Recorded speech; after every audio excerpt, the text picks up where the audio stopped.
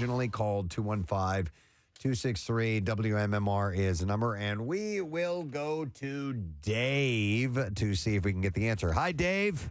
Hey, good morning. How you doing? Good, Dave. All right, what was eBay originally called, please? Auction web. Yeah, that was it. Auction web. Where did eBay come from? Good question. I guess electronic bay. Yeah, I mean bay, like Sure, yeah. like purchasing from a Right. I don't know, shipping bay or something like that. Dave, you got it right, and we are going to set you up with a 4-pack of tickets to Adventure Aquarium. You can experience the glow with glittering gourds of all shapes, sizes, and species only during fantastic fall days. Now through November 5th, you can explore glowing sea creatures and discover underwater pumpkin carvers. Tickets and information at adventureaquarium.com. Sort of sounds like a fall activity there. Yeah, it does. Yes, it does. We're getting Kathy's fall activities this morning, by the way, for those of you who are just joining us a little bit after 8 o'clock, so get ready. All right, so Sophie Turner and Joe Jonas have temporarily agreed to keep their 2 children in New York. Good. This news comes days after the Game of Thrones actress filed a lawsuit stating that the Jonas Brothers singer was preventing the children from returning to their habitual residence of England by holding on to their passports. You shall not take them to their habitual residence. According to court documents filed on Monday, both Turner and Jonas are, quote, prohibited from removing their 2 children or causing the children to be removed from the jurisdictions of the United States District Courts for the Southern and Eastern Districts of New York pending further order of this court. So I wonder how long this whole thing was eroding, because this went from 0 to 60 pretty quickly. Yeah. And I don't think it was just like on a turn on a dime, that there had to be a whole bunch of stuff going on behind the scenes, besides that Ring doorbell camera incident, apparently. What was the Ring doorbell Remember thing? that apparently she went out and did something and he heard it or saw it on the video from the doorbell. This is a whole thing that was reported in the news. And whatever it was so profound that it made him say, okay, enough. We're splitting. We were joking that she went out and farted, right? Yeah, the farting was, we assumed. Maybe. Because she had told him, apparently, and he was under the misconception that she had no butthole. Oh. Yeah. That's right. Remember that was the whole story. About that. Because she was like, perfect. She doesn't crap or fart. 0 butthole. Yeah. But some might find that fun if they do have a butthole. Yeah, So, you have another thing to play with. Yeah. So this means the former couple's It's like a box of toys when you're a kid. kids can't be removed from the greater New York City area, including the Hudson Valley and Long Island. Jonas filed for divorce from Turner earlier this month after 4 years of marriage. Turner claims she found out about the divorce, quote, through the media. She's also required to sign an affidavit swearing to the fact that she does indeed have a butthole. That she does indeed have a butthole. Yes, she filed a writ of yaha. Yeah. Cindy Crawford spoke out, Kathy, about her short-lived marriage to Richard Gere. Oh, okay. On the new Sorry, bro. on the new Apple TV Plus series, The Supermodels. The pair met in 1988 and eloped in Vegas in 1991 before getting divorced in 1995. She said, I think I was 22 when we met. Gere was almost 40 at the time. And listen to what she says. She says, in the beginning of a relationship, when you're a young woman, you're like, oh, you like baseball? I like baseball. Oh, you're really into Tibetan Buddhism? Well, I might be into that. I'll try that. She was just trying to accommodate his desires. Yeah. Oh, you're into gerbils? I'm into gerbils. Boy, you sure have a lot of gerbils. Dude, we were talking about gerbils or hamsters or something the other day, and somebody texted in Jerry Penacoli's name. Yeah. Like, I had not heard that in ages. Decades. Man. And of course, this was And the ridiculous Richard as Gere, well, too. but it was just one of those things that gets attached to a celebrity. That might be the first urban legend I can ever remember. Because the Gere one? I think for me and Casey, no, not Richard Gere, Jerry Penacoli. Penacoli. Yeah. We were in elementary school, and I didn't understand it. Right. But I remember that people made fun of Jerry Penacoli, and I'm like, all right, well, I guess I got to make fun of him too. Oh, I mean, I understood it. I knew exactly what the lore was, but I'm trying to think of how, because I remember being a Boy Scout at the time that this Penacoli thing happened, and we were on a You get a badge for that. We were on a camping trip, and we named this. I remember this was Penacoli Rock, and this was like gerbil play, and we had named everything about that. And how old was I? When did that happen? Was I 10? I think, I remember it in elementary school, Case, so probably like 9 or 10. I forgot the joke about Richard Gere was something like, why can't the hamster drive? Because he was stuck in gear or something like that. That's good. Yeah. was a whole bunch of clever stuff like that. So Cindy added, you're willing to kind of mold yourself around whoever you are in love with. And she's been quiet about her marriage to the Pretty Woman actor in the past, even leaving him out in her 2015 autobiography titled Becoming. So she's just now kind of touching on that. I remember their split as being okay. I mean, they kind of went their separate ways. Yeah. There wasn't really a lot of acrimony. Wasn't a big blow up. Available for you, Kathy. But that's not how life turned out. She's probably not into activities. Bruce Willis's wife opened up on how the family is handling his frontal temporal dementia diagnosis, saying despite the challenges, it has taught their family how to love and care. They announced in March of 2022 that Willis was diagnosed with aphasia, which was impacting his cognitive abilities. He would step away from his career, of course, and then they announced in February he had been diagnosed with frontal temporal dementia. His wife, Emma, was on NBC's Today Show and said, what I'm learning is that dementia is hard. It's hard on the person diagnosed. It's also hard on the family. And that is no different for Bruce or myself or our girls. And when they say that this is a family disease, it really is. She called herself a care partner, and her household has been open and honest about the disease. Do we have a clip? We do. We have a couple of clips. Her talking about, the general overall perception of where he is right now and how they're dealing with it. Here we go. We're a very honest, open household. And, the most important thing was to be able for us to explain what it is because, I don't want there to be any stigma or shame attached to their dad's diagnosis or for any form of dementia. She's asked if Bruce knows what's going on. Can you move to that clip, please? Thank you. Here we go. Does he know what's going on? Is that something that he is aware of? Hard to know. It's hard to know. Yeah. That has got to be heartbreaking. I mean, and it seems to have progressed very quickly. Well, she had said, she continued to say, what we know is obviously the disease can start in the frontal and temporal lobes, like the name signifies. And one of the things frontal lobe controls is self-insight. So we really don't know. Some people, it is the first thing they lose, any understanding that they themselves have changed. And other people retain that for a long time. But she called her husband's diagnosis the blessing and the curse. She had said he is the gift that keeps on giving love, patience, resilience, so much, and he's teaching me and our whole family. And for me to be here doing this is not my comfort zone. This is the power of Bruce, she said. So, yeah, it's hard to say whether he knows exactly what's going on or not. Us Weekly reports Jason Sudeikis and Olivia Wilde have reached a child custody agreement regarding their two children, 9-year-old Otis and 6-year-old Daisy. From what I understand, the agreement is they have to keep the kids with the Jonas Brothers, right? I think so. Yeah. I think that's in the clause. This comes 3 years after they announced they were divorcing. They share custody of the two children with a week on, week off schedule, and he is going to reportedly pay $27,500 each month in child support. Yeah. So that's what they ruled on. So that's where that is. The biggest amount I've heard recently is the Kevin Costner. The ex was, what was she asking for? $200,000 so they could maintain the lifestyle they were accustomed to. Yep, something like that. USA Today reports Dane Cook and Kelsey Taylor got married in Oahu, Hawaii over the weekend. Approximately 20 guests attended the small ceremony at a private estate. His brother, Richard Pullman, shared a photo of Cook 30 minutes before the wedding started to Instagram on Sunday. And Cook wrote in the comments, I've got to tell you, last night was one for the ages. I made more memories in one night than I have in a full year.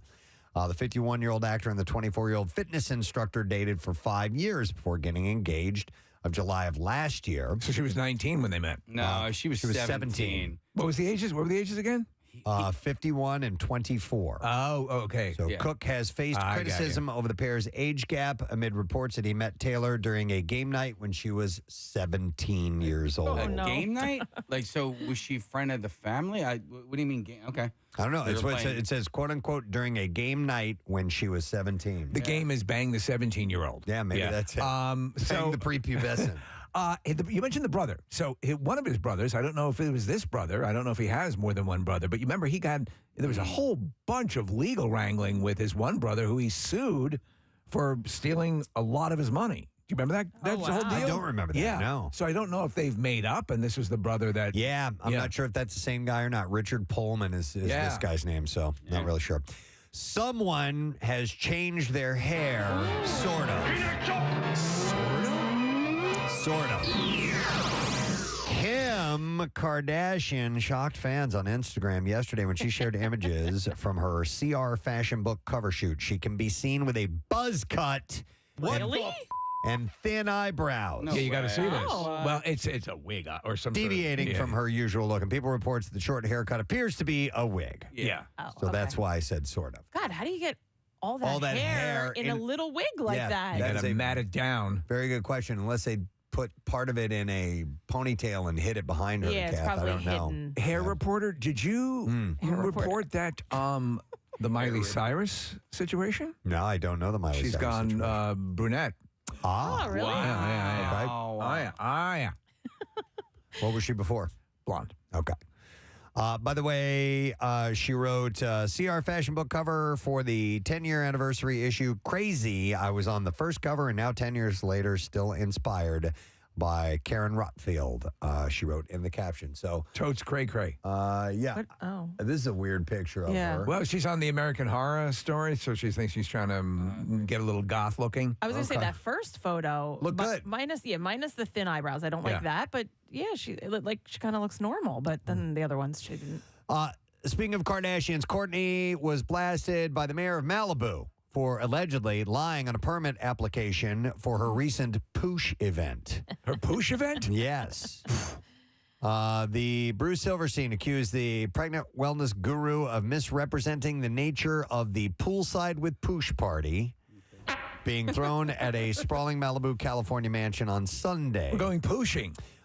Silverstein wrote in a lengthy Facebook post, I understand that the event has been represented to be a baby shower that is being hosted by the owner of the property. Both of those representations are contrary to what the event planner told me, which was that the house is being rented for an influencer event. Uh-huh. One attendee told Page Six there were no more than 100 people attending the privately held wellness event for Friends of Poosh. Courtney, queef out that candle.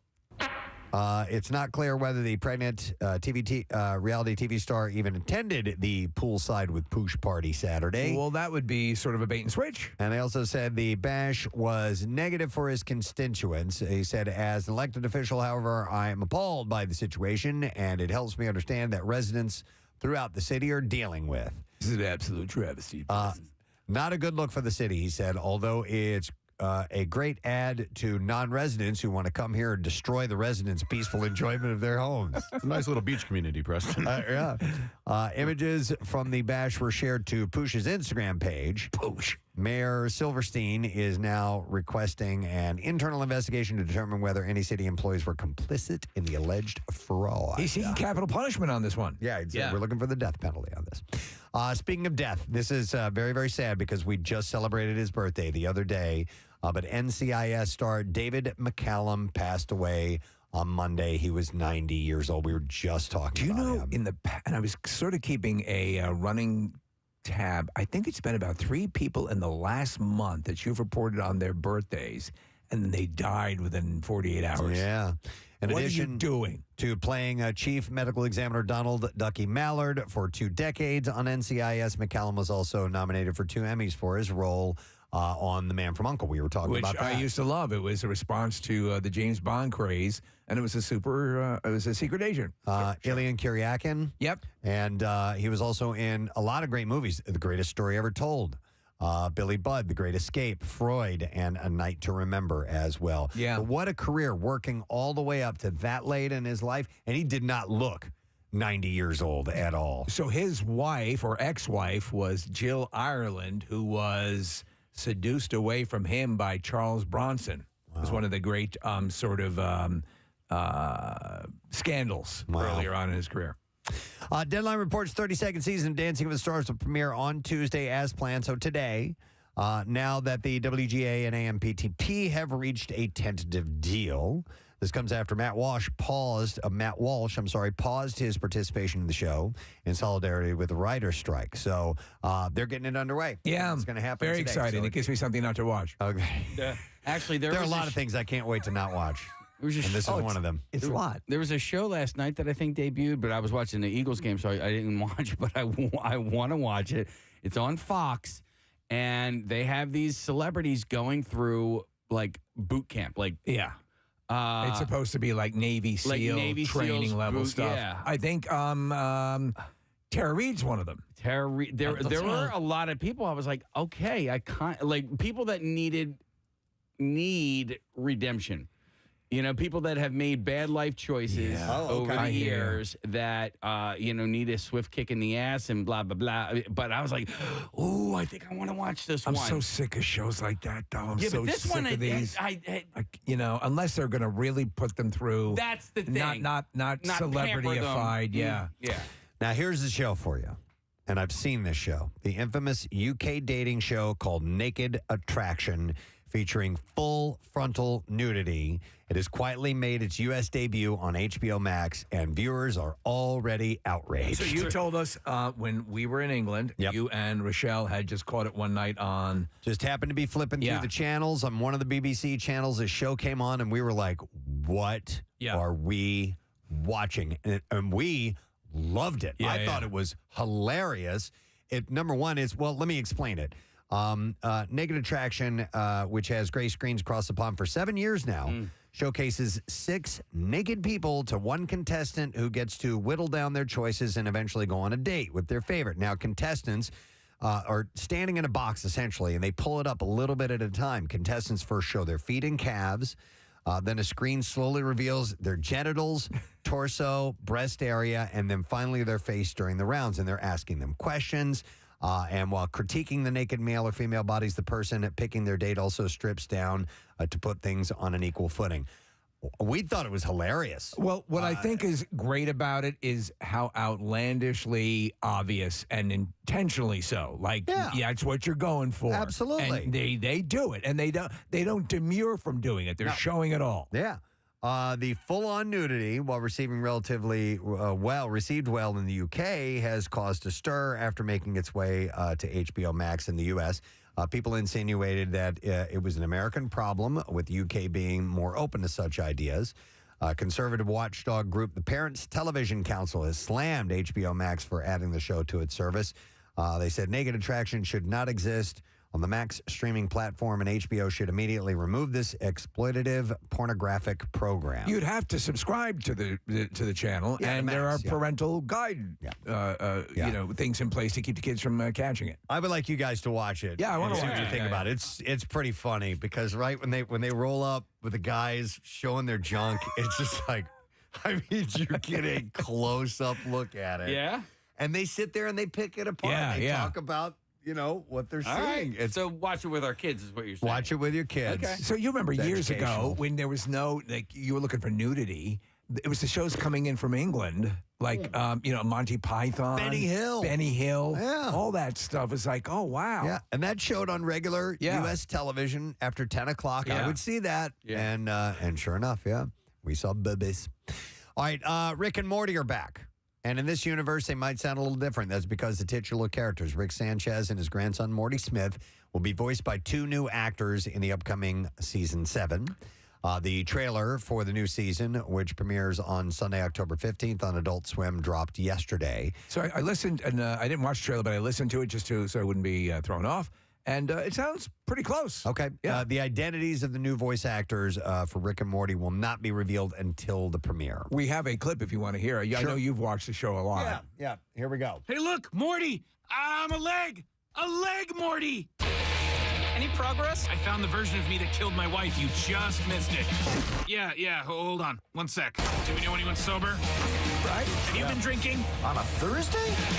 I haven't watched it enough to where I would go, how dare you, or anything like that. But that sounds pretty damn in the ballpark to me. In January, Adult Swim parted ways with Emmy-winning show's creator, Justin Roiland, who also voiced both of those for the first 6 seasons. He faced charges of felony domestic violence against a former girlfriend. 2 months later, a district attorney's office dropped the charges against him due to insufficient evidence proven beyond a reasonable doubt. And then I saw some other things reflare pop back up about him. Yeah, but I don't know what that's come to. It gets to be tough yet. Because a lot of these people lose these gigs without ever having their day in court, Yeah. All right, and then finally, it's the first major news we've seen following the tentative agreement between the WGA and Hollywood's major studios. But The Office creator Greg Daniels is currently walking on a reboot of the beloved series. This is according to Puck News. Of The Office. Yeah. Though there's no news yet on casting, many actors, including John Krasinski, Jenna Fisher, Angela Kinsey, Leslie David Baker, and Creed Bratton, have all expressed their willingness to return over the years. That'd be very cool.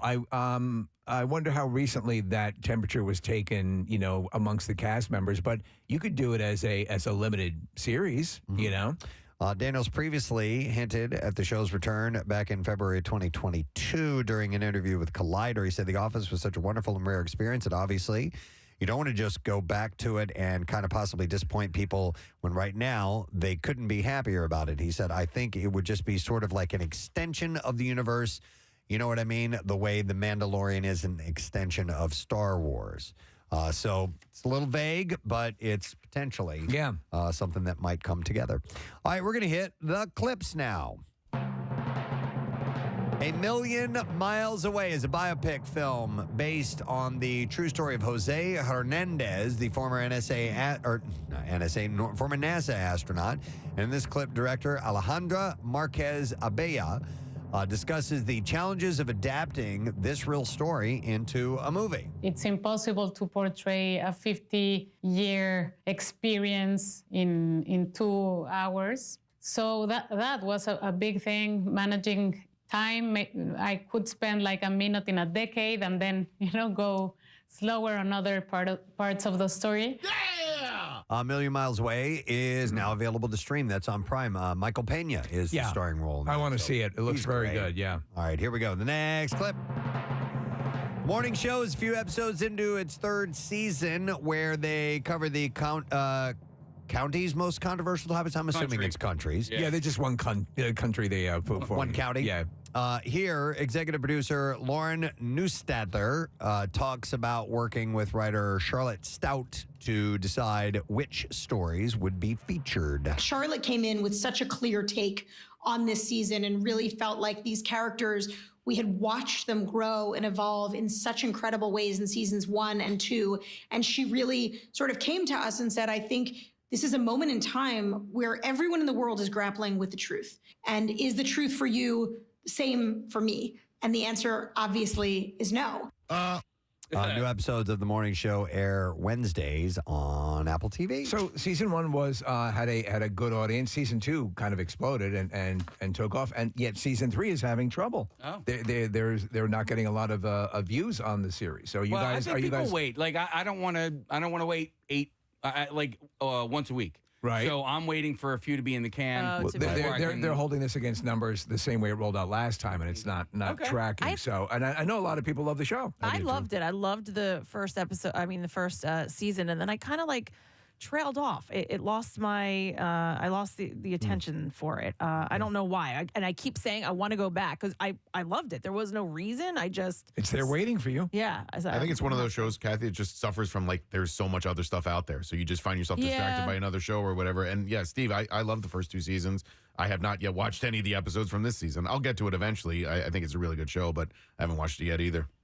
All right, that's it. Entertainment in a nutshell right there, friends. We have a lot happening on today's program. Come Bum Cash is coming up 8 o'clock, your first shot at winning $1,000. Our good friend David Uosikkinen, drummer of the Hooters, is stopping by this morning as well. It's a documentary film that he is going to be promoting, and we'll hear about their tour and how that went. Very nice. And Kathy's fall effing activities this morning, about an hour from right now. Is when it's all being revealed. We don't know what's on it. There have been things revealed throughout Kathy's various activities list throughout the years that have now become part of my holiday observances, right? I know you do. You've adopted things you do every year now. After all this work that you put into this, you make it a part of every season, right? Oh, yeah, for me? Yeah, of course. Yeah. Remember last year I had Rochelle's birthday party. We had those guys come out and do that the party in your backyard, picnic in your fall picnic backyard thing was awesome. So can't wait to hear what we might do next. Very nice. With Kathy's fall activities and a new theme song from Kyle as well. So we'll take a break. We'll come back in a moment. Hang out with us. We'll be right back. Zoe Kravitz and Channing Tatum met. She called him out for wearing Crocs. The two actors met while teaming up for Kravitz's directorial debut. Have you heard of this movie? It's called Pussy Island. No. Yeah. I like it. The Magic Mike star told Deadline, I totally loved Crocs for a hot second, and in one hang, she was like, you can't ever do that again. And I said, okay, fine. Okay, so the bigger question is, what's the plot of Pussy Island? I think it's not what you think it is. I think the name... About vaginas? It's not that. Oh, okay. It's something else. At least that's what I read a blurb. I didn't go into detail about it, but I heard it's not supposed to be vulgar. Like Lord of the Buttholes. It's pretty much the same story. Yeah. Yeah. Instead of the conch, they blow something else. Exactly. Right. Kravitz insists that she was just trying to be a good friend, adding, there are people out there who can pull off the Crocs thing. I just wasn't sure you were one of them. Didn't we just hear, though, that the Crocs have come back into quasi-fashion? Maybe, Yeah. but I mean, if anybody could pull him off, it's Channing Tatum. You know, that guy can wear whatever he wants, and it'll be fashionable. Marissa is scanning to find out the plot of Pussy Island, and I can't read that. It's too tiny. Hang on a second here. Frida is a young, clever Los Angeles cocktail waitress who has her eyes set on the prize, philanthropist and tech mogul Slater King. Slater King. When she skillfully maneuvers her way into King's inner circle and ultimately an intimate gathering on his private island. She's ready for a journey of a lifetime. Maybe it does mean pussy. Is this kind of like a Jeffrey Epstein thing? I don't know. Impossible. I do not know. What would it be harder to lick the inside of my ear or the inside of my belly button? No, belly button. Okay. Yeah. Okay. How about butthole? Just set. No.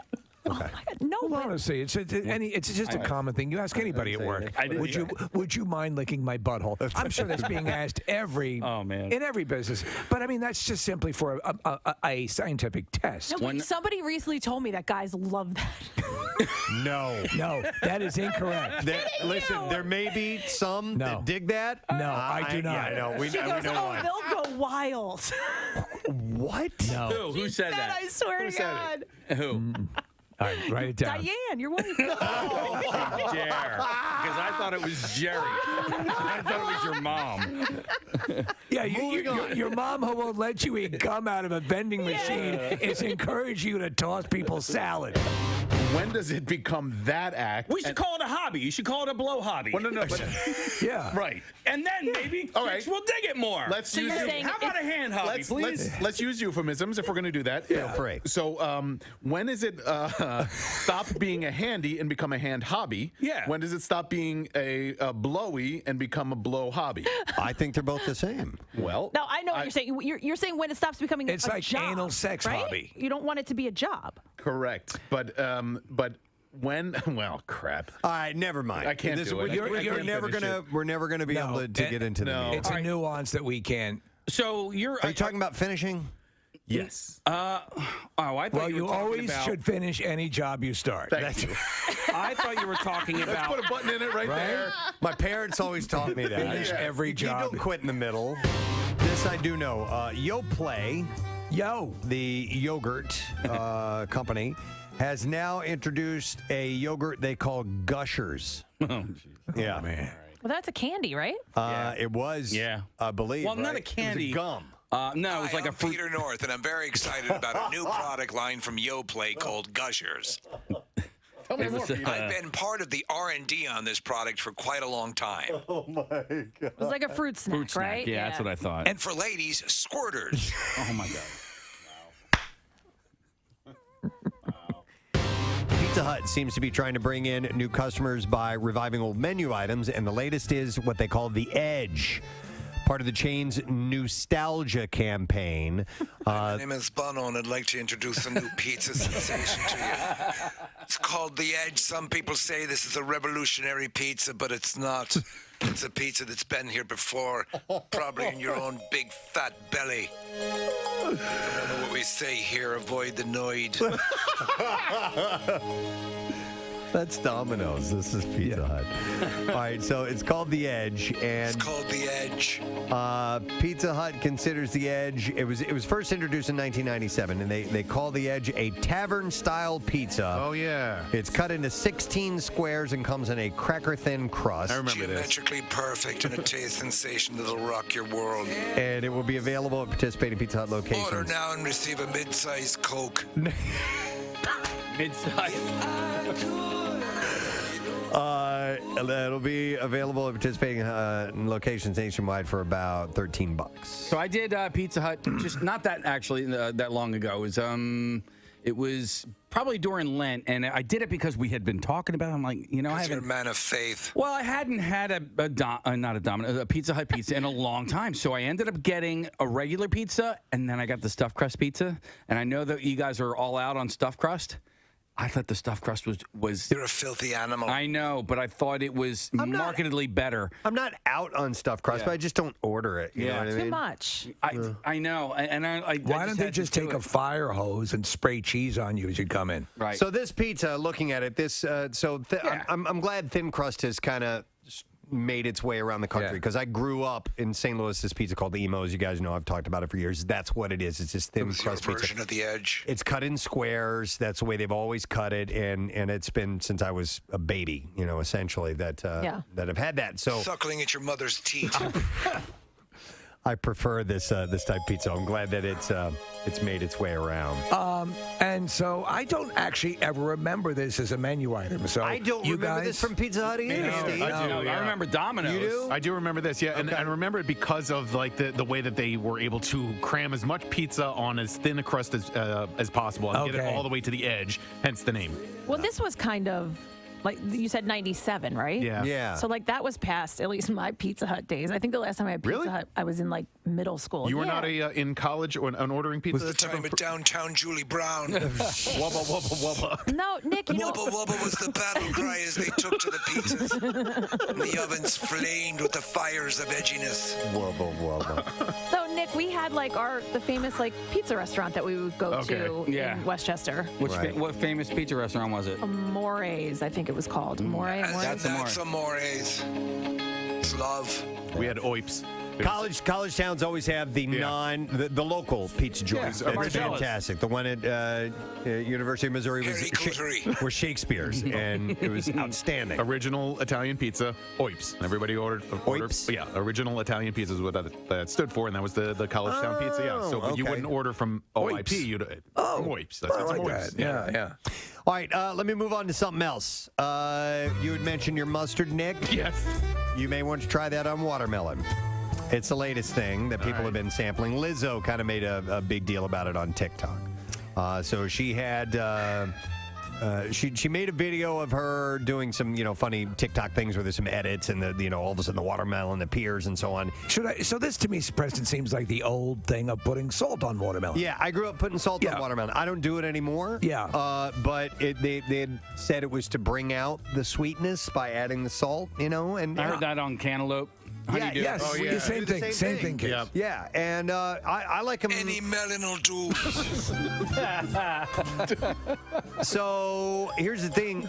Doesn't matter if it's a cantaloupe or a honeydew or a cassava.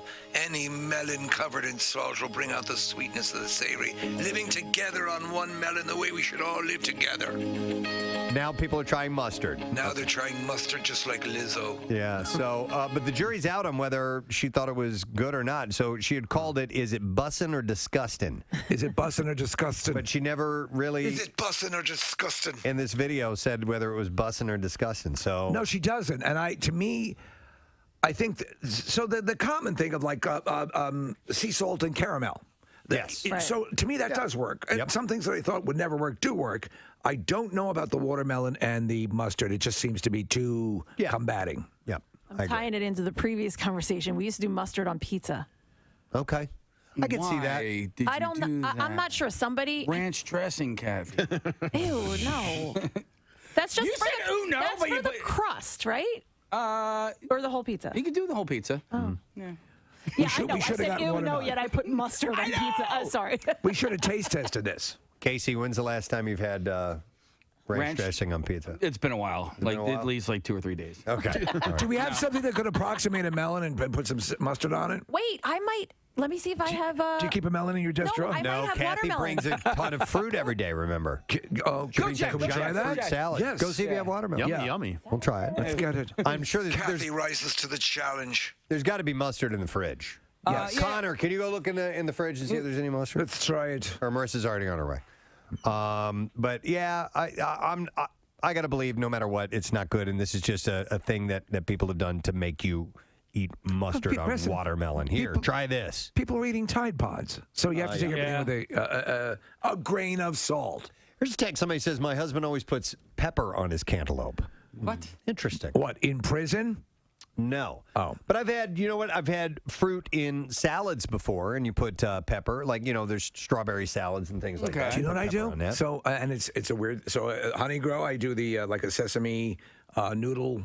Whatever they call it. It's a salad, I guess it is. Okay. But pineapple in that. Mm-hmm. So something, pineapple and sesame and a sesame sauce work together really well. I could see that work. Sometimes when you have like a teriyaki dish. Yes, exactly. Pineapple in that. That's the same thing. Sesame oil in usually in that. So that'll play along. It's great. Let's see if Kathy is. Share for melons. Where's Kathy's melons? Hang on. Here we go. They're usually on display. I mean that in a non-sexual way. And the way she has a 44-pound. We got it. We do. So you got watermelon. So we can try this. Should I just hold off until we get Hold to this? off. All right. Because Hold. now we're in Braveheart. Yeah, there we go. I got you. Freedom! Do you want to live in chains, or do you want to live with salt on your watermelon? Ah! Mustard! my God. It's a Friday. It is a Friday. Isn't it? I know. Wow. Well, now I want to go watch Braveheart. I think they actually They're making love. They're pounding the actual mustard seeds right Pounding now. the mustard seeds. Pounding them out. 1 mustard seed. 2 mustard seeds. Slapping them down. Slapping them down. Slap at the base. Now we've gone to I Love You Man. Yes. All right. Here we go. Wow, they eat plates. I don't want it. I don't want to have I will dip try in. it. You don't want to, oh, yes. I'm chewing tobacco, so, I'm just trying to be healthy, guys. Thank you, Marissa. That's I don't want to sully the taste of the tobacco. All right, so we have each have a small piece of watermelon, and we have a little dollop of a mustard. Do a dollop. Is this regular yellow mustard, Marissa? All right. Wait. Don't do What? it. Oh, I want to do a countdown. I want to get everybody ready. Okay. Oh, we're all going to do it at the same time? Yeah, Just like they do in a temple. I'm going first. I'm sorry. You guys, hang on. That way I can talk while you guys are chewing. All right. And 3. 1, 2, 3. That's disgusting. Yeah, you're not a fan? All right. That's horrible.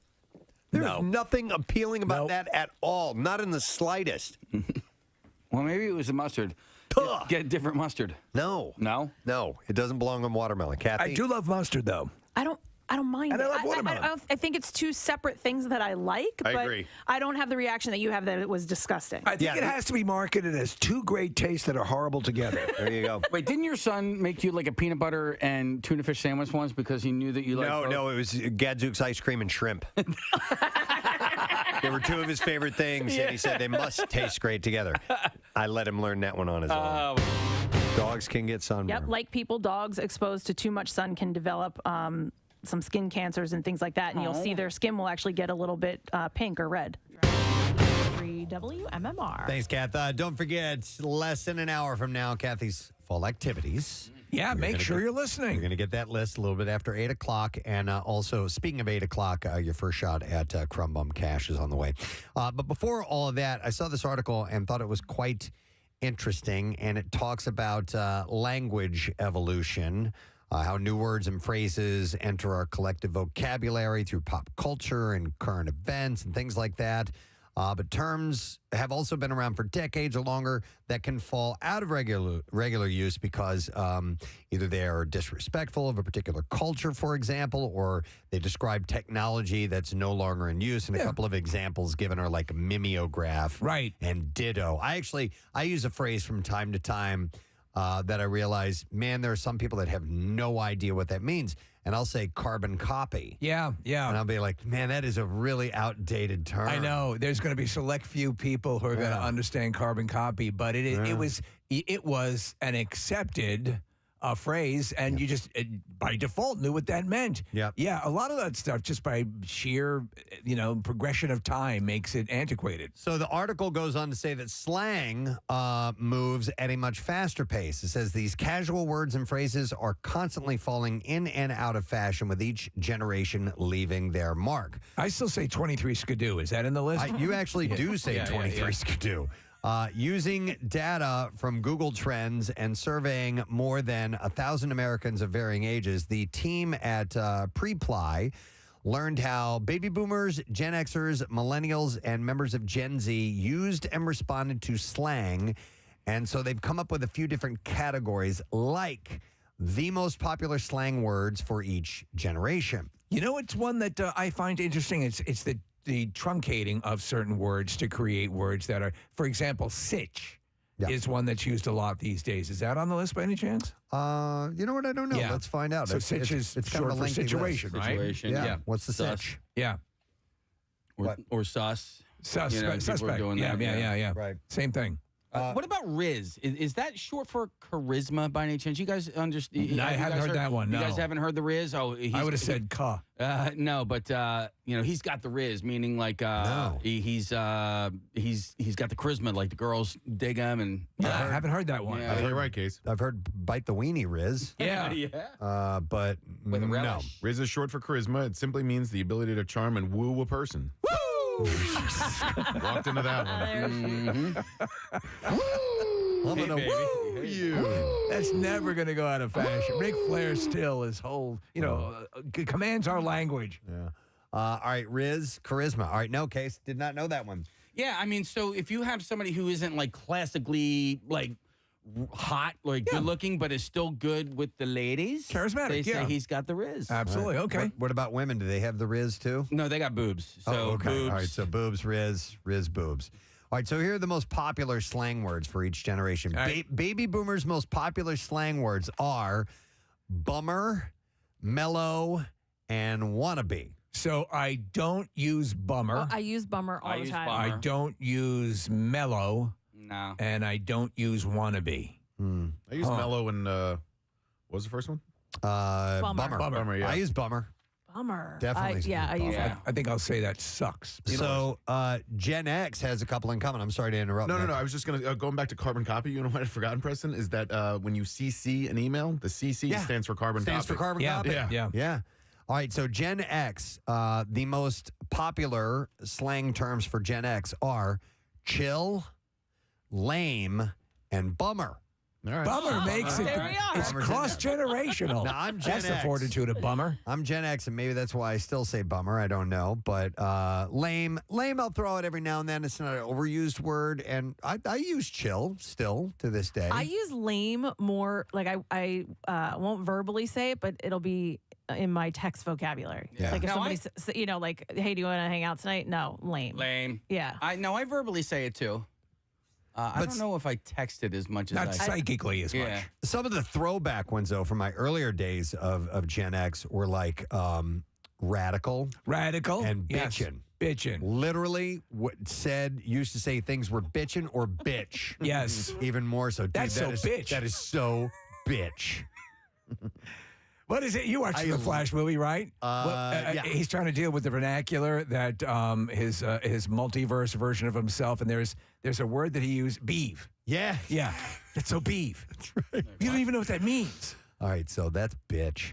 All right, millennials' most favorite slang terms are OMG, Okay. chill, and lame. So there's crossovers. They here. make it across generations. Yeah. Yet this is where bummer departs the list. Yeah. So bummer left, but chill and lame Are in for the weekend. Millennials and Gen X have that in common. Are you guys? What would you be? Yeah, I'm Kathy? a millennial. Millennial. I would have No. been on the Bronze Age. Well, you're not Gen X. Are you Gen X? Yeah. Okay. What was the tail Forrest end. Gump? Was he? It was He Gen was, A. kinda- Gen he was A. very slow. Yeah. He was Gen A. Yeah. All right. Then Gen Z. Their most favorite slang terms are selfie, OMG, and ghost. Is selfie well, I guess it is a slang term. Yeah. Yeah, interesting. All right, so here are the slang terms that each generation would most like to see come back in style. All right, these are the ones that they would like to return. Baby boomers would like to see a return of far out, peace out, and bummer. I actually say bummer is so friggin' popular. Loves bummer. I do say peace out still from Okay. time to time. And now there is a. Do you ever use Hornswaggler? I don't. I don't even know what that is. But Rob Schneider in one of the Adam Sandler movies, he goes, "Okay, peace out." I think it might be Big Daddy. It's also used in Napoleon Dynamite, where Kip goes, "Peace out." Yeah. And I always loved that. Gen X, the phrase they would like to see come back as far as slang terms go, right on. I never really said right on. Right on, bro. Right on. Yeah. Peace out. Right on, bro. Yeah. Right on, bro. I say right off more often just because of Better Off Dead. Yeah. Groovy? No. I will use groovy. I never said groovy. Because I'll say funky fresh as well as I'm absolutely doing an anachronistic use of that phrase. That's groovy, man. Yeah, groovy. And epic. Epic. Yeah, I remember using epic quite a bit. It's not slang, but it gets used as a descriptive word often, and it's awesome. Yeah. Awesome is used liberally for things that are not often awesome. Yeah. Yeah. Okay, peace out. I do use awesome a lot. Yeah. In fact, it's a response. It's a general response for text. It's a go-to. I open with it. Yeah. Awesome. Yeah. What time we going out tonight? You know, whatever it is. Office. Office. Jersey Black. Right. Listen to this. Dude, I have my own subsection. Good morning, Ed. Millennials would like the phrase, the slang phrases that millennials would like to see come back are cool cat. Cool cat? What is it, the 20s? Oh, he's a really cool All cat. those cool cats on the dance floor Yeah. really cutting a rug. Cowabunga. No. Cowabunga? What? No. That was fun. I don't even know how to use that. Cowabunga is to me, originated as a surfing term. Bart Simpson. Bart Right. Simpson Yeah. made it popular. Right, yeah. and then But, Bart like, Simpson made it popular. You say it like if you're having a cowabunga. Like, how would you even use that? Cowabunga would have been for surfers when you would see it employed, and it was. Yeah. It was like awesome. Cowabunga. Well, that was a great cowabunga from down under. Yes, Humunga. exactly. And, Humunga cowabunga from down under. Case, it should be said before doing a cannonball into the pool. No, then you yell cannonball. No. Cowabunga's a good one to go right before. Yeah. That and Geronimo You scream bummer. or Bonsai Yeah, or yeah, something yeah. like that. Yeah. Kathy, when I was in high school, that was our cheerleaders had a huge, and I think I've done it on this show. It was because Teenage Mutant Ninja Turtles were a big thing, and their cheer was cowabunga, dude. Let's kick some shell. Cowabunga, dudes. Everybody yell. Cow. I think I did this for you guys. Those of you who are not watching our YouTube stream are missing the physical acts that come along with that particular cheer. How's it, Casey? Cowabunga, dudes. Let's kick some shell. Cow up. I don't know what, but I just remember they would do like a what's hand this roll? motion here? It's illegal motion. Yeah. Illegal motion, and then they would bend down and then kick up. Yeah. If any of my Cardinal O'Hara class of '93 girls, hey, burn. Anybody you want to send a video of how that used to go? Because it wasn't super complex. technical and complex. Okay. Yeah. Hang on, I want to go to Carmen because Carmen is a Gen Xer and wants to comment on a phrase that's never heard anymore. Hi, Carmen. Good morning. Good morning. Good morning to see you. What's up, bud? So how about Tap Mac?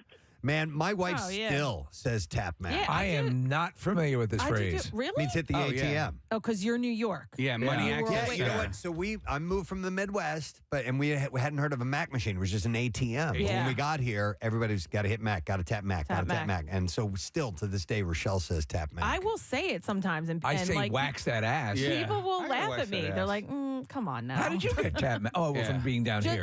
growing up down here, yeah. When did Mac go away, by the way? And why did it go away? Why did we change it because, from? We tap kicked Mac? it to the curb because it wouldn't talk to the hand. Thanks, Which, by the way, the third phrase that millennials want to return, Yep. talk to the hand. Talk to the hand. Thank you, Carmen. Hey, real All right quick. with Appreciate that. it, bud. Nick was going to tell us why Mac went away. Larger banks bought them out, so the Mac machine was a Philadelphia regional thing, and so it was Money Access Center. By the way, don't say ATM machine. It's ATM.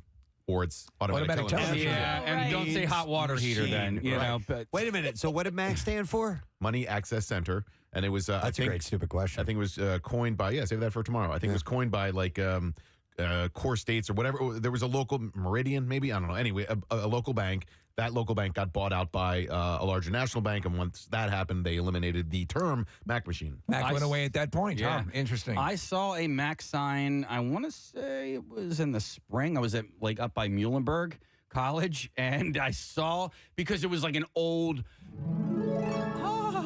it was an old store that, you know, like an old storefront and everything, and it still What's had your the, name, young fella? still had the Money Access. But you don't even see Mac signs anymore. It's Money Access. Yeah. Money Access. What was it? Seawood. Center. Seaword Money Access. C-U-N. Next Tuesday. All right. So Gen Z, what the slang terms they would like to see return are YOLO. YOLO. Okay. Were you ever a YOLO person? Nope. Nope. YOLO was a brand for a while, was it not? I don't know. Maybe. They would also like to see RAD return. I mentioned that earlier. Radical. Mm-hmm. Rad. Right. So rad. And then was up. We can go without that. That got played. No. What about Stoke? Is that on the list? I'm so stoked. No, I still say stoked. I do too, yeah. But Yeah. I mostly say it because my fiance says it, and so. But she also will use it like as a noun. Like I felt some serious stoke because we got to do this thing. Oh, that I've not interesting. heard used that way. Not just stoked, yeah. I will say stoke the fire or something like Yeah, that. sure. If we have a fire pit going, Is but Jig Cheel on that? Chikchil is not, but Jetna and Keetna are. Jotna. Yeah. Keetna. Thank you. All right, so these are the slang words that they would most like to adopt into their own vocabulary. So these are generationals wanting to take some phrases from other generations and use it. I'm going to guess that bummer's somewhere on that list. Well, let's take a look. So baby boomers would like to adopt the term glow up. I like glow up. I do like glow up. All right. Yeah. They'd also like to adopt POV. Point of view. Yeah. All right. Which oh, that's for porn. are they watching porn? Yeah. Which is, yeah. So's ATM, by the way. That's true. Yeah. That is true. Yeah. And then the last I had one, to think about that one. Okay, got you. baby boomers would like to adopt. Yeah. Mac is Massage Anthony's. It's this porn reference. Would like to adopt as fire. Oh, yeah. Ah, that's it's fire. Yeah. I think that got played too. But No, I don't. In what reference? How do they use it? How has it been used? very hot. Amazing. That is so fire. It's fire, yeah. Yeah, it's fire. And actually, that was one of those things that started like as an emoji. Somebody was texting somebody that's saying that's hot, and when you type in the word fire, type in the word hot, and then hit the emoji button on your phone, it'll turn into a little flame. So that it's something that is hot turned into that is so fire. As Paris Hilton tried to get that going in a major way. You remember that? Yeah, that's hot. So we used to, and I started incorporating this again, I realized lately, and I can't say it on the air, but in college, I'll say tots, right? Yeah. That's tots. Or Yeah. he's the tots, bro. Or tots tight. Yeah. And I used to say that all the time. Yeah. Is that like a no-no these days to use a female body part to say that something's awesome? Well, I don't think. First off, that word is not one that's said in polite society, Right. But you can liberally say the C word to strangers. Yeah. Just put sweet in front of it, Casey, Yeah. and you'll be good to go. Yeah. Or sugar. Yeah. Exactly. Yeah, I would say no on that. Sugar is if you're a diabetic, Sugar it could be a teas. little offensive. So. All right. So Gen X would like to adopt POV. Okay. Which we just talked about. For porn. CEO of. I'm like, I am the CEO of fun, or whatever. I'm the CEO of, you know what I mean? And the last one they like to adopt is Oh, for the the Visco Girls. Visco Girls, yeah. That came and went pretty quick. That came Like in 5 Yeah. minutes. Yeah. I still have my Visco Girl bottle. Oh. My water bottle. You do. I It's a love it, Visco though. Girl bottle. I love it. It's the best water bottle I've ever owned. That was Got it all right the here. rage. Visco Girls. You know, I heard something that the first time I heard it, I was like, oh, I really like that. And then the second time I heard it, I was like, oh, this is going to be a thing, and I don't like it anymore. But when you're talking about something that you like and then somebody comes in and dismisses it, and you say, oh, don't yuck my yum, I was like, dude, I love that. And then I heard it used the second time. I was like, oh, I don't like it anymore. No, do you know what was adopted liberally, and it happened pretty quickly? Case Yeah. was what is it? It's God, I appreciate you. Yeah, I say it all the time. As opposed to thank you. Well, I got that from Ted Lasso. And you know who loves it? Jackie Bam Bam. I know. When he heard me say that when we were driving across the country, he's like, oh, Well, you said I appreciate you. I've always said appreciate it. I'll say that thanks, appreciate it, man, or something like that. But but saying I appreciate you, I understand it's a really nice sentiment, but I kind of have a hard time. I like your that. gesture, but I'm so about you. There you go. Well, Casey, you say that all the time. I do. I thank you, Ted Lasso. Mm-hmm. Casey, what insults has your son brought home recently? Because there were a few where that's butt, right? Wasn't that one for a stretch? Dog water. Dog water. That's Jatna and Kita. I learned insults from your son, and I think that has he brought any new ones home lately? Oh, geez, I don't even, dude. I have no idea. Okay. Talking to that kid sometimes, it's like it's a different language. Well, have you tried to float out some of your class? Could you get him up to speed on D's nuts? He's been nutted. He's been D's nuts and nutted all nutted back. No, but Nick, so my son does this thing where he is kind of inventing his own language. So he's not even like he's bringing things home. I like that. But he'll be like, yo, I don't even know where I can you grab that cat out of the fridge? And I'm like, okay, okay. And I'm like that. But you know what? No. So sometimes I'm like that. Sometimes I'm like, dude, I just need to figure out. We need to figure out what military academy you're going to. And then other times I'm like, okay, what is he saying? Oh, get the ketchup out of the fridge. I got it. Get the cat out of the fridge. Get the cat out of the fridge. It's like you've achieved something. You gotta look I'm at gonna put your tea out. But you gotta look at it's the context of the situation, right? Okay, he's sitting there with the hamburger and he needs something, and he said cat and fridge. Okay, I'm thinking ketchup and fridge. It's almost like Cockney. Yes. Although they rhyme things. Barney Rubble. Yeah, Barney Rubble. Big trouble. Yeah. I would require that he said, "Oh, Peter, would you retrieve for me from the refrigerator the catsup for my catsup." Hang on a second because Michaelina is on the line. Michaelina, good morning. What's up, guys? Is this our Michaelina? Our former intern, Michaelina? Yes. We love you. Are you in Georgia? Right now, I'm up in PA, but yeah, we did move down to Georgia. Why don't you come by and visit? Yeah. I'm thinking about coming by this week, actually. So yay, something up or whatever. You gotta come by and say hi. Okay. Yeah. You were gonna jump in on this combo here? Yeah, I do. So I don't know if this is anybody else's dad, because I swear I've never heard it other than my dad. Born in 1961, class of 79 from Lansdowne, Alden, but he used to say boss. Yeah. Like, that's so boss. Yes. Preston, do you remember that? Because I used to say boss. That's boss. I didn't say it, but I heard it a lot, and it was basically, that's so boss. That boss was around like when Rad and all that were popping Really? into I thought things. that was like newer. Oh, really? Oh, no, it's no. actually even 50s. older than that. Yeah. Think of like the boss with the hot sauce. That's Geeter. Yeah. Goes way back. Stand By Me, they use it. It's FDR boss. was the first to coin that. Yeah. Is that right? The attack on Pearl Harbor was not so boss. What's was that, Michaelina? He used to try to get me and my sister to say it all the time, but it never picked up. I tried. Yeah, no, it's hot. Nicolina won't say boss. Time for Daddy to slap her one. I'd say this is that it's probably an uphill battle to get your kids to adopt your slang, right? If your parents are giving you slang, it's probably hard to roll with that. But how about when your parents try to adopt your slang? That seems weird as well. It doesn't quite work, does it? I don't know. Michaelina, come by and see us, okay? I will. Good to talk to you guys. I You love too. You guys so Love much. you too. Likewise. We'll see you She's soon. awesome. Oh, she's fantastic. That's cool. Hang on a second. Let me go to Scott. Hey, Scott, good morning. Hey, guys, good morning. Hey, what's up, Scott? Hey, there's a word I used to use that I use when somebody's like, making fun of me or whatever. It's called like, hey, man, stop ragging on me. Ragging? Sure. I think ragging is still used to some level these days. I think it's one of those ones that transcends generations. I think the derivation. Let me give you guys an example. Like, hey, Jordan, you want to trade belts? Well, no, because your belt is just a wind-up extension cord. Hey, dude, he's ragging on you. Yeah, no, we got it. Yeah. But I think ragging comes from when a woman is on her period, on the rag, and gets irritable and stop ragging on me. I think that's where that came from. It seems not out of the realm of believability, right? I mean, because that is a slang term for being having your period, being on the rag. But does that go back to the 50s again? That's what ragtime was about. It was a music born out of menstrual cycles. I didn't know that. That's right. Everybody loves ragtime, though this isn't it. Everyone's bleeding all over the dance floor, and the tampons are flying. Oh my God. Does Teddy DeChamp, does he say he's ragging on my old man, or does he say raking?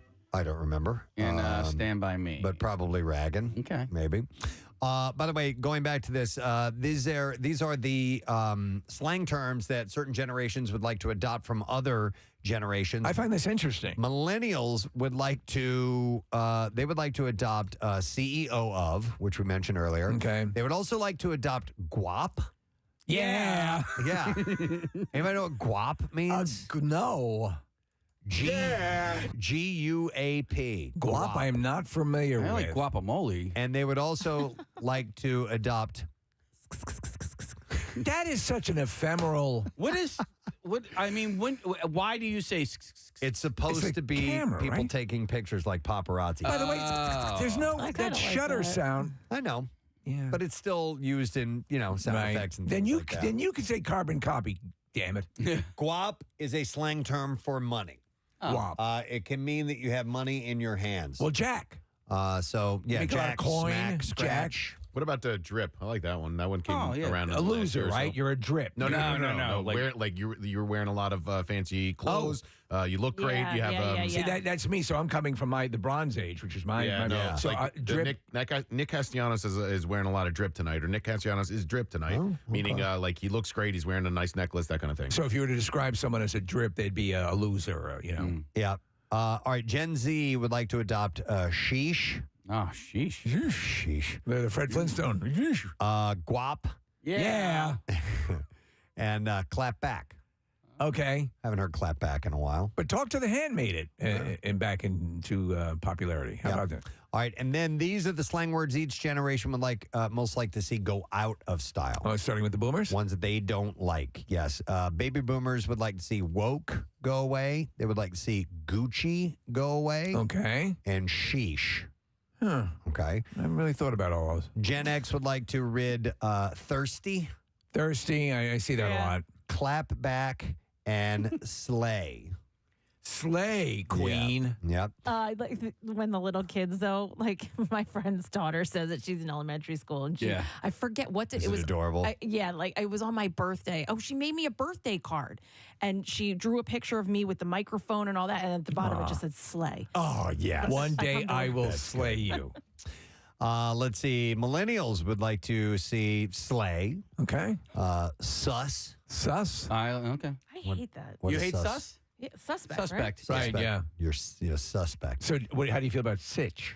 I don't like sitch. I don't Right. like. It seems overly truncated for an originally short word. Yeah. I don't mind sitch. But even like, remember when this was a little while ago, probably my generation, obvi. Obvi, yeah. Obvi. Are you saying situation is a short word? It's Shorter. It's 4 syllables. It's still a situation. Yeah. Sitch. I've got the time. Delish. Remember when Rachel Ray shortened delicious? Yeah. Then you have millennials. The final phrase or slang word they would like to get rid of is clout. Okay. That's a slang legit Wait a word. second. Yeah, I thought that was a real word. Suspect. Yeah. Yeah, sus situation. Yeah, I mean, again, I think they all kind of fall in the. I don't know. I never liked the truncating of words down to. Yeah, but why is clout a truncated word? I don't know. It's not. He was going back to No, sus. yeah. Yeah. Cloutuous. I don't know. Yeah. Would you stop being so cloutuous? Clout. Yeah. A blow, especially with the hand. No, that's not how you do it. To cover or patch with a clout. I don't know. Poland influence is what, like political clout. That's what I think of. Okay. And then the last one, this is Gen Z, and they would like to see POV go away. Yeah. Savage. Oh, okay. Savage. I don't. He's sick. This guy's so savage. He's gnarly. Well, but savage now can be looked at as like a no-no. You know, like, oh, you're. Do you know what I mean? That like, it's savage. That it's means unrefined. Yeah. Yeah. But like you gotta like worry about in what context you use it, because then it could sound like you're being insensitive or right. not I always socially consider conscious. the heart of the person saying it. Yeah. Yeah. And then the one Gen Z, the last one Gen Z would like to see go away is oh my God. I don't know. So effing annoying. I don't know why. All right. By the way, we're not going to have time to go to all these calls because we have Crumb Bum Cash coming up, but a few people on the lines are mentioning things like Darian wants Gnarly to come back. Gnarly. I use Gnarly. Yeah, Gnarly. You do. Quite a bit. Yeah, you do. Somebody, Nicole said they used to use Grody when she was going up, and now her kids cringe. Yes, of course, Grody. That's very Valley Girl-ish. Very much. Gag me with a spoon. Sodomize me with a lamp. Somebody says Deece. Jim, not as in Deece nuts. What is it? Deece like decent. Oh, I used to say decent all the time. Wham is walking around money, according to Jeff. It's like that. Carrie from Long Island uses mint all the time. Mint, yes. Do you use that, Steve? Yeah, I heard it often. Like mint. That's mint. Mint condition. Mint condition. Yeah. Mint. It is so choice. I highly recommend it. Luke says his mom would say, "Death sucking on an onion." For someone who looks bad. I kind of love that. I do too. Yeah. Well, that's like a face like a smashed ass. Yeah, And, but oh my God, he looks like death sucking on an onion. Patrick wants to bring Bunk back. Bunk. Yeah, what a bunch of bunk. Hooey and Hokum and Bunk. All right, well, it's interesting. Some of these things, they come and they go. They re-enter our vernacular after a while, too. Like a good neighbor. And they resurface and become popular again, and then they go away. So it's just kind of an interesting peek as to generationally what we like and do not like as far as the slang terms are concerned. All right, so we got to take a break because, yes, we have Crumb Bum Cash coming up. We have the Bizarre File coming up. Most importantly, your fall activities list gets released this morning. Kathy Romano's got fall activities with a new theme song and everything. That's coming up after the Bizarre File. We'll come back in just a moment. Stay with us. Majestic and just laying in the You made love driveway to him, didn't you? yesterday. I did not, Steve. What'd you say? You made love to him, too. He's big enough. You could. No, that's Reggie. Reggie's the larger one. Fozzie, I would split in half. Case and jeez. Oh my God. Oh, why did I say that? I sent you down that path, didn't I? And now you're thinking about banging your dog. Connor's face in the other room. He's like, oh my God. Wow. Yikes. Okay. God damn, that dog's looking good. Oh my God. You know what? Okay, I'm going to bring this up because I don't know when I'll have another opportunity to do so. But Stevie sent me this. Fancy boy. You sent me this article about the best brownies in Philly. Oh. And it's essentially just a list, and it's huge. There's about 50 of them. It's way too big to go through. We are in the best of times when it comes to brownies in Philadelphia. Yeah, what I didn't know was how many places are known for their brownies. And there's a lot of them. So there's Cake Life Bake Shop, Second Daughter Baking Company, Franklin Fountain, Dolce, Crust Vegan Bakery, the Frosted Fox Cake Shop. What's that, Kath? What do you love? Franklin Fountain. Yeah, but you got to make sure you're either A, ready to wait in line, or B, get there at a time where there's not a line, because it's really popular. It's fantastic. It's so good. You guys ever been? It's right on. I have not, no. It's on Market, and it's great. It's really Is it a bakery? It's like an ice cream shop, like an old-timey ice cream shop. Yeah, and so you go in and they have really good ice cream and really good dessert treats. So it's worth it. It's just not cheap, and you got to wait. Nick, a friend of mine did her wedding pictures there. Oh, yeah, I could see that. Yeah, it was cute. It's a cool spot. All right. Cookie or brownie? Cookie. Ooh. Man. I used to be brownie, but I feel like now I would do a cookie. Okay. I'd do a cookie. If I saw them sitting out, I would go for a brownie anytime. Yeah? Really? Yeah. I think I might go brownie. Wow. Okay. Because the chocolate chip cookie is my favorite. However, a well-made brownie. Also there's a company that actually, of the companies that do mail order brownies, Fairy Tale Brownies is a great company. If you've ever used them, they have their top level brownies. But yeah, that's neck and neck. Brownies are sensational. Brownie or cupcake? Brownie.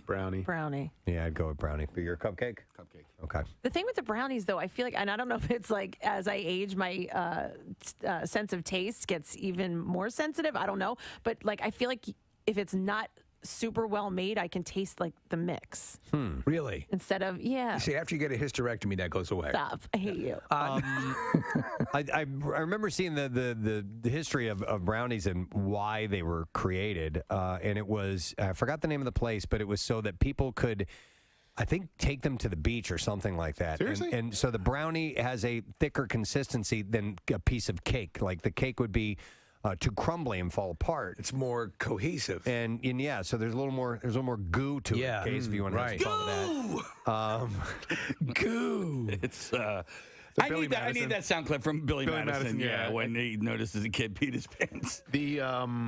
The thing about a brownie for me is that the cookie is a little more pedestrian, right? Like a cookie is sort of an everyday dessert, whereas the brownie All is... right, fancy boy. Right? Yeah, I feel like a little bit of a fancy boy. You're too good for Like it's Billy. special? A fancy Nancy, if you will. When a brownie shows up, I'm like, look at that little treat. Look at Nick with his little waistcoat. Thank you. No, I understand that. I think though that they're easy to make. Brownies, right? Brownies are easy to make. Brownies are super easy to make. They're just as easy as cookies. I'm standing firm on this. Cookies are far superior than brownies. Far superior. Oh, and there's a reason why there's more of them, and it's more because they're better.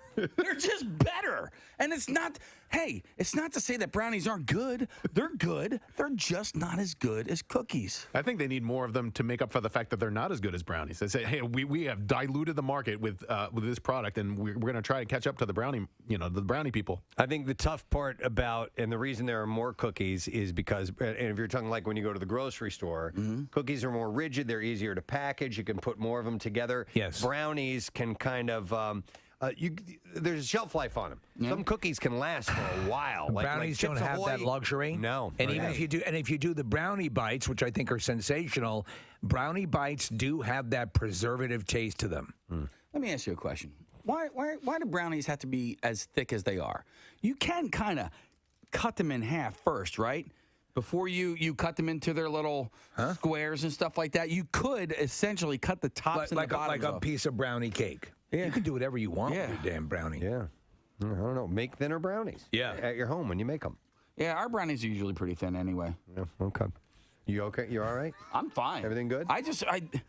You guys, Steve. What? You cut me deep here, man. How did I cut you deep? Because you went with brownies over cookies, and I thought I knew you. He feels betrayed. I thought I knew. I love chocolate chip cookies, but if I have if there is a listen, they're right neck and neck, but I do love a damn good brownie. But chocolate chip, they're It's like Godfather 1 or 2, Steve. Yeah, it changes from time. Goes from time to time. You lean one way or the other. All right. Goo! All right. There it is. Now he's got it. I got it. There's more goo in a brownie. All right. By the way, Steve, this list of brownie places, what's the I was source? in the Inquirer. The Inquirer. Yeah. Okay. So The you can Inky. You can go on and find a list of great brownies, if you will, if you check the Inquirer's website. All right. What? What? Okay. Oh, let me go to Mario. I was going to wrap up there. Hey, Mario. Good morning. Oh, he put on his glasses. He can't see without. Exactly. What's up, dude? Casey wanted me to talk to you. Hey, I really appreciate it. Hey, cookies are way far superior than brownies. You can eat so many more of them. There's different kinds of textures. There's only so many things you can put in a brownie. You don't need to. It's perfect. I'll tell you what the deal is, Mario. It's when you see a plate of freshly made brownies and freshly made cookies, you know you're more likely to encounter freshly made chocolate chip cookies. At least I am. But a brownie is like, oh, we don't get brownies a lot. Yeah, I'm going to go for that first. Look what showed up. Right. Yeah. I will There we agree go. with that. I will agree that it will be like a special little treat. But I will also say that if there's a freshly made plate of cookies or brownies in front of me, I'm going for them cookies first. So I'm going for the brownies because I don't know when I'll get another shot at those brownies. That's right.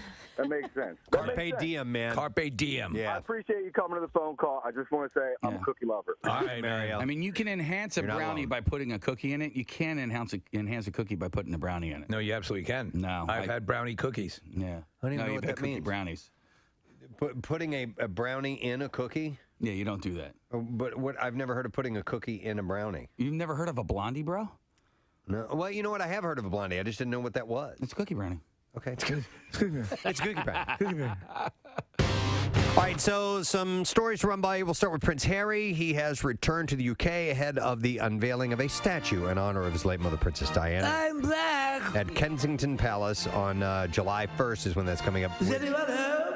Would have been her 60th birthday. Meghan stayed in California with Archie and Lilibet. Rumors and speculation on the current status of Harry and the rest of the feuding royals accompanied the news. And, of course, Diana would not have approved of the way Harry and Brother Prince are arguing. Many do speculate that. It'd be terrible. And with that in mind, maybe they can patch things up. Yeah, I would hope so. And with that, I saw a teaser story that I think William was kissing someone or something like that. Did you catch that story? Who was he kissing? Like an aide or something along those lines? Yeah. But I didn't really... I'm kind of bored Kathy with this Bates. crap. He was making out with Kathy Bates? I'm a big fan of Misery. I've often fantasized about. And here's another bit of information. Prince Charles apparently will not strip Archie and Lilibet of their royal titles, rumors assert, despite previous indications that... Dear friend, we got to get right back into things because you have $1,000 to win with MMR's Crumb Bum Cash. We'll do that in just a moment. We're a few seconds away from that reveal of what the keyword is today. So why don't we take a look at traffic and then we'll dive into the money thing. Kathy, what's going on so far this morning? Conestoga Road reopened between Radnor Chester and 320. There was an accident earlier down wires. That's now gone. Schuylkill eastbound slowing from 202 into Belmont Boulevard to Spring Garden. On the westbound side, University to South Street. You're jammed the Boulevard to Belmont, the Blue Road out to Gulf Mills. 95 southbound. That is slowing Academy all the way into the Vine. Vine westbound slowing the length, 95 to the Schuylkill Expressway. 95 northbound slowing 452 to the Commodore Barry Bridge. Pennsylvania Turnpike westbound jams Willow Grove to Fort Washington. Blue Route northbound heavy 95 to the Media Bypass. Southbound from the Mid-County tolls to the Schuylkill Expressway and then Broomall over to Media. Skipback Pike eastbound closed between Butler Pike and Sheaf Lane. That is construction. Also Route 70 still closed because of an accident both directions between Hartford and Medford Evesboro Road. That's down wires. 55 northbound jams Deptford to 42. And then the Tacony Palmyra Bridge is on standby for a drawbridge opening. This traffic report brought to you by Coalition for Charters.org. Every child deserves a great public school that meets their needs, and charter schools are an option that's free, public, and open to all. Find out more at coalitionforcharters.org. And that's your traffic on 93.3 WMMR. 93.3 WMMR, Philadelphia. You're a real crumb bum. It's time for a Crumb Bum Cash keyword. And that keyword would be the word current. Current. And you have until 15 minutes after the hour to enter it. 3 ways for you to do that. Enter it at WMMR.com or the MMR app or via text to the special contest short code number that we have, which is 45911. One random entry wins $1,000 in our company-wide contest, and each winner gets a call from Beasley.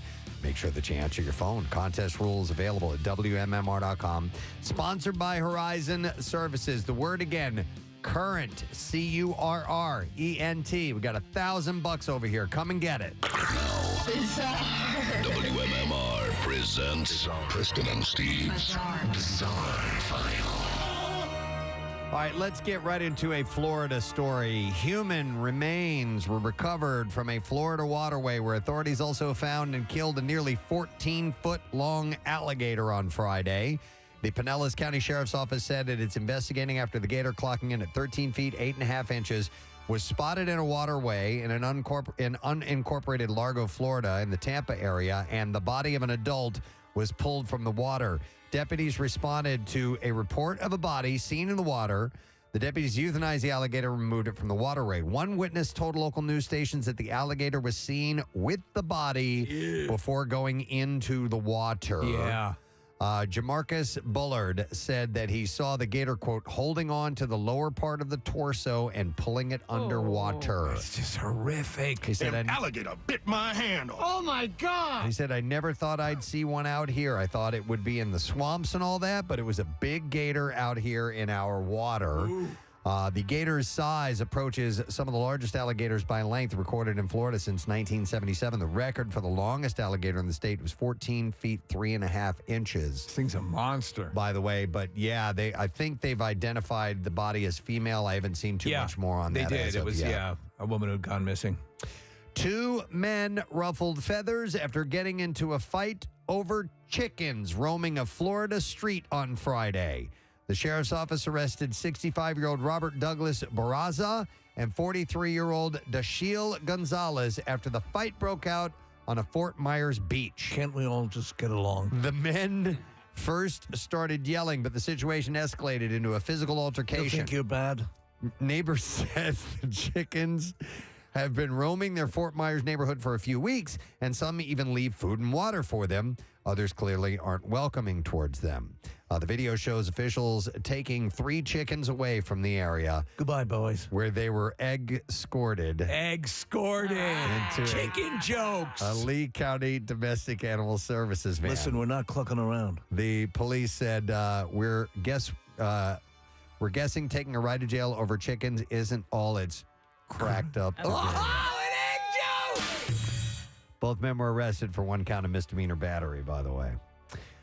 A worker at a grocery store tragically lost his life while placing groceries into a customer's vehicle. Larry Lawrence was shot when a loaded rifle discharged in the back seat and killed the employee. Oh, my God. The customer's dog had accidentally stepped on the loaded gun. Witnesses reported a store employee identified as Larry Lawrence was in the process of placing groceries in the rear seat of the vehicle where a dog was located. You've had a number of stories where dogs are either in a car or in a home, and they step on a shotgun or a gun and it discharges. Yep. You probably should watch out for that. Yes. So Lawrence began to pet the dog when a .22 rifle, also located in the rear seat of the vehicle, discharged, striking him in the chest. Paramedics and police were immediately called to the scene. He was pronounced deceased at the site. The case is currently under investigation. Yeah, it's messed up. Where do you even find a dog lawyer? A man is facing multiple charges after he was accused of running a dental office in the back of a convenience store in Massachusetts. Juan Ermida Munoz was arrested with a legal operation being conducted at a convenience store. The police chief, Robbie Ticino, said that Munoz's dental operation was discovered when the Milford Health Department was performing a routine inspection of the convenience And you had a store. little dental shop set up back there, a little dentistry action going on? We had a couple of our detectives head over there, and there was a pretty significant dental operation going on out back, he said. Yeah, I gave up on the proctology. I couldn't stand the smell. Police said the proprietor of the convenience store rented a room in the rear of the store to Munoz, who provided multiple dental services without a license, including examinations, tooth extractions, anesthetics, and cleanings. Hey, who wants some crowns? Munoz is an Ecuadorian national who has no license to practice dentistry or medicine in the United States. It's pretty easy to pick up. Yeah, no. Yeah. By the way, there's a place in Mexico that is known as like the dental mecca. Yes. Where people that are uninsured regularly go into across the Americans border. go across the border into Mexico because they can't afford the dental care here in the U.S. And apparently it's like this really great place. That it's not shoddy. It's like legit. Yeah, I was thinking of a different place. There's like a place that's almost like a small town where Molar City. Molar Moly. Yeah, the dental mecca. Love it. So yeah, but apparently it's pretty nice. This happens. A friend of mine went overseas. She went to, I forget what country it was. Maybe I forget. Maybe Brazil Alaska?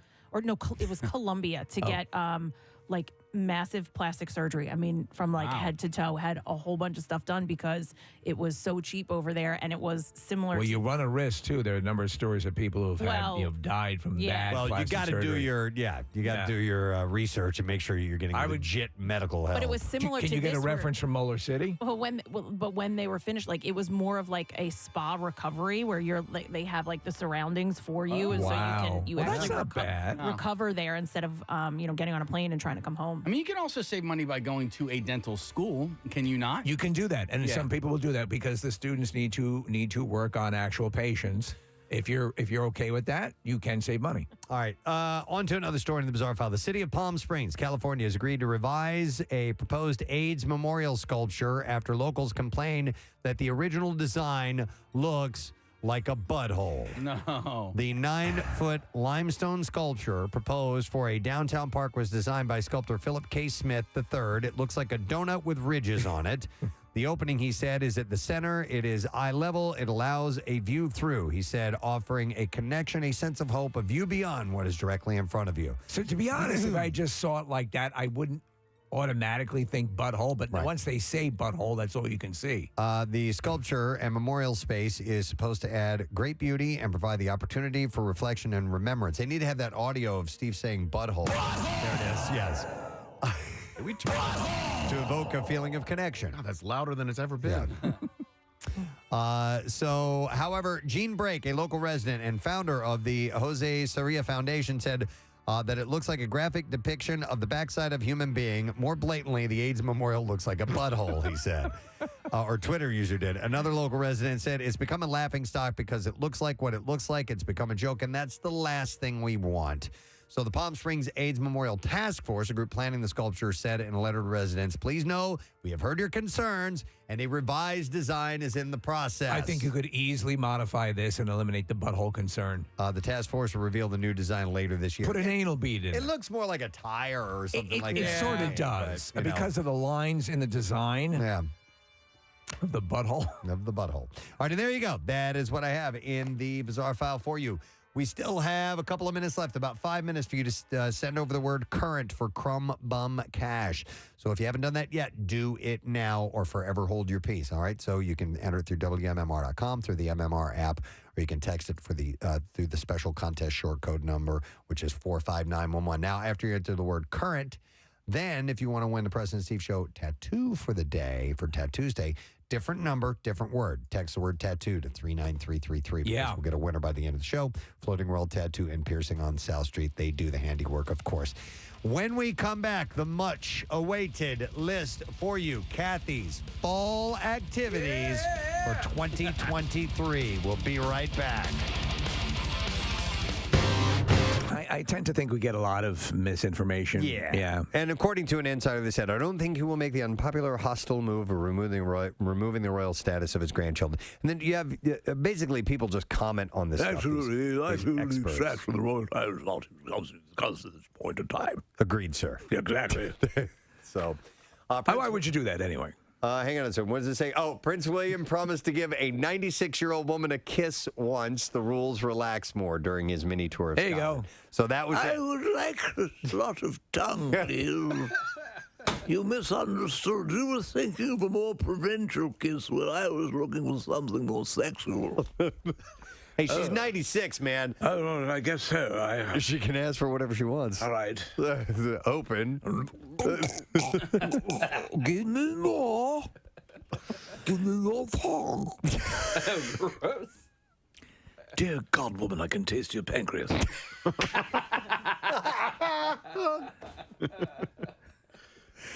That's how deep he went? Yeah, or there was bile coming up? Bile. You know what? You don't know what's bubbling in that old fuselage. What's your favorite cheese? Of all time? Is that even possible to say? America, Jack! No, one of the greatest cheeses I ever had was called a Shropshire Blue. I was given it as a gift from some friends who knew that I love cheese, and it is actually an orange blue cheese. It's really good. Orange with blue veins, you know, like a big penis. Really? Wow, yeah. Like a big, veiny, older man's penis. Yeah, it's purple. Wow. Yes. It's an orangish yellow cheese. Like a senior citizen's penis. With blue veins in it. And it's, yes, do you have any cheese that would resemble a senior citizen's penis? And I've got just the thing. And I absolutely loved it.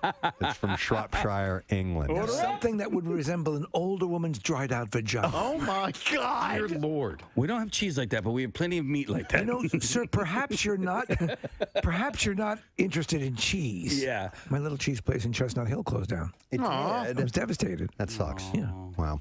All right, well, anyhow, so if you want to, you can use your Ritz cracker and try to cut your cheese with it. Remember when cut the cheese used to be a euphemism for farting? Yeah. Yeah. Did you just fart when I said I that? thought you were summoning me. He just... Kathy, did you see that? No. He's standing up. He squatted down a little bit right when we said that was the Yeah, word I thought for you were farting. telling me to do that. Can you, if I ask you right Fart now? on command? Absolutely. No, I wish I Do it could. right No, now. I Go can't. for it. I can't. Drop a deuce. Could you take a jump right here? Yeah. All right. So, did you really? Drop the deuce? No, he farted. Oh my God. Wow.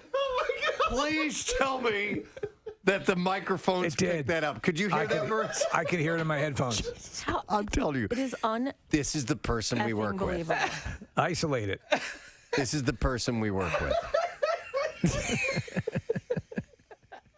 I mean, we are adults at work. At work. This is our job. We're making money. We're Yeah. at work. Good I think I just bonused with that one. I wish I would get fired. Is that what you want? You want my family destitute, Kathy? No, You want my family on the honestly, streets? She says just you. I'll just take care of your kids. What about my wife? What about my wife? Let her do. When she comes looking for good loving. Don't worry, I'll take care of her. Let's see if we can isolate that moment. Kathy's got that covered, too. And relive it. Marissa just held up 3 fingers. I don't know what that means. One in the pink, 2 in the stink.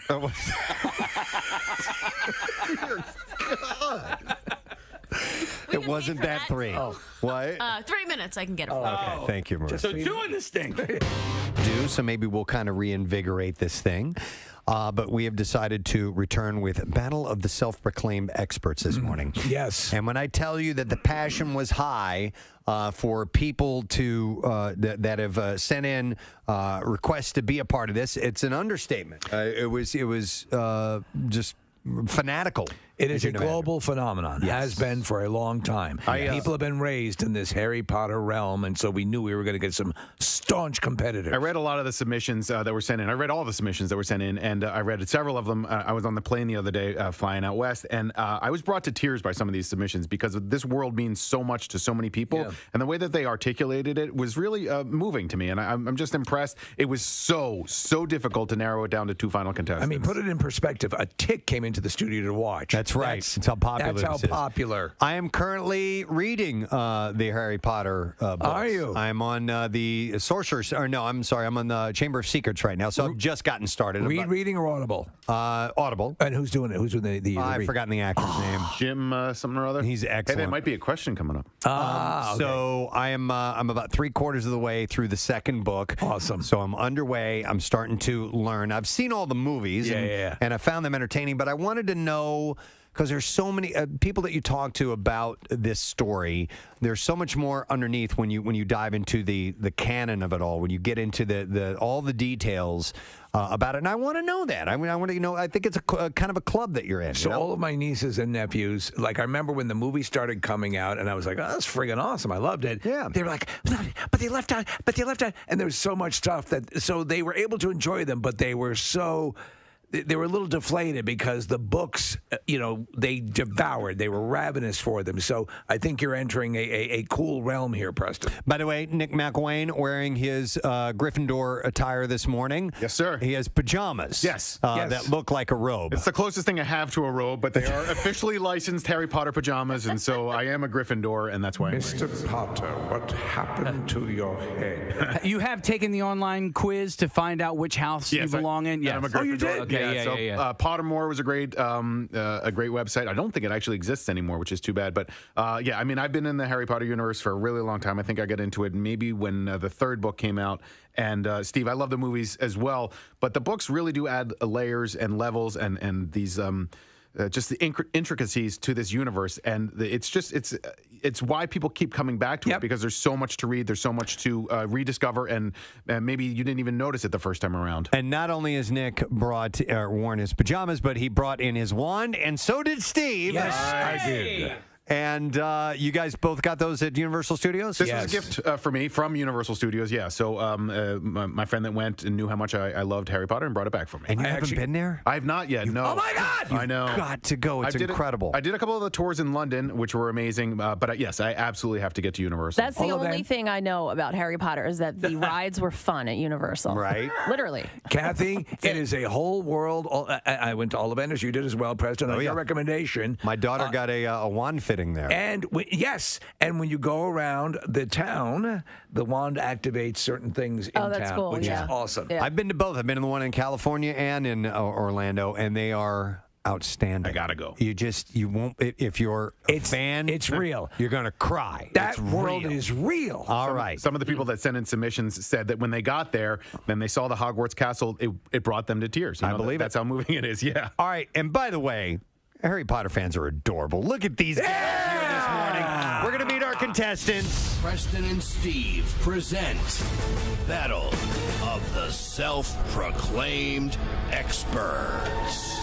As Nick had said, we had loads and loads and loads of entries, but going through, we've got to narrow it down to two. And I'm sure that there are people that are incredibly well-versed, but we only have room for two people in our studio. And so that's how we're doing it, to have these two competitors battle it out. Mano a mano. All right, so let's meet our contestants, and we'll read the emails that we got from them. We're going to start with this one. It says, dude, I grew up with HP and obsessed. I was born in 89, so I was right out of the same age as Harry, right around the same age as Harry and his compadres, or his comrades, it says, as the books were released and they made their way through Hogwarts, ultimately not returning for education in year 7 as the Dark Lord has by that point been hit full strength, obviously. I have lightly reread parts of the books since childhood, but made it my goal to reread all 7 books once I finished grad school, Master of Public Administration at Penn State, woot woot. My husband bought me a Gryffindor blanket, a book of spells as a grad gift as well, and I graduated in December 2020 and finished the books last month. Literally, the best books I've ever read, and I have no idea how to move on from them. It's really just a story about friendship and the power of love. True. I was brought to tears in books 5, 6, 7, and would say that my favorite books are 3 and 6. 7 is also just absolutely epic.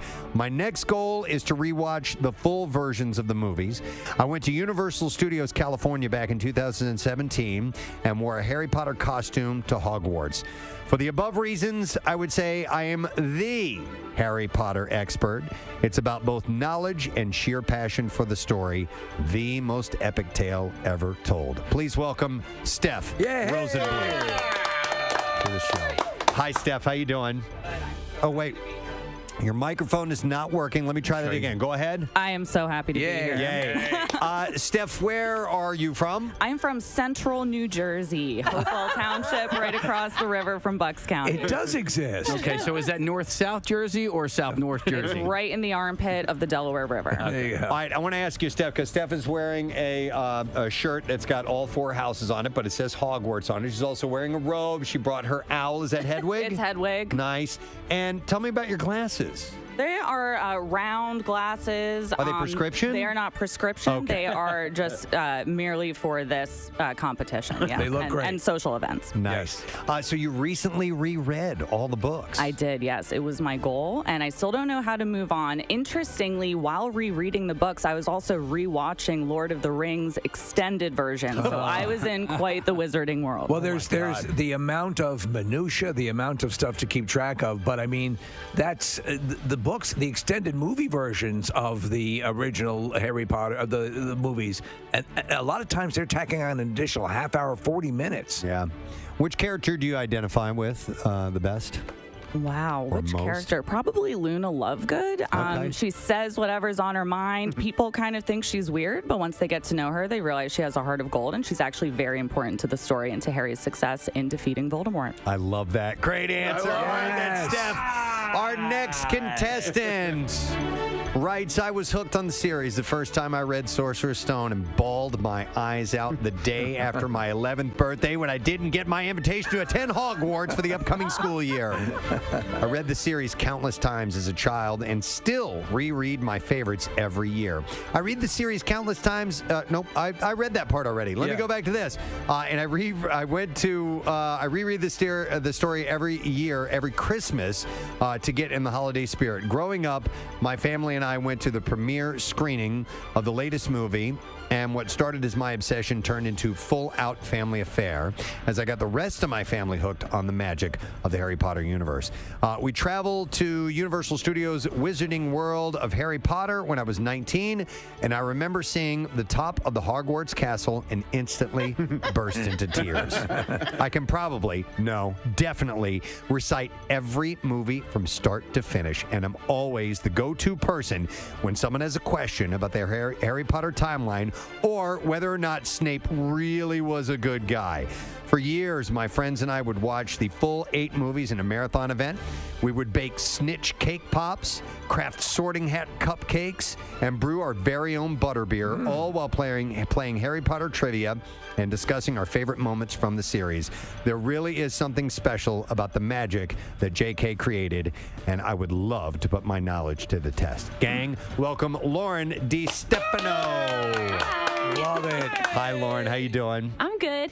All right, so tell us a little bit about you. Where are you from? Thank you, Kathy.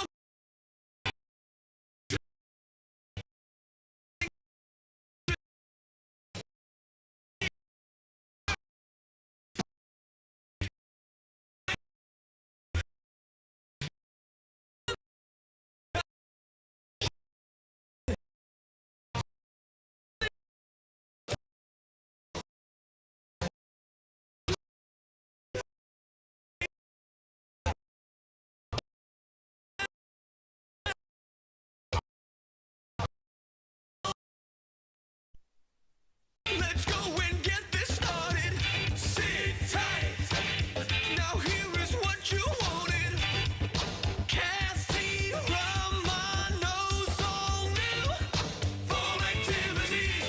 And we have a new theme song. A little Talking Heads love. Kyle Mack, our man who brings that to us, has teed it all up for Kathy to reveal the activities we will take upon this year. And we have this is our little stinger, Casey. Yes, sir. So each time we have a fall activity, we play. It's on 2 different things here. Hang on. I got to take this down and do this one more time. So it's time for Fall activities. Perfect. Yeah. Perfect. All right, a little bit of mood music here, and we will begin with our first fall activity, Kathy. And Kyle was right in that song. It's all about day drinking, and we're going to get rid of the traditional summer margarita, and we're going to welcome in the apple cider margs with caramel rim. Apple cider. Now, I'm an apple cider fan, sans booze. So, are there virgin versions of this here? I don't know. This is just what my friends and I made the other day at home, and we figured out we could make a fall margarita. All right. I just love margaritas. Okay, Falgarita. so this Falgarita. Yeah. Oh, I love it. That's a great name. Boss. Falgarita. Okay. So this year's list, it has something for everyone. I try to do this every year, but there's places to visit for the family, things to do with the kids, both young and if you have older kids. There's perfect girls' night options. And then there's lots to do alone if you prefer to enjoy the season solo. I actually just was talking to somebody who said that she kind of likes to get away from it all, and she goes to like farms and goes shopping and does fall things by herself. So I know you're a massive fan of this time of year, as am I. Yeah. It's just wonderful. And I encourage you to check out this list and try some of the things. And you know what? It all started, I tell this story every year, but my cousin and I, when we both had one boy and we just wanted to do things with them in the fall. And it sort of was a way, like actually creating a list. You guys were like, you should create a list. But it helped a little bit with my depression that summer was over. It was like the beach is over, summer's over. We need something to do. What are we going to do? And so we started to go to all these farms and do these fall activities. And then the list was born. So I work on it throughout, like in probably summertime, I started reaching out to people to say, what do you have? What do you have planned? Things would start popping up on social media, different fall things. So, I got a whole new list for you. You have your back-to-back, your major list. You have your fall activities and your Christmas list. Yeah. So that's a lot of, and you go curate the stuff. So you're not just saying, I heard it was. I do.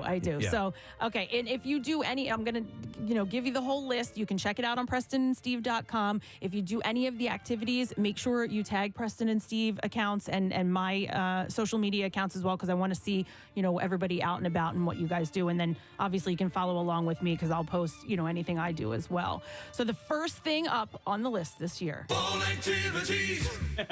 At this point, you all know that I have a very favorite place that lives in Skippack, Pennsylvania. Oh, yes. Is it Floral and Hardy? It is Floral and Hardy. And this year, I've teamed up with Floral and Hardy, and we are doing a Kathy Romano WMMR exclusive pumpkin succulent workshop. Freaking succulent workshop. Now, you have to be these are listening awesome. This morning. You have to know the code to get in. So it'll be only WMMR listeners that can come to this event. And it's going to take place on October 20th. It's a Friday night, 5 to 7. We're going to do a little happy hour, and we're going to make pumpkin succulents. Remind me when that's coming up, because I live right around the corner from there, and I'll stop by for sure. Yes. You have to come. So it's right in the heart of Skippack, which is a great little village. I love it there. Floral and Hardy, you guys know I've been going there for years. It's a home and yard decor a place, and they have beautiful annuals, perennials, shrubs. They have all kinds of workshops.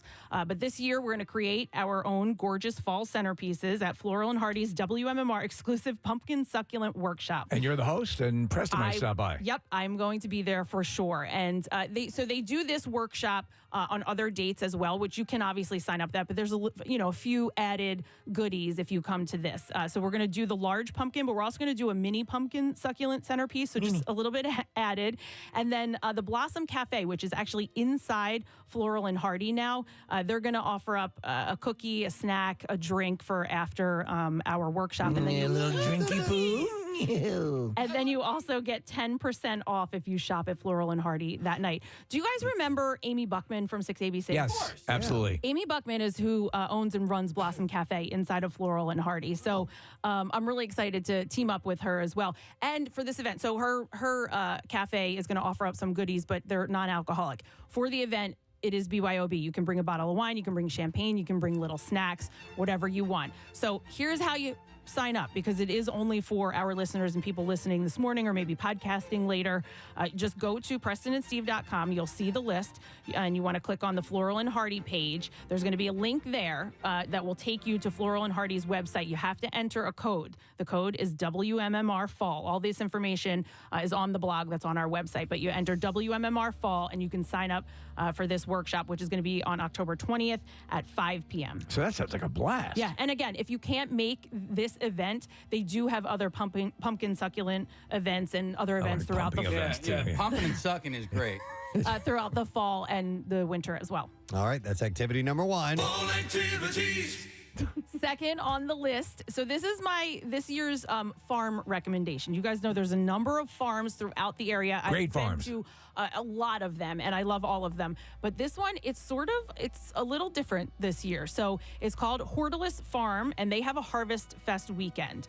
It's a picturesque public farm, garden, and nursery, and it really is. It's different. It's different than the others in the region. So I was trying to think of the words to explain. So were you kind of saying this is the upscale one, sort of? Well, yeah, so it's kind of like an upscale farm is what it is. It's like a bougie farm. It's like a bougie farm. So that's okay. We need more of that. So how I wanted to explain it to you guys is that it's like a little more tranquil and laid back. So they have a harvest festival. They're going to have food. They're going to have drinks. They're going to have music. They have beer trucks, all of the same stuff, but it's like a little more. It's more like a spa, like a sparm. It could be a little bit like a sparm, except they do welcome kids. I mean, there's stuff for kids to do there, but it's just not so crazy. Like a notch, a little bit more relaxed. A little, yeah. There you go. Tranquil, laid back.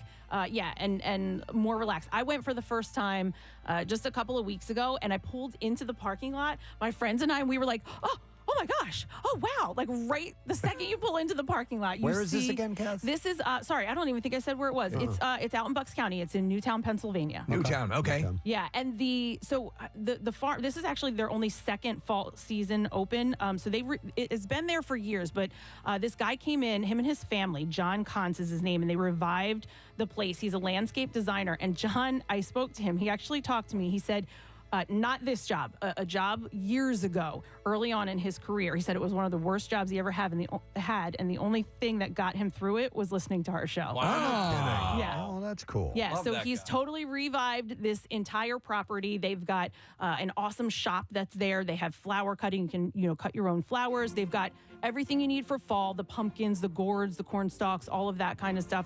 And then they're actually like a design company. So if you need landscape design, you can pick out trees and all that kind of stuff. So if you want to go there for something bigger. We're looking at pictures of Kathy. The display and everything has a little bit more panache to it. Yeah, exactly. You know what? I don't like to do this comparison because I'm not sure if I mean, I know they would like it because it's a good one. It's a compliment. But we've talked about terrain before. Yes. This is sort of terrain in farm form. Okay. Well, that's a good thing. And they have, the event that they're having, you can go anytime, but the event that they're having is the Harvest Festival, and it's the weekends of October 7th, 14th, 21st, and 28th. Guests can enjoy everything from pumpkins to live music, delicious food vendors, fall-themed treats, and more. And like I said, there's lots for the kids to do there as well. And the Hortulus Farm is actually a nonprofit foundation. I think my wife would love this. Well, Steve, that's what this morning when I came in, this is what I thought of. I was like, Claire's going to love this. You have to tell her to check this one out. All right. All right. Anything, and that's it on that one? Yes. All right, here we go. All activities. Preston just loves hitting that button, too. Okay, so next up is Bygone Flowers. Okay, and this is another one. It's yet another WMMR exclusive Kathy's Fall activity. You're rocking exclusive events this year. Yes, I am. This was something that I wanted to do just to kind of change it up and make it a little bit different because, sometimes it's hard to find things that are unique out there. So I met Nicole, who owns Bygone Flowers. It's a dried floral company. A few months ago, I think in the spring, I met her, and her stuff is absolutely beautiful. I couldn't believe the stuff that I was looking at. She has these dried floral bouquets and wreaths and all of this kind of stuff. So I asked her, I said, do you want to do a workshop? She said yes, but she doesn't have a storefront. So we're teaming up with Sycamore and Stone Farm in beautiful Chester County, and we are going to have, again, a Kathy Fall activity, a Kathy exclusive fall activity event on Tuesday, October 3rd from 5 to 7. So that's next Tuesday. So, okay, so it's at this place, but you never even considered Lou Turks? I didn't consider Lou Turks, although that would have been convenient for some people. Steve, thank you. So again, this is in this realm, in this world. We're looking at some of the pictures of this stuff. It's pretty amazing, Kathy. It is. Yeah, and so this like dried floral craze is really big now. And the stuff that she is creating is gorgeous, and she's going to instruct us to create it on our own. How many items are there on the list this year? That was 3 so far. 10. Why am I 10. so- No, I'm just checking. I just want to know. All right, on to the next one. No, so real quick, let me just give you this one is actually going to be a little bit longer because I sort of combined two here because what I did was we had this event with Nicole. So Bygone Flowers, we're going to create 2 different home decor projects. One is a dried floral wreath. Another is a bouquet. And then what I wanted to, so we're going to Sycamore and Stone Farm. You guys know that that's our friend Jeff Devlin's farm. Yeah, he's phenomenal. And what I didn't realize is that Jeff has like all these amazing events that fit my fall activity list on its own. So I sort of combined it. He agreed to allow us to come there to do this event, but I've got to mention all of his classes as well because there's some great stuff. I'm going to go back for different classes that he holds as well. So he's got ceramic pumpkin painting, autumn themed greeting card workshop, a macrame pumpkin class, bring your own booze painting class. Ooh. Harvest pumpkin decoupage and kids pumpkin decorating class. And then they also have, which I love because, a lot of times after Halloween, it's like these events kind of trail off. Jeff has got a Thanksgiving centerpiece workshop and then a handmade holiday entertaining tray class where you'll create a detailed clay appetizer serving tray that you can use for Thanksgiving. So, like, either a lot of I dig this stuff. I don't know what it is, but all of this stuff. Just these arts and crafts kind of things, or these kind of places, if you want to get in the spirit or the mood of the fall mood, these places all look like home runs. Yeah, and Jeff has this this Sycamore and Stone Farm comes with a shop. They've got a gorgeous shop with great decor in there, and he's also offering a 15% off discount that night. If you come to the event with Nicole and I, you'll get 15% off in his shop. Kathy, remind me what decoupage is, please. It's like the like a layer. How can I explain? It's like a layer, like you almost paint over a clear layer over something. So what we're going to do is take dried flowers, put them on a pumpkin, and then seal them to the pumpkin. Okay. It looks really good. Yeah. Okay. All right, on to the next one. Okay. Number 4. Number 4 is Bolton Mansion in Levittown. Oh, wow. Levittown, Bucks County. That's a haunted mansion. We've been there, yeah. Yep. It's in Levittown, Bucks County, and they offer great Halloween celebrations to the community. So I've had a lot of fall stuff. This is like all Halloween stuff. On October 6th from 7 to 9, they're going to do a guided ghost tour that will be hosted by the Fairless Hills Paranormal Group. They're going to set up paranormal equipment on the 3 floors of the haunted Bolton Mansion. And then on October 7th, that group coming back, and they're going to do a kid-friendly ghost tour from 6 to 9. So both on the 6th and the 7th, you can bring the kids if you want. Make sure you bring your camera, recording devices, and see if you can capture anything. We used to go do haunted investigations all the time earlier on in the early years of the show. The Bolton Mansion was always one. We made it there once, I think, maybe? I think one time, yeah. It is legendary as a haunted location. And it's really cool. They do these events every year, but they are doing a new one this year. It's a murder mystery dinner that's taking place on 3 evenings, October 13th, 14th, and 15th. Bolton Mansion is featuring a beautifully catered dinner, cash bar, a whodunit style dinner show with audience participation.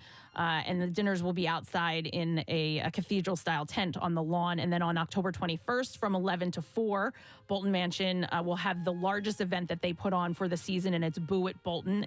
It's a food truck festival with kids trick-or-treating. There's a bunch of activity for the kids. There's entertainment, vendors, and lots of popular food trucks. And obviously they want everyone that's coming to wear a costume. Is the Bolton the one that has the cursed chair? I was wondering that too, Steve. I don't think so. I don't think it is. Yeah. But it did sound familiar. Hey, you know what? Real quick, I just want to go back to Sycamore and Stone Farm. I forgot those activities. Like when you come to these workshops, and same thing with Floral and Hardy, they're BYOB. So you can like bring mimosas, snacks, you bring a bottle of wine, all that kind of stuff. Absolutely blast it. Fall garita, maybe? Yeah. A fall garita if you want to, yes. All right, on to number 5. Yes. Here we go. Fall activities. We are creating candles with spirits. Candles with spirits. Spooky, right, guys?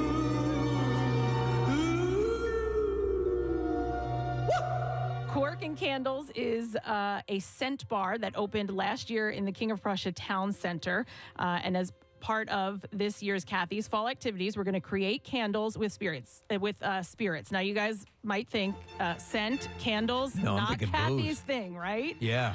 So I'm putting this on there for people who love candles, okay? I do love candles, but I will not burn them. Yeah. What I'm going for mainly is the spirit medium that's going to be there. So it's a 3-hour event on October 26th. It's only one night only. And by the way, these events, they will fill up quickly. So make sure if you're interested, you go today and you sign up. Does your mom know you're doing this? Because she would not. Oh my God, no. So my mom is actually okay with the spirit medium, where they're maybe not change of heart, Kathy. Well, because they're maybe speaking to people who have passed. They're not bringing up demons and devils. Like a Ouija board. Right, correct. Okay. Like Woodrow Wilson. Just checking. Like the scary Ouija board, Preston. Right. Mm-hmm. It's a 3-hour event. October 26th, we'll be guided through the process of creating our own Witch's Brew candle. You pick from 70 scents that they have. You can choose your wax color, and then we're going to top it off with Halloween stuff, skulls, pumpkins, bats, crystals, all that kind of stuff. Hey, we're looking at some right now. It looks cool. Kathy, could you do a no-scented candle? I'm sure they have Yeah, those, I'm sure right? you can. Okay. Yeah. No scented, bro. Yeah. And then the event will be capped off with a 1-hour group reading from spirit medium Karen Luchin. And she'll bring through loved ones in spirit for those who are in attendance. Readings are random. They want to tell people that it's, nothing's guaranteed that you'll get a direct message from the other side. So, Kathy, just to accelerate people, and I'm sure they're getting excited about hearing these things, what would be the capacity on something like this? Because I'm sure it will fill up quickly. Oh, you know what? I'm not exactly sure. I did go there and check it out. They have a nice big back room, and then they have an area in their main room where all the candles are. Yeah. So, I don't know. Maybe it's like 20, 25, something, all right. something along those lines. I'm not so exactly sure. So if you want in, make sure you get on. Yeah, make sure you get on this. And this one also, they do offer flatbreads and like small charcuterie boards, so you can order that when you check in. But if you want to bring some snacks in with you, or again, your favorite wine or alcoholic beverage, you can do that as well. So this is in the town center. Just next door is Kilwin's, the chocolate store, and they're actually going to offer up a deal for our listeners. So if you're going to this event, you can stop in there first, and you can buy one piece of fudge, get another for free. That's my wife's favorite chocolate place. Yeah, they're also offering an ice cream deal. Buy any ice cream, small or large, and you get another ice cream for free as well. And Cork and Candles exists to provide an inviting atmosphere where friends, families, and coworkers can gather. This is, I just thought this was so cool with, making the candle. It's like, another do-it-yourself, but to add the spirit medium to it, I think is going to be really you're fun. doing, Kathy, you're putting the activity in fall activities. There's a lot of events. Oh, well, thanks. Yeah. All right, are we moving on to number 6? Yes. Okay, here we go. Fall activities. Pumpkin Playground at Longwood Gardens. We know how gorgeous Longwood Gardens is for every single holiday It is season. a favorite of convicts on the run everywhere. Yeah. Well, Preston, despite having to shut their doors for a few days in September, they are back up and running and they are ready for the fall. This fall, you can enjoy the Longwood Pumpkin Playground. It opens on October 6th, so we have another week or so. We'll go until the 30th, and it'll feature a seasonal display of pumpkins, gourds, and corn husk towers, as well as plenty of festive fall photo opportunities. We're blessed to have Longwood Gardens. Yeah, They're and awesome. Listen, this is just like a portion of Longwood Gardens, just a little area. They have so much other stuff. They have the tree house that the kids can stop by. Everybody can check that out. There's they have the railway, the Longwood Garden Railway. It's another family favorite that people can go to. The munitions dump. They've got the fountain garden, all of that. Performances that will run Thursday through Saturday evenings through October 28th. So They do drone shows there. Yes, they Yeah. do. Yeah. It's so we are members of the Longwood Gardens. Club or whatever. Longwood Yeah, so I mean, any season that you go, you see these beautiful trees and flowers, and again, like the water show during the holidays, they do that light water show. It's just beautiful. But this pumpkin playground is number 6 on my list. All right, here we go. Fall activities. This is another one that I'm excited about because I haven't been there yet, but I knew it had to be on the list for like a couple of years now. People have been telling me about this. And then Tim Graham from our sales department moved to this town. Yes. And he was like, you have to go check this out. So for the month of October, it's called Monsterville, but it's the small borough of Merchantville, New Jersey. And it transformed and officially changes its name to Monsterville in the month of October. And the entire little hamlet becomes a Halloween town, correct? Yeah, it is like a little Halloween town, and they say that everyone is involved, from like the council to the business owners to the residents, and everybody decorates for Halloween. They go all out. We had one a few years ago in Lambertville. They also do something very similar, but this actually like officially changes their name. They have a sign that they put up that says Monsterville, and they have a number of events as well. So they have the spooky story time haunted house at the Merchantville School. They have a zombie run.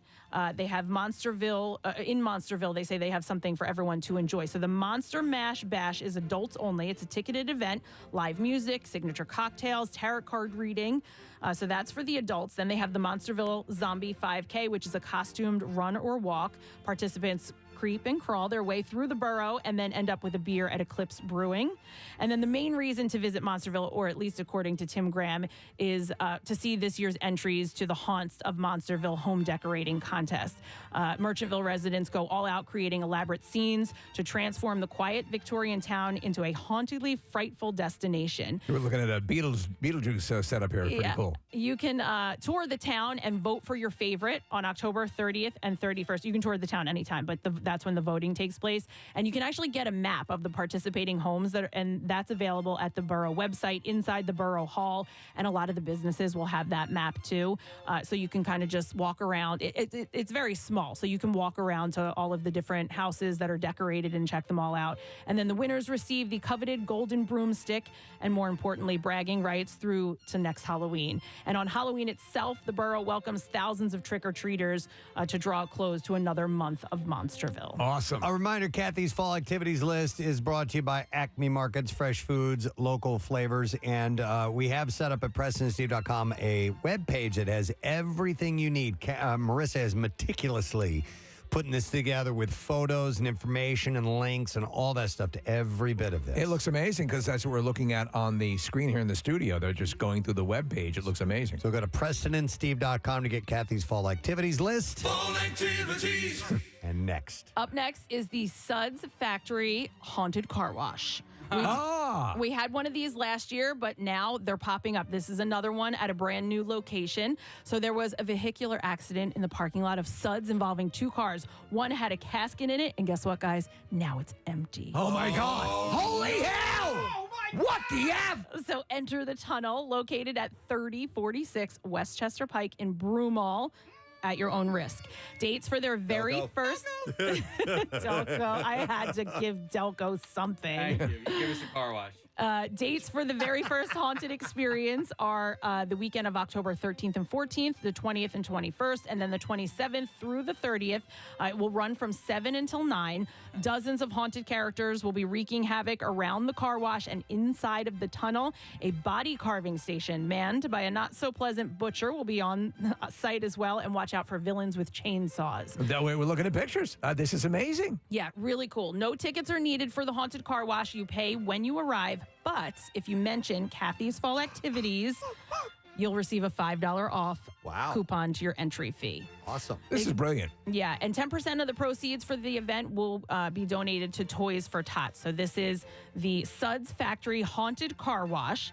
It's happening the weekends in October. Mention Kathy's Fall Activities, and you'll get $5 off. How many do we have left? We have 2 more left, Preston. Fall activities. Here we go. Just went to this one last Friday. This is an excellent place for a fall activity. In fact, it's a go-to no matter your age, no matter the season. We're going back to the Elmwood Park Zoo. Yes. So they Love have the a Elmwood Park number Zoo. of events in the fall, but 2 that I thought the WMMR listeners would be interested in includes their Zoo Snooze and then Breakfast with the Giraffe. So you can discover what happens at the zoo after the sun goes down at Elmwood Park Zoo's Zoo Snooze Overnight Campout. So it's a campout in the zoo. Overnight? Overnight. You bring your tent, you bring your whole setup, Dude. and you can camp out in the zoo. I did this as a child at the Philadelphia Zoo. It was what a crazy, amazing experience. And and I did it probably, I don't even know. I was 8 years old. I'll never forget it. Yeah. It's going to be awesome. Do Yeah, this. it's Yeah. And I think Elmwood is sort of perfectly laid out for this. It is. And you know what? I was just there. I did not realize the amount of construction and how much larger they are making the zoo and the different exhibits they're putting in. They're bringing in some heavy-duty stuff. I am so excited for this. So keep in mind, when you go, they are under construction. Yep. However, the main meat part Construction of the zoo is scary. no, but the main part of the zoo is still open. You can still see plenty, but yeah, there's going to be construction around you. But it made me so excited for what they have coming up because the construction looks amazing. So the Zoo Snooze, they say, is good for children ages 4 and up. The camp out includes dinner, flashlight tour of the zoo, campfire, and activities. Then breakfast the next morning, followed by an educational show, giraffe feeding, and zoo admission. By the way, there are animals that are nocturnal, that are out and about, moving around, and you never get to see them. So it's a great opportunity. That's exactly what I was thinking. They're probably going to be awake. You go in the afternoon and everybody's sleeping. Right. So if you're there at night. Lazy bastards. The giraffe breakfast is an outdoor breakfast buffet right next to the 3 towering giraffes. Once you've cleared your plate, you go over and you feed the giraffe their breakfast as well. In addition to the Zoo Snooze and the Breakfast with Giraffes, the zoo has a number of fall and Halloween events this season. Boo at the Zoo, Trick or Treat Nights, Night Adventure, Harvest Fest, and Boo Just for You. I love this. It's an after-hours access of the regularly scheduled Boo at the Zoo event, specifically geared for guests with special needs, along with their families and caretakers. And then there's Boo Hoo, which is a cover band made of entirely of animals. Case. It's amazing. Hey, and they've added a couple. You can walk into the sheep pen and you can kind of hang with them. You didn't used to be able to do that. Now you can do that. You can feed the giraffe. They had like new monkeys. They've had a lot of new stuff that they've done. Oh, and the sloth.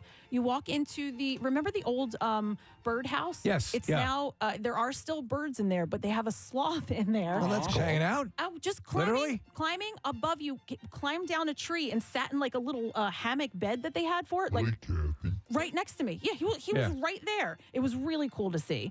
But I will say Elmwood Park Zoo's events book up quickly. Yeah. So again, All if right. you're interested in any of these, go to the website and book it now. Are we down to our final one? Our final one. Oh, my God. Fall activities. It's final, but it is definitely a good one. It's the Hay Maze at Dilworth Park.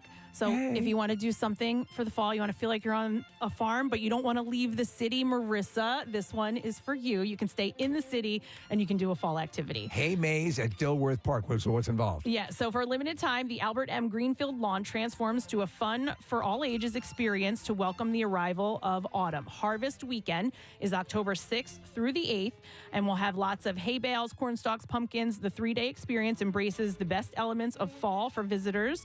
The park will be buzzing with activities, entertainment, performances, local bands, live carving demonstrations, roaming circus performers. They say come hungry. They're going to have plenty to eat. They'll have plenty to drink. That's usually after. They'll have Trogs, Oktoberfest, Michelob Ultra, specialty cocktails, and then the Philly Goat Project will be there to entertain guests on Friday night.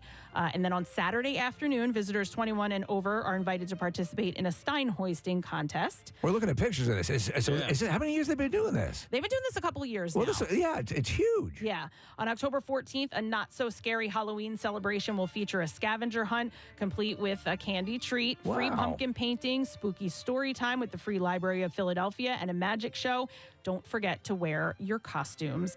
And that is, I was going to say that is fall activity list. I forgot. I have a bonus. A bonus? Yeah, I have a Yes. Fall activities. Bonus. So this is not exactly an activity, but I think everyone should enjoy fall and get into the mood. Now, we know Steve has all of his Halloween decorations. Yes, yeah. Press, do you put decorations like on your front stoop? Do you A little do bit. Yeah, we do a little bit, but Okay. nothing crazy. Nothing crazy. Yeah. Okay, well, then I think this one might be for you or for anybody who, maybe likes the season but isn't so into it Right. like me and Steve. Likes to do a flyby. So I found this company, which I think is so cool. It's called Pumpkin and Pine Company, and they offer natural fall and winter decor delivered right to your door. So they'll actually bring all of the pumpkins, the cornstalk, the bales of hay, and they'll decorate your front stoop for you. Oh. You place your order, you set up a day and time, and then she comes over and she sets up the whole thing for you. Is that info available on the... Yeah, this will also be on there. This wasn't really an activity. I just thought it was so cool that she comes and she sets it up for you. So, if you're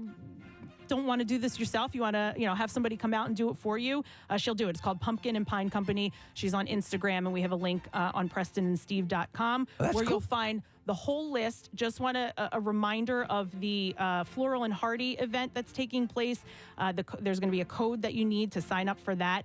And then also the Bygone Flowers with Nicole Niedermeyer at Sycamore and Stone Farm. That is also an exclusive event, so I'd love to see you. I will be at both of those.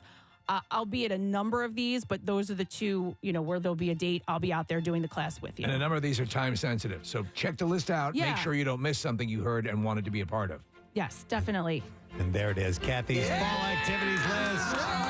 Presented by Acme Markets, fresh foods, local flavors, everything available on PrestonandSteve.com. We got to do this one more time. It's fall. Yes. In time for activities. So, Kathy, what do you have for me? We've been waiting all year for fall activities. Get smashed. And we're not talking pumpkins. Day drinking. And fun things for the children.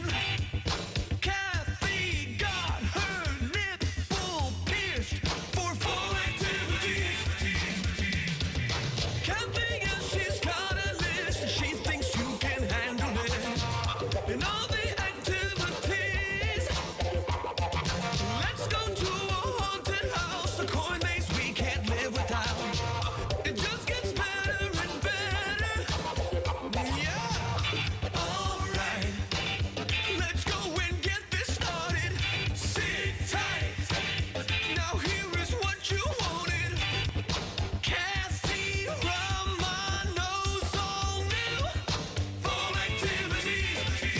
If you missed out on the full list, like we said, it's available at PrestonandSteve.com. Thank you to Marissa Magnata for putting all that stuff together. Pictures and all ton the of work goes information into this. right there. And thank you to Kyle Mack for the new theme song. Excellent. And Kathy doing all the work, Amazing. obviously. A reminder, another activity, it's not officially on the list, but we have the big friggin' deal for Bates Motel. And that's something that can be a fall activity as well. Oh, yeah. And you can get 2 tickets to the Bates Motel for just $50. So you go to WMMR.com and use the keyword deal while supplies last. And I want to remind people that when you do, you also have to book your time. So Yes. a lot of people All are right. making the mistake of buying the tickets and then just showing up at Arisafa Farms.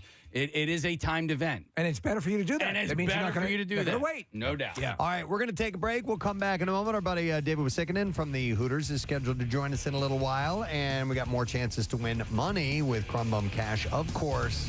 Hang out. We'll be back shortly. Preston and Steve.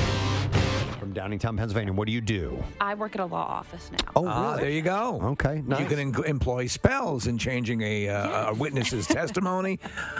You bring up something that I thought was really cool, and I think of it this the same way. For some reason, I perceive Harry Potter, the movies, as Christmas time fare.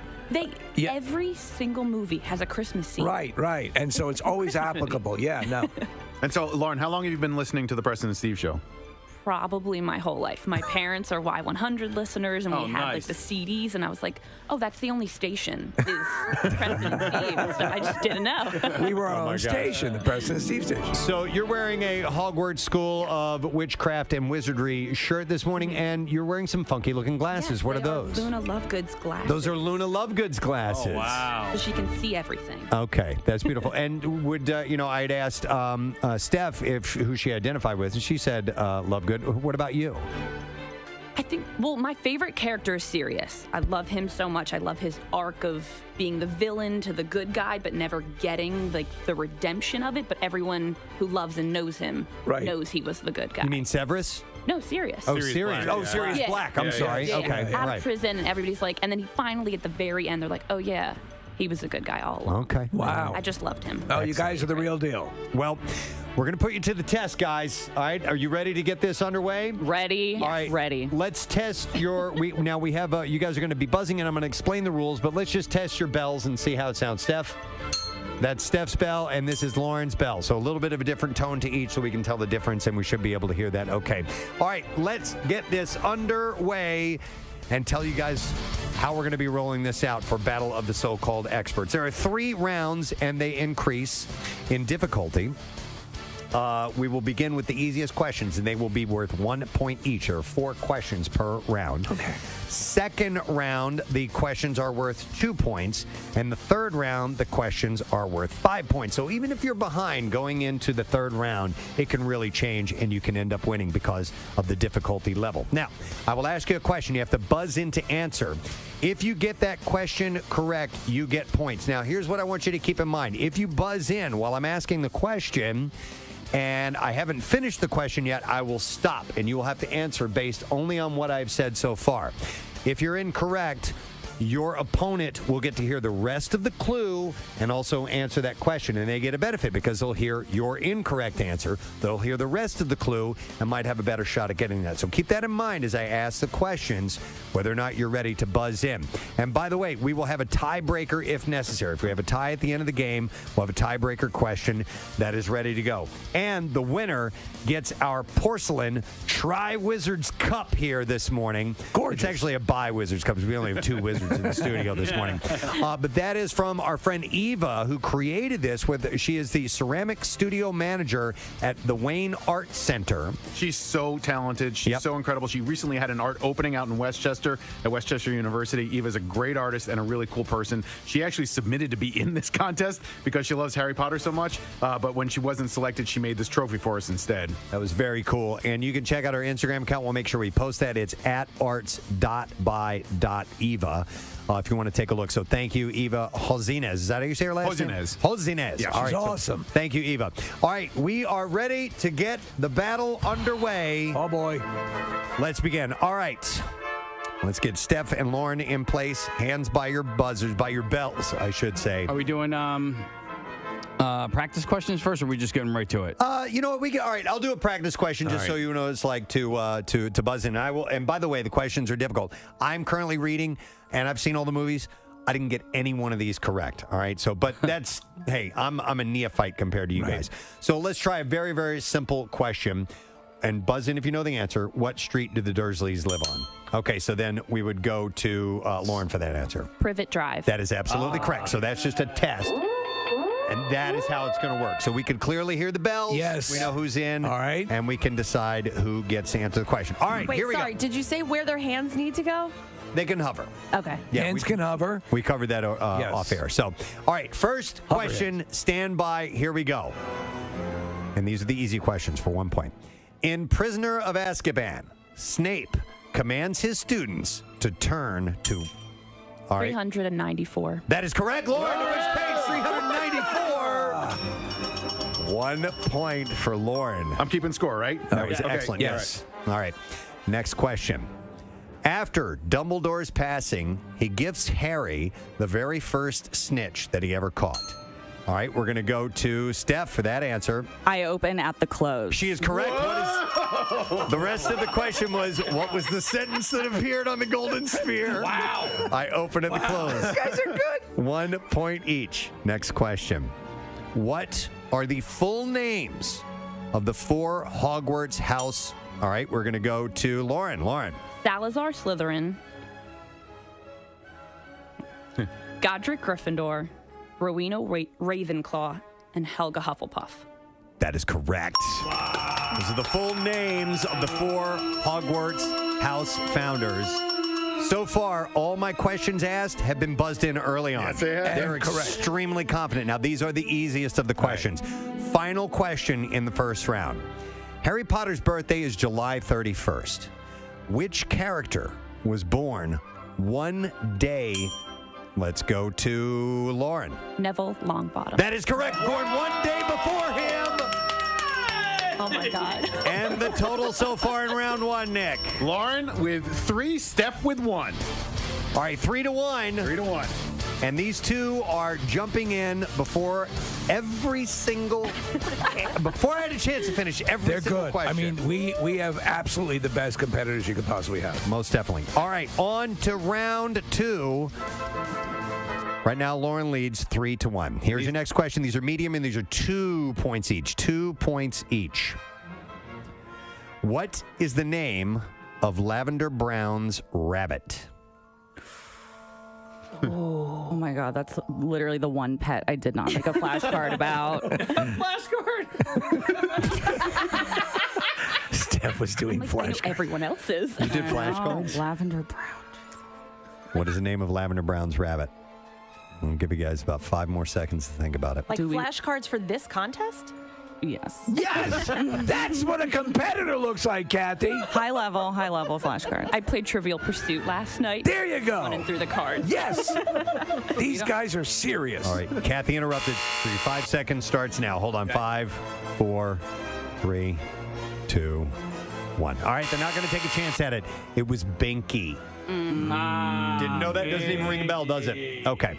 Fair enough. Well, it's a good thing you didn't answer them. Wow. Next Is question. there a deduction? No. No, if you get it wrong, you're not penalized. Yes. You're not penalized, but you do kind of give up a little bit of information to the other competitor. All right, next is, what is Hermione's boggart? Okay, let's go to Steph. It's Professor McGonagall telling her that she failed her exams. She got it! Nice! So that's 2 points. Yes. And that means it's all tied up. It's 3-3. Yeah. All right, third question from the medium round, round 2. What animals represent each of the houses? All right, we're going to go to Lauren. For Slytherin, it's a snake. Ravenclaw, it's an eagle. Hufflepuff is a badger, and Gryffindor is a lion. That's correct. 2 points for Lauren. I want to hang with these guys. I'm telling you, man. They're so much fun. All right, and then the last question for the medium round, round 2, is how many staircases are... Okay, let's go to Lauren. 142. That's correct. Staircases are at Hogwarts. Wow. All right, Nick. After round 2, Lauren's still in the lead with 7, but Steph not far behind with 3. All right, and it doesn't matter because going into this round, the points really jump up, and each question is worth 5 points each. Wow. As Can we really go for the change. quest of the Tri-Wizards Cup. And Steph, look, everybody, these guys are bouncing up and down. They're all excited. I'm worried if that lavender one. I'm like, I know. Do I know anything? All right, Casey, here we go. Final round. The most difficult questions that we could come up with yet. And here, this is really going to find out what you know about the Harry Potter universe. Let's go with this one. In response to the treatment of house elves, Hermione... Oh, all right, we had Steph ring in first. It's called SPEW, the Society for the Promotion of Elfish Welfare. That is points! Wow! Those index cards paying off! To finish it, Hermione founded an organization called SPEW. What does SPEW stand for? And she's correct. The Society for the Promotion of Elfish Welfare. Well done. What's the point total, Nick? Wow, with that correct answer, Steph has moved into the lead. It's now 8-7. Oh, my God. 1 point lead. All right, 2 more questions to go. Here we go. Get your hands by your button, or by your bell, I should say. What is Nearly Headless Nick's real name? Okay, we're going to go to Lauren. Lauren. Nicholas Demimsey Pompsey? Something like that. I don't think I got it. That's incorrect. Yeah. No. Okay. All right.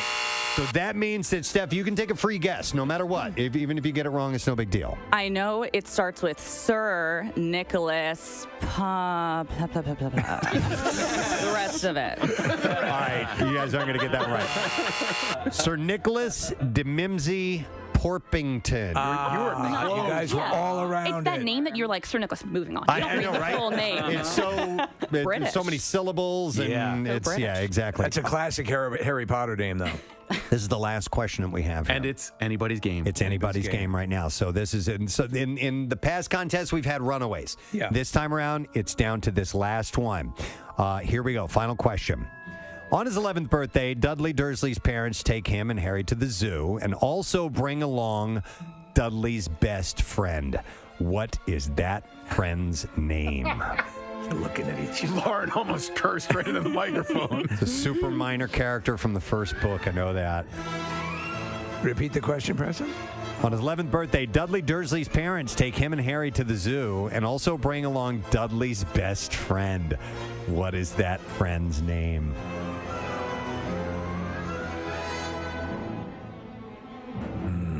They have this intense look.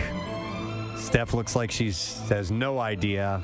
Lauren is kind of picking around in her brain. Whoever he is, he's not a nice little boy. Right. 5 seconds left. I'm just Okay, gonna put a might as guess well. in. Go ahead. Albert. Incorrect. I'm sorry. Nick, what does that mean? That means with 8 points, Steph is our winner. Is the champion?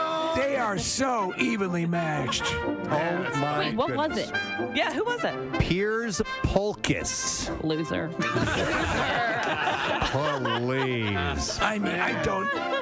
That was neck and neck. All right, just for fun, we had more questions, and we're never going to use these for anything. And while we have Steph as the winner of the Tri-Wizards Cup here this morning and the self-proclaimed expert of the Harry Potter universe, just for fun, let me try out a couple of other questions for you guys. Who was the freed female house elf who neither wanted? All right, let's go to Lauren. Winky. Winky is correct. How about this one? Okay, let's see what you know about the making of the films.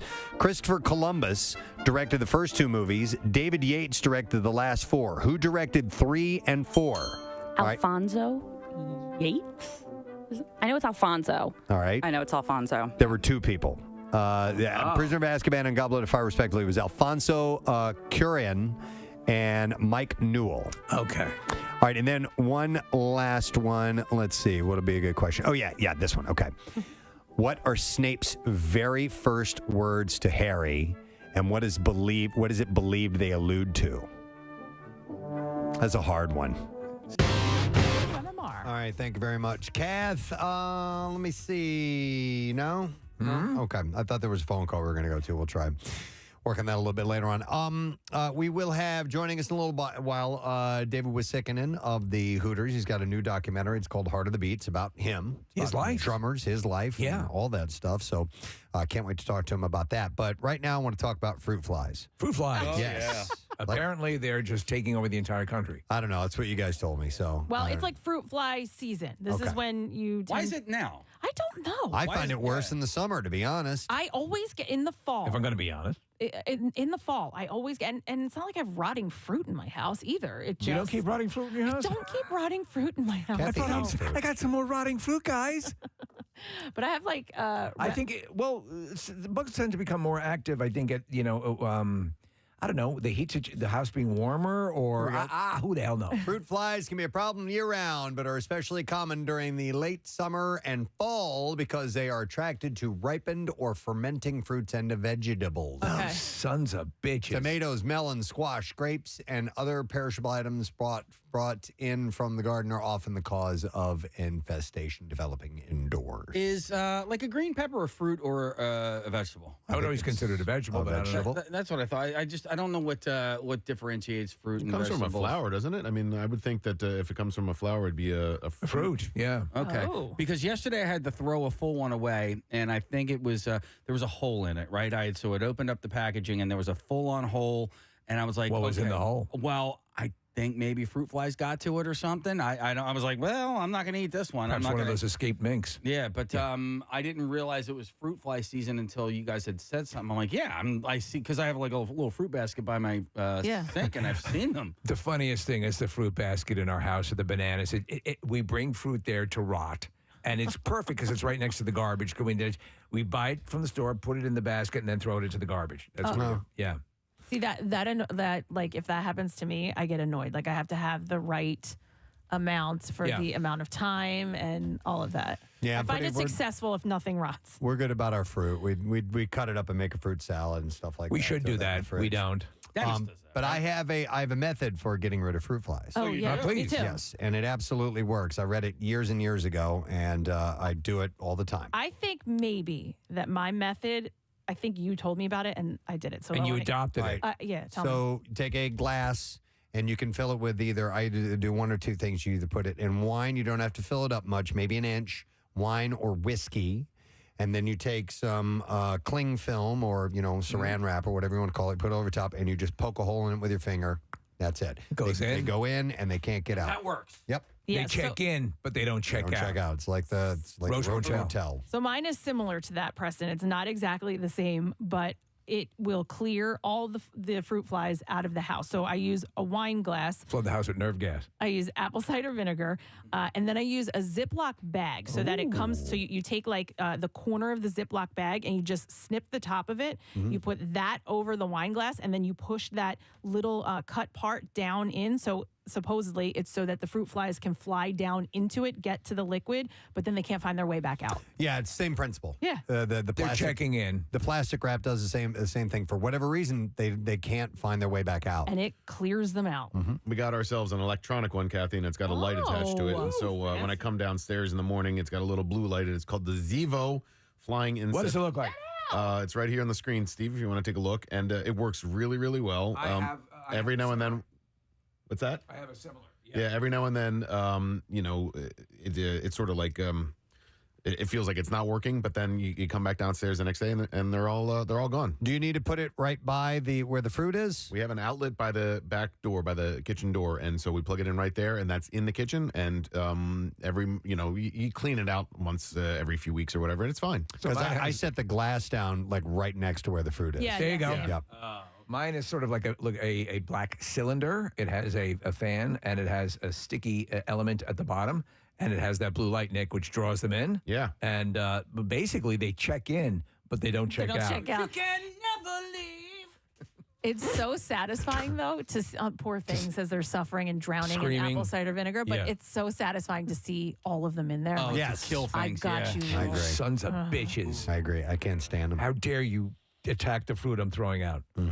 I think Freddie Mercury in the movie Bohemian Rhapsody is like he's talking to the one guy who just is that clinger who won't leave. He's like, it's a terrible thing, fruit flies, nasty little things. Right, yeah. And he's describing wow. people in his life that just kind of hang around I've actually like fruit adopted the flies. Kathy Romano method of getting rid of them. But are you besieged by them now, or you have it under control? Well, no, I'm okay because I have no kitchen right now. But still, yeah. All right, I'll come over and do it. I'll just do it. That's another way to get rid of fruit flies. Just get rid of your kitchen. You know what? I got rid of the kitchen, guys. I don't like it. No, but the reason why we were having this conversation, Press, it's a friend of ours, and she works at a business, and they were like infested with fruit flies. They couldn't figure out why they were, and it was not a food-related business, Right. and they couldn't figure out why there were fruit flies everywhere. And they had called Terminex. They kept having somebody come out a couple of times, and they finally figured out, I guess there's like a back door that goes into kind of like, storage type area. There's stairs that goes downstairs.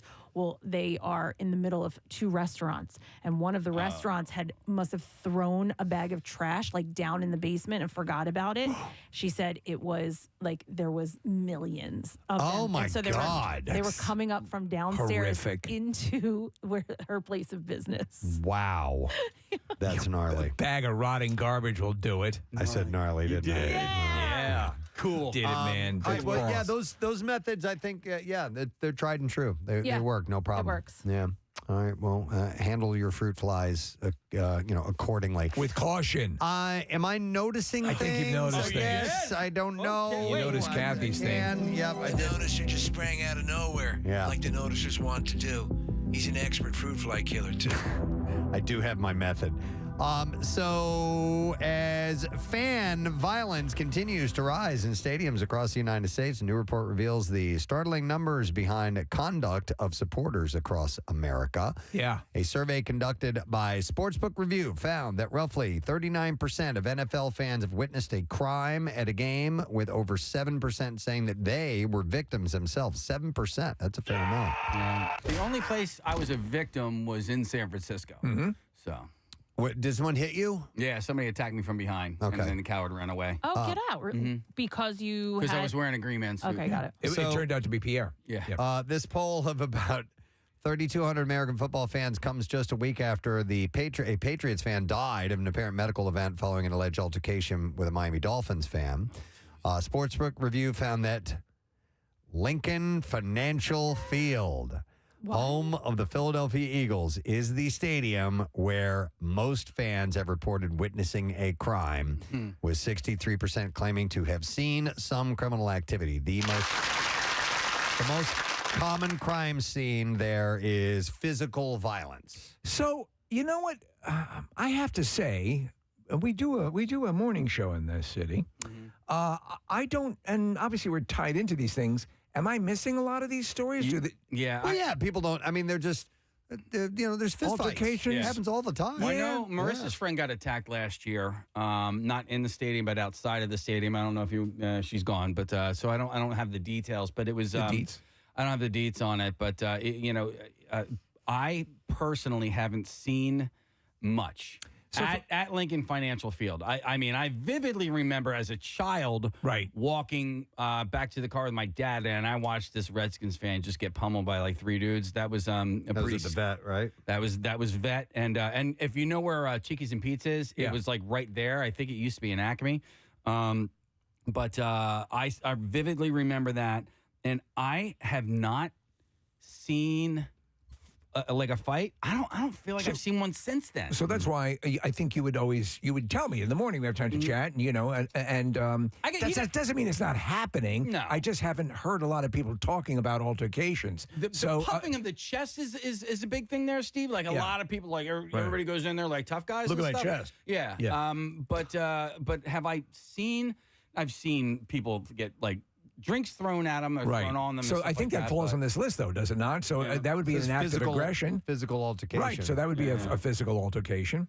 Yeah, when it happened to my friend, it was actually after the game, and it was with a group of people who we think may not have even attended the game. We're just at the bar. And they just come from the art kind of museum. like walked by. Yeah, right. Was there a reason they attacked? There may have been some words exchanged, but nothing aggressive. Maybe it was in like a joking manner that got taken the wrong way. You know what those words were? Again, not bogus and bummer. bummer and epic. And somebody said, but it was bad. It was not a good situation whatsoever. Can you reveal injuries? No, I'd like to keep it private for my friend. But it was like an ambulance was called. Can you reveal the words that were thrown around? I think it may have been like somebody came up for like said like, hey, can I either like grab a drink or a cigarette or something like that, and they threw slurs back and homophobic stuff and tossed things back at people, and it was just like it was crazy, like, and it just happened in a split second in an empty parking lot after the game. Like who thinks that happens anymore? Have you've gone to games, Marissa? Obviously, have you seen stuff in the stands? Have you seen a lot of altercations or physicality going on, or in the parking lot? I mean, I watched them from my seats down below. Right. But yeah, no, not really. Not since I threw a cup of ice at a guy that wouldn't sit down in front of me. Ah. That was like 15 years ago. Okay. No, I feel like it's not that You bad. better sit down, buddy. There was somebody that like posted a video recently. It made it to NFL on Fox, which kind of pissed me off. Of like they were a Vikings fan walking through a parking lot, getting booed at, but like they were walking through like Jetro. Yeah. And they were like deep in Jetro. And they were trying to say like, this is my walk to like the game. And I was like, how the hell did you guys even end up in the Jetro lot in your Vikings gear? Like you were kind of bringing it on yourself. No. Right? Preston will not agree with that at all. I as long as there's pageantry. There's this game that's being played, and I'm fine with it because I've been a spectator in other stadiums. And I love that. Like Have you yourself engaged? It would be more playful. Yes. Okay. Yeah. When I was at the Eastern Conference Finals against the Devils back in, what was that, 2000 or something like that? Like, yes, we had a great time going back and forth with everybody. Right. I told you guys this. I was wearing a cheesesteak hat. They came and took the hat off my head. They tore it to shreds and started throwing it at me. And they couldn't hit me with it. Yeah. And I was like, F you guys, And then when the game was over, we had a great time. I was like, dude, that was a great game. You guys kicked our asses, blah, blah, blah. You know, and I've done that in our stadium with other fans where, like, before the game, we're having a great time, having a great conversation. And then I say, hey, for the next, 4 quarters, we're not friends anymore. Right. As long as you understand. But there is the line that can be crossed. So once the imbibing starts and the line gets blurred, I think that's what you're dealing with And I'm here. not down with that. But I'm just curious as to whether, because a lot of these things, they'll take these surveys, and Preston, I think when we were talking about this, you said you saw a study that where the link was not the number one. Oh, it was,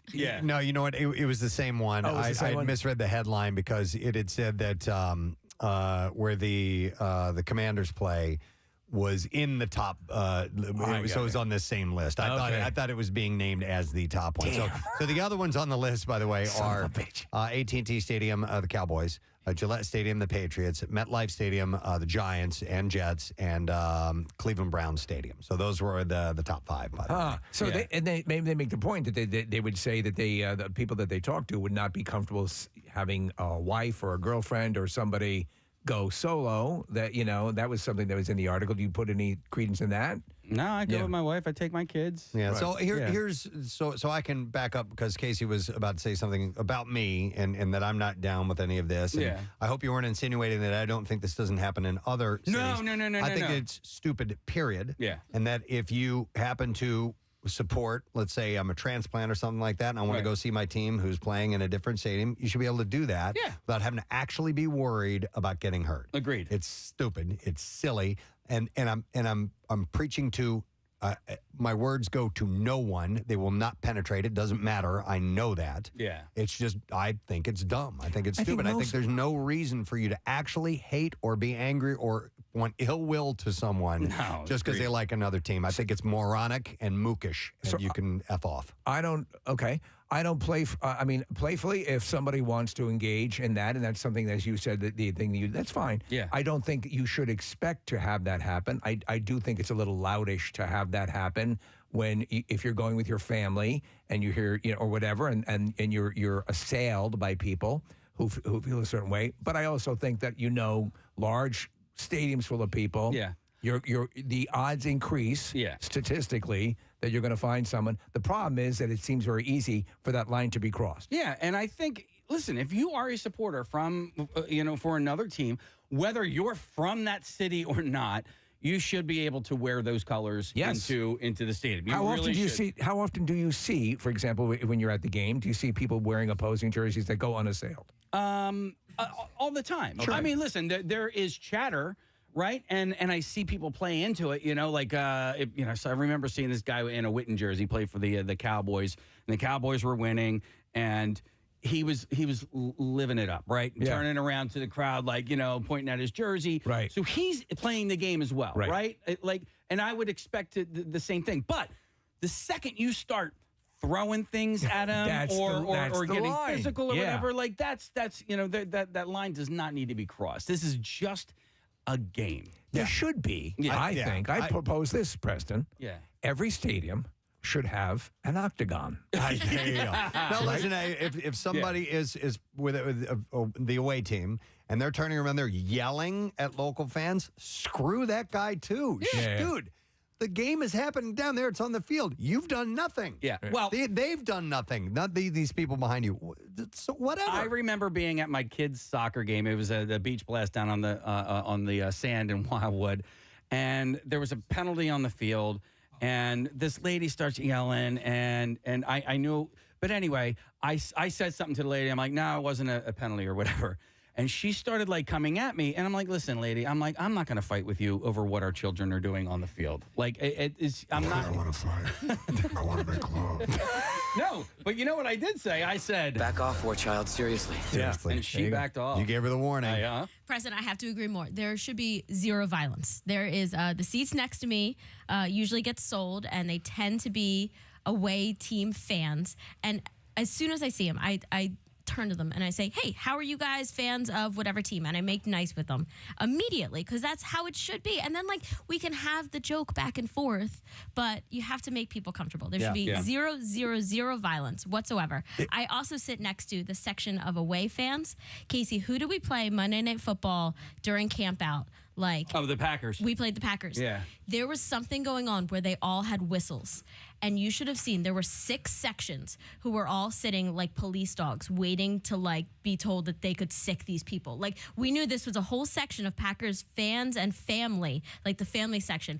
And they were blowing these whistles to they were driving us all crazy. You can punch those people in the face. Thank you. That's all. Yeah, because they've done something obnoxious and annoying on purpose. But so there you go. Or alert the authorities. I crossed the line when I said Steve, that. they did, and they took the whistles away from Yeah. everyone. So They were you're not supposed to do that. The new thing that they've implemented, Yeah, you the can text. information's per Yeah. seat, where you can maintain. Now, let me ask you, what is their level of response? Do you know people? Steve, they called me because we were 5 people sitting in 4 seats. And somebody around us called. Oh, I was really? there with my family, and I think either my brother brought his girlfriend or I bought a boyfriend, and somebody around us called and were like, "You guys have to move." We were all standing. I was standing with my mom in a seat, and somebody complained. And I'll they kill came you all. Good. You know, I'm Marissa Magna. You were scamming over there. Oh. Steve, I was at a Phillies-Yankees game last year, and we were sitting in right field, and there were a bunch of idiot Yankees fans back to my left and a bunch of idiot Phillies fans back to my right. And they were going at it, and it was, again, Preston, to your point, it's just a baseball game. Relax. It's a baseball game. Also, one of the more relaxing. Regular. It wasn't even postseason yet. And this is game 91. Yeah, but they were all hammered, and so I texted the guy. And it's super easy. You just text the row section as you're in, and within 30 seconds, the ushers come down and they give them a warning. They're like, "Hey, settle it down. Don't be an a-hole." And both sides listened. So they were given a warning, and then the Yankees fans started getting a little more obnoxious, and then somebody else texted at that point. And so they got one warning, and then the second time they came down, they got tossed. So sometimes it can be just some stupid lack of communication thing that can happen, and then next thing you know, you're yelling at people. I had a guy tee off at me at a Flyers game one time. I was... And meanwhile, wearing a Flyers jersey. At a Flyers game? What are you thinking? How dare you? In a stoppage in play, I'm trying to get to my seat, and this guy starts teeing off at me because I came walking through the aisle during the game. I'm like, dude, the play has stopped. Yeah. This is another Flyers fan. Did you hear the whistle? Yelling at me. Okay. And I'm like, and that's where it starts. You get one person pissed off for whatever reason, even especially if they're wrong. and then next thing you know, you got a fight happening. So some of those things happen like that. It's not always because you're cheering for another team that crap happens. Stick 40,000 people anywhere. with a bunch of booze. Yeah. Well, the guys behind me 2 seasons ago, it was the same thing. It was eagle on eagle crime. And one guy wasn't, I don't think, as he was going past everybody, I don't think he said thank you or excuse me. Right. One of those two. And the dude took exception to that. And man, did this whole thing just erupt. And I was with my buddy Kyle, and not Kyle McCarty, but my other friend. And it started getting like real chirpy and chippy. And Glappy. But it was not Glappy. It was anything but Glappy. But they were also, all of them, because it was like 5 of them, were all intoxicated. So there was no talking any reason to these people. My buddy Kyle starts telling them to shut up. And I'm like, Kyle, we're not involved in this at all. Right. Turn around. I'm like, I want them to shut up. But like, there's no reasoning with drunk people sometimes. And that's the problem. Yeah, you can't de-escalate. I will say, as an Eagles fan right now, you can travel anywhere because every stadium sounds like a home game. Last night was great. I was just listening to the game at one point, and I couldn't tell who scored, if it was the Bucs or the Eagles. It was the Eagles, and it sounded like the home team was cheering. When I went out to Phoenix last year, it might as well have been a home team. So let me ask you, game. Marissa, do you think that mitigates the chance of being set upon by the fan base when they know there's a substantial army ready to come to your aid at an away game? I think so. And also the stadium, when I was in Phoenix, it was mostly transplants, everybody who lived in Phoenix. So there would be like a kid in a home team jersey, and then his dad would be wearing like a Giants jersey. All right. And so it's like a lot of people who were like second generation, and their parents were starting the fandom for them. Now, I've been to some other stadiums, and I've had great experiences. I had a great experience at Fenway. And Nick, I was sitting right behind a bachelor party, and I thought, oh, this is going to go south pretty quick. And it was great. I had an amazing experience there. I had a great experience at the Ravens Stadium. I had another great experience at the Bills Stadium. I went there a few years ago. What's your name, young fella? But at that Bills Stadium, I had my green on, but I put it underneath something else, right? Because I was like, I don't know how these, because, you hear about the Bills Mafia and, all that. But, like, again, I feel like you should be able to wear your colors if you want to wear your colors, but also, I want to protect myself. If you watch the opening scene in The Godfather, Brando is covering a Bills jersey. Yeah. Big fan. Yeah, and he's a tough guy. Bills Mafia, yeah, big fan of Bills. All right, well, anyhow, we were ranked, the Link was ranked as the most dangerous stadium in the country because of people witnessing crime. So just to clarify, this is not something we celebrate, correct? Some people will. Some people will. Yeah. Some people will. I guarantee you, most definitely. So, there were a number of other stadiums that ranked up there similarly. For opposing fans, they say they feel most unsafe in Philadelphia, followed by Cleveland, Chicago, Dallas, and Las Vegas. Vegas? You just got there. Yeah, I don't know, for whatever reason. And they get in the Super Bowl. Yeah. All right, question. Yes. We have a little bit of time if you want one. We do. Okay, so because our guest is here. Yes. And so are we going to break and come back with our guest? Is that what we're going to do? Okay, yeah. all right. But quick, I noticed that we have a caller that wants to go on the air. So I'm going to go to, is this Steven? This is he. Hi, Steven. How you doing today, bud? I'm good. How are you, Preston? Wonderful, man. So you would like to declare something to our listening audience? Yes, I'm feeling pretty groovy today because I won $1,000. Listening to Groovy, brother! He is groovy. And he used groovy. How about that? Excellent. Steven, yeah, you're our Crumb Bum winner, man. Crumb Bum Cash, $1,000 for you. Where do you hail from, Steven? I hail from Washington Township, New Jersey. Oh, excellent, my man. And you've been trying to win the cash. You finally got it, and we are very happy. I do want to ask, how did you enter the keyword? Did you text it or use the website or through the app? I texted it. Excellent. A lot of texts come in that way, and so the word was current, and that means Steven currently has an extra $1,000. You got something you want to do with that grand, Steven? Anything in mind? Yeah, I'm thinking about checking out a few of Kathy's fall activities. Yeah, baby! Oh, my God. Steven knows what to do. All right. Thanks for listening, my man. Hang on the line, and it's just that simple. You can get $1,000 if you enter. You can try to win. And the next time we have that is coming up at 10 o'clock, which is only 25 minutes away or so. All right. Maybe I should notice one more thing just so we make this at least a 3-story noticer here this morning. It's a triple story noticer. Let me see. Noticer's noticing the stories that he wants to pick. Yeah, I apologize. I didn't really. Noticer makes an apology. I didn't put these all together ahead of Noticer's time. licking his index finger as he rifles through his noticeable stories. I've got so many things to notice and so little Not time. enough time in the day to notice. That's right. That's what he's here for. All right, you said a short one? Yeah. All right, let's go with this.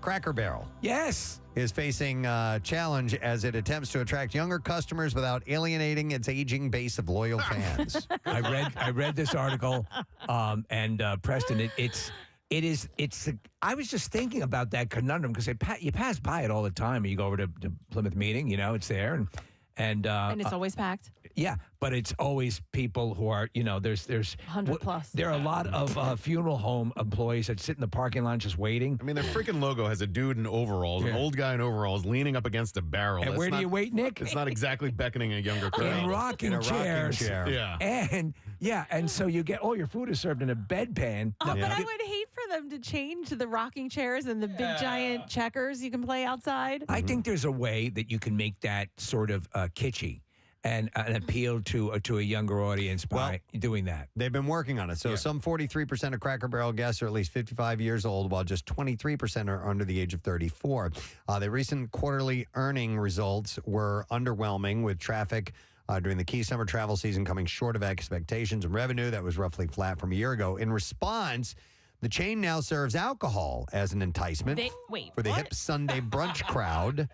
I don't think they sell alcohol at the one by me. Yes, they do. It is preparing to launch a new loyalty program this month, with points known as pegs, which are named after the wooden peg games. They took the peg game off the table. Cracker Barrel now has pegging. They took the peg game off of the table. What? All of them? In the spring, and they had the peg game. At the not table. at the one in Plymouth Meeting. That's the one I went peg to. game is gone. Kathy, I definitely have talked to people who have gotten mimosas at that location. Okay, so it's they only said- on Sunday. Well, it's only on Sunday. Yeah, they did the Oh. Sunday brunch crowd. So I don't think it's all the time. That's weird. Just one day a week. I don't know. Well, maybe it's a test, so maybe they don't want to. So they'll start to flesh it out a little bit. So I used to love the little peg game. Yeah, that's required. I can't believe they wouldn't. Are you sure it just wasn't I that am day? Did you positive. ask? Jason and I looked at all of the So Jace loves Cracker Barrel. I do too. They're kind of fun, and it's a classic, standard American breakfast. So I often have to take him there. Like, he'll be like, "Can this be a Cracker Barrel morning?" I'm like, "Okay, fine." So we do go there.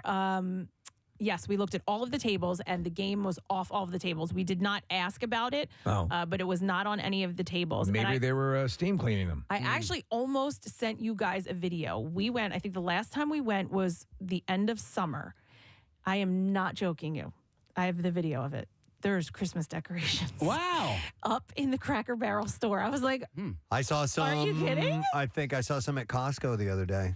Come on, This is man. getting ridiculous. Come on. Even this is Kathy talking Yeah, over here. I All right, know. by the way, going back to Cracker Barrel Right. for a moment. You said by the there's way, it's not just breakfasty. They also have lunch, too. They have like great meatloaf, That's true. fried That's chicken. true. I almost always Yummy. have gotten breakfast at Cracker Barrel. That's why I associate it with it. And They'll serve it all day. So Yeah. And don't they give out complimentary Molly now? Yeah, you get free Molly. That's how they're getting the young kids in there. That's only on Friday. So no, they've embraced a pair of TikTok users who went viral this summer. What they did was they went and they left an old timey photo of themselves on the wall of one of the restaurants. Just snuck it in as Cute. decoration. Yeah. So Cracker Barrel found out about it because their video went viral, and now they have hired them, and they've supplied them with merch and took them on a tour of the Tennessee warehouse that has the chain supply of restaurant decorations and all that stuff. So they're starting. They want to Trying to change the attitude. Yeah, I think that's absolutely That's a good fine. idea. And by the way, if you want to talk about the height of kitsch, the store while you're waiting, I love that little store. Yeah. You know, It has. I have Yeah. some of like my favorite Christmas decorations. Where else are you going to find a there. Mel Tillis CD? I'll tell you, Yeah. some of the stuff is so good. Wait, can I talk about real quick the framed photos? Okay. Okay. Yeah. So first of all, there's a couple of places. We need a Preston and Steve photo signed. It needs to go to Marciano's Bakery in Manioc. I don't know why our picture's not up there yet. Okay. Ladies, I'm sending it over. Nick, don't mention the restaurant because you know what I'm going to say. There's a restaurant that has pictures of extremely famous people that have visited, signed autographs, like not locally famous, Right. like beyond. National famous. There's a spot in one of their bathrooms. It's an open square. I want to put a picture of me in there. Yes. And just hang. You can't name the restaurant? No, 'cause I don't she want wants them to to know. sneak it in. I want to sneak it in. yeah, I just yeah, want to yeah. put Size. and see how long it's in the bathroom. It's not like in the main. And there's an open square. There is like a perfect Write it open down. square, 8x10 restaurant, 8x10 frame. It's a small restaurant. Picture of me. Yes, picture of me, and just hang it in the bathroom. Can you write down the name? I want to see it. Yeah, Do you need Steve, to you'll like know. put Use the that. nail in the wall and everything? Something. Yes, Okay. I'm going to have to do something to get it. Use that old Sixers headshot. It's a hot picture of you. Use that one. Yeah, they'll love having that up. Get that flown How up. did they get her? I don't Who's know, that? but she's hot. Leave her up there. Kathy, Is can I that go into Meghan the, Markle? I just pissed under Meghan Markle. Can I go into the bathroom with you? Nick, you're going to have to come All right. with me so that we can we can do this together. I'm excited. I'm going to need help. Oh, dear God. Steve. It's an obvious one if you think about it. Yeah, it's a great restaurant. Yeah. Okay. Yeah. All right, well, we'll look into that. So, Cracker Barrel's CEO, Sandy Cochran, told investors on a recent conference call that the company's recent declining traffic was broad-based across age groups, though. I blame it on the broads. But they're working on it. They're working on it. Yeah. All right, that's all I have time to All right, notice. We thank- got to wrap this thing Just up. gotta go. We got Crumb Bum Cash. Bum Cash. We got Dave Uosikkinen. Dave Uosikkinen. We got the Bizarre File. Bizarre File. Other stuff. We have all these things we need to do. And this bud's for you. And this bud's for you. We're gonna We're gonna take a break and we're gonna be back in just a moment. So stay with us. Words to Harry. You'll never get it because it's really intricate. So the first words were, "What would I get if I added powdered root of asphodel to an infusion of wormwood?" And apparently, an asphodel is a member of the lily family, and wormwood can be defined as a state or source of bitterness or grief. Snape is alluding to the death of Lily Potter, Harry's mother. Wow. So that's supposedly some of the lore, but that was like Oh my God. insanely hard. That makes me want to cry, Yeah. knowing that fact. I didn't know that. That's in the yeah. first book, and then you know what you know about Snape much later on. But it's that's how layered and how intricate and how complicated the books are, and why it's so much fun to go back and rewatch the movies and reread the books. It's poetic. It Every, is. every time I reread, I find something that I'm like, well, how did I not see that before? Like, it's a connection. Well, you guys, I mean, you just put on a Harry Potter clinic. I mean, that's some amazing stuff, and you were neck and neck for the whole thing. It's just amazing. Steph, I am now proud to bestow upon you the honor of the Preston and Steve Tri-Wizards Cup for your triumphant victory in Battle of the So-Called Experts. Oh my God! It's beautiful. Congratulations. Thank you. Be careful when you hold it by the snake handles. They are a little bit sensitive, and we when don't she want that to first fall. grabbed it out there, she was like, it's not a port key, is it? Yeah, I'm like, this will not lead to my death, will it? No, you're safe. You guys are awesome. Congratulations. Thanks for being here. We hope you had fun. All right, and there it is again, folks. We've done it. We'll have to come up with some of the... If you have any suggestions of some good topics for Battle of the Self-Proclaimed Experts, let us know. We'll certainly take those into consideration. There's loads of things that we can go to in the worlds of entertainment and sports and history and whatever it may be. And some of these things are so voluminous, you could, at some point, you may have to, Steph, defend your classification as the champion of all champions. Yeah, you never know. It's so big. There's so much to hit upon. Yeah. I did mean to mention this earlier, but we're going to also award Steph and Lauren passes to the Harry Potter exhibition that's coming to the Franklin Institute next year. So they haven't announced the official dates for that yet, but it'll be at some point in 2022. It's the world premiere. It's going to happen right here in Philadelphia at the Franklin Institute. The Harry Potter the exhibition coming to Philly in early 2022. Excellent. And thank you to Eva Josines for the Tri-Wizard Cup that we had. She fired it in her own kiln, made it from scratch. It's beautiful. And now Steph is the proud owner of that. So nice. Excellent. Great work, everybody. We're going to take a break. We'll come back in just a moment. Make sure you stay with us. We will return shortly.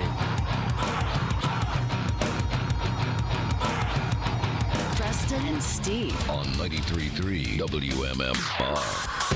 A youngster inadvertently earned his parents a citation when he told a Michigan DNR officer that there were no life jackets. I'm from Michigan, and we have not enough life jackets. One last story. Netflix reports that the company's 183 million subscribers are watching more international fare during the coronavirus lockdown. CEO Reed Hastings said that La Casa de Papel, which is also known as the Monkey Heist, has managed to garner 65 million eyeballs. Would you want to watch the Monkey Heist? And that Germany's... Look at that monkey took a banana. Isn't it the Money Heist? Money Heist. Where did you get the monkey? Perhaps the monkey is stealing the money. I told you to take the money, not the monkey! What am I going to do with all these monkeys? The monkey has eaten the money. I told you not to put the bananas in the same bag with the money. Shut up. Oh my God, Preston, I'm sorry. I'm such an idiot. The falcon has flown. We've got the monkeys. Come again? We've got the monkeys. Right here on this paper, it says Monkey Heist. La Casa de Papel means money heist. Money. I would like to watch the Monkey Heist. Oh, well, who wouldn't? Oh, God. And also Germany's Unorthodox, I think I got that one right. Yeah. And Italy's Summertime are doing well on Netflix. So, God damn it, what are we going to do with all these monkeys? internationals. I don't know how we ended up down this path, but that kid does that in that scene in the gym, yes. Yes. Okay. Oh, boy. All right, so onions, unions, poop on the floor.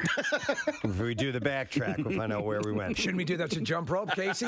Onions, union, poop on the floor. Onions, union, poop on the floor. Right, Kat? I'm not taking part. No, Come on, Kathy.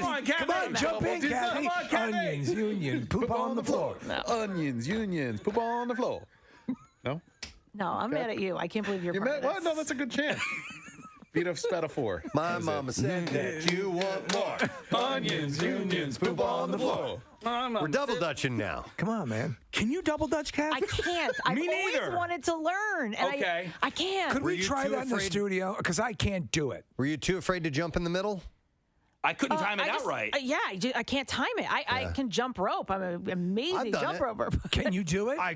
You can Maybe. double dutch. Yes, I can double dutch. What the hell is happening? I don't know. You don't remember that song? No. Double dutch. No. Double dutch. Oh my gosh. The double dutch bus. You guys don't remember that? I do remember it, Of yeah. course. You No. don't remember that? No.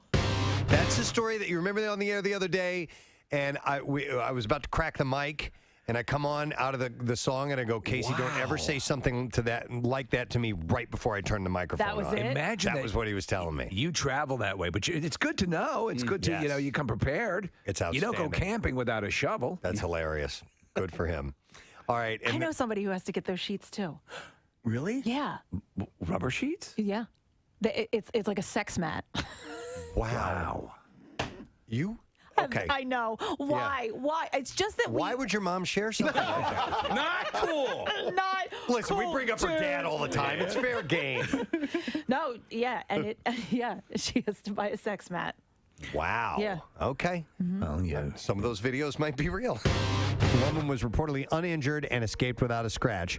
No further information about the couple charged by the bison was immediately available, but it's funny because she hits and boom, she stays still. Wow. And they leave her alone. There have been a number of stories recently about people getting far too close to these bison. Yeah, they get gored. They're getting gored. He charges her, and then as soon as she falls and plays dead, he just kind of sniffs her and like runs away. Yep. Oh my God.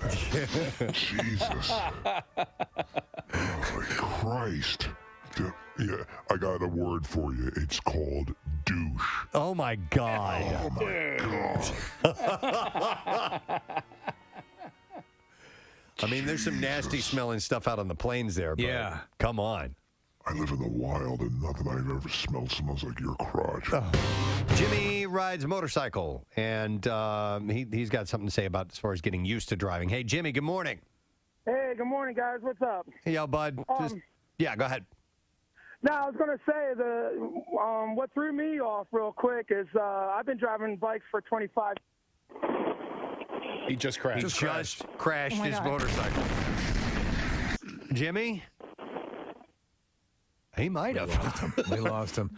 Jimmy, we appreciated you listening. His final words were, I've been driving. Never had an accident, not even one time. Hey, I didn't know Exxon had fuel trucks in it.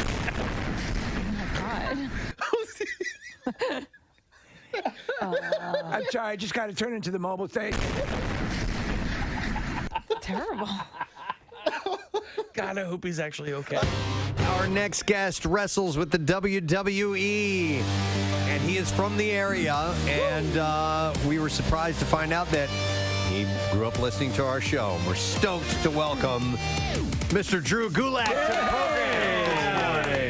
Hi, guys. How you doing, Drew? I'm wonderful. This is really surreal. I did grow up listening to the show. I listened back when it was Preston, Maryland. And All the way back. man. Y100, yeah. Yeah. I joined, it was Preston and Maryland, then Preston, Maryland, and that's right. Steve. Then For just like a few weeks, and then Preston, Maryland, Steve, and then Maryland went on her own.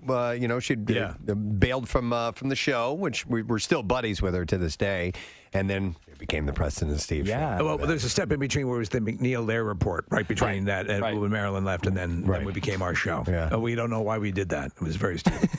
So it's pretty wild. The way we found out about you is you had commented on a post I had on Instagram, and I saw the little blue check by your name, and I'm like, what's this all about? And then we find out a little bit more that you grew up in the area. I was just so blown away to see you comment on my edible cheese board that I made. It was a beautiful edible Thank you. board, and I saw there might be another one. I made one last night, and I brought it in. I'm so sorry. We're going to sample I'm it. so a little sorry bit. you made No, one I for need me. it. I'm working on it. You picked a good one to dive in on, though, because Okay. we had the conversation, and we do the thing called the connoisseur, and Preston brought up this thing, and everybody's going, man, that sounds awesome. And then he posted the picture, like almost that night, he took a crack at it, and everyone's going, man, that's awesome. So you dove in at the right point. If you're ever going to make a comment, the baked charcuterie board was the time to do it. That's the ticket in. That was it. And this is only the second one I've made, so I do need to work on it a bit, so I don't feel bad at all that I had to make another one. No, So I'm already impressed. Thank you, sir. I appreciate that. Beautiful. So where did you grow up in the area? So to the age of 10, I lived in Montgomeryville. Okay. And then I moved to Fox Chase in Northeast Philly.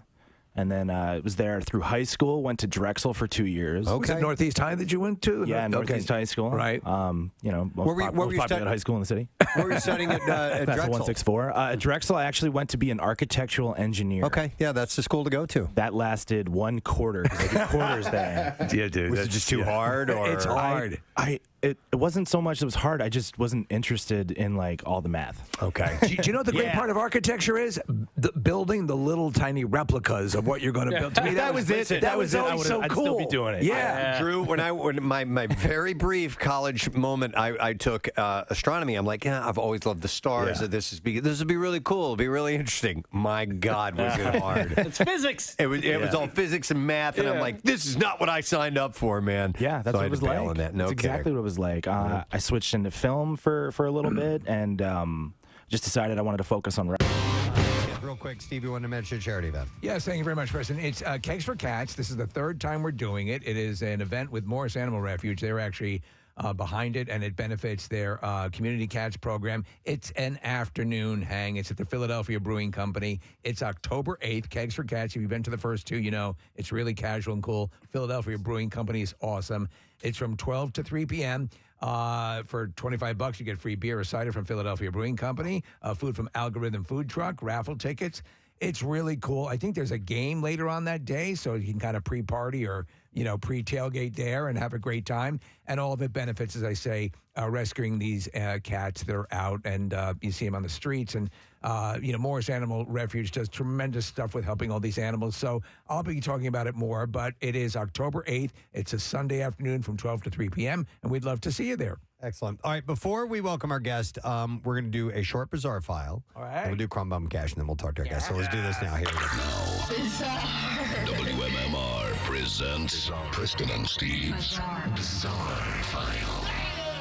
All righty, we will begin with this story, how the cold case is never frozen. 14 years after Lucas Shortreed was killed in a fatal hit and run, Ontario police say they found the suspect vehicle that was hidden behind a fake wall. A fake wall. Yeah, so- I hate fake walls. Well, this is a car that was hidden, that somebody hid for that long because they knew that They were looking they for were going it. to get busted. Yeah. So, on October 10, 2008, Shortreed, who was 18 years old at the time, was walking along a road when he was hit by a car and killed.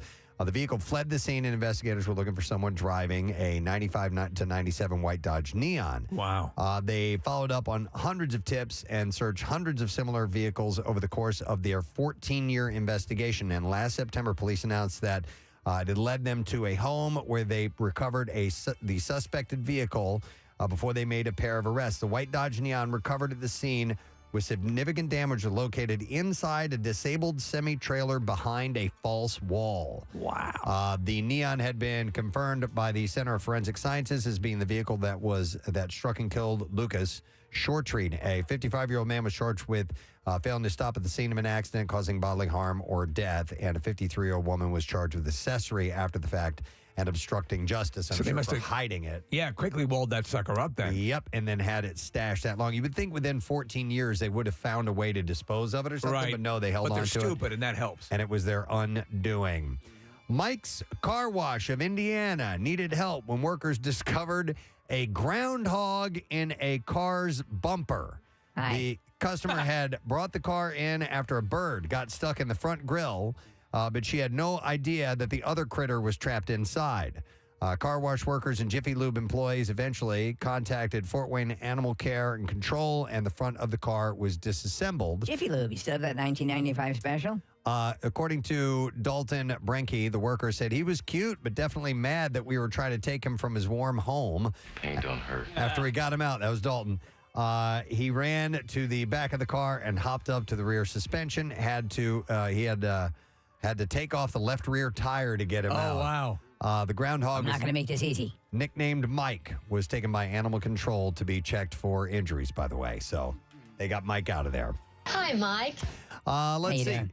A herd of sheep grazing in the semi-flooded plain of Thessaly, Greece, invaded a greenhouse that cultivated medicinal cannabis and ate around 100 kilograms of it. So trippy sheep. Yeah. As the sheep in Greece developed strange behavior shortly after grazing, the shepherd realized that these sheep had eaten a large part of the cannabis crop.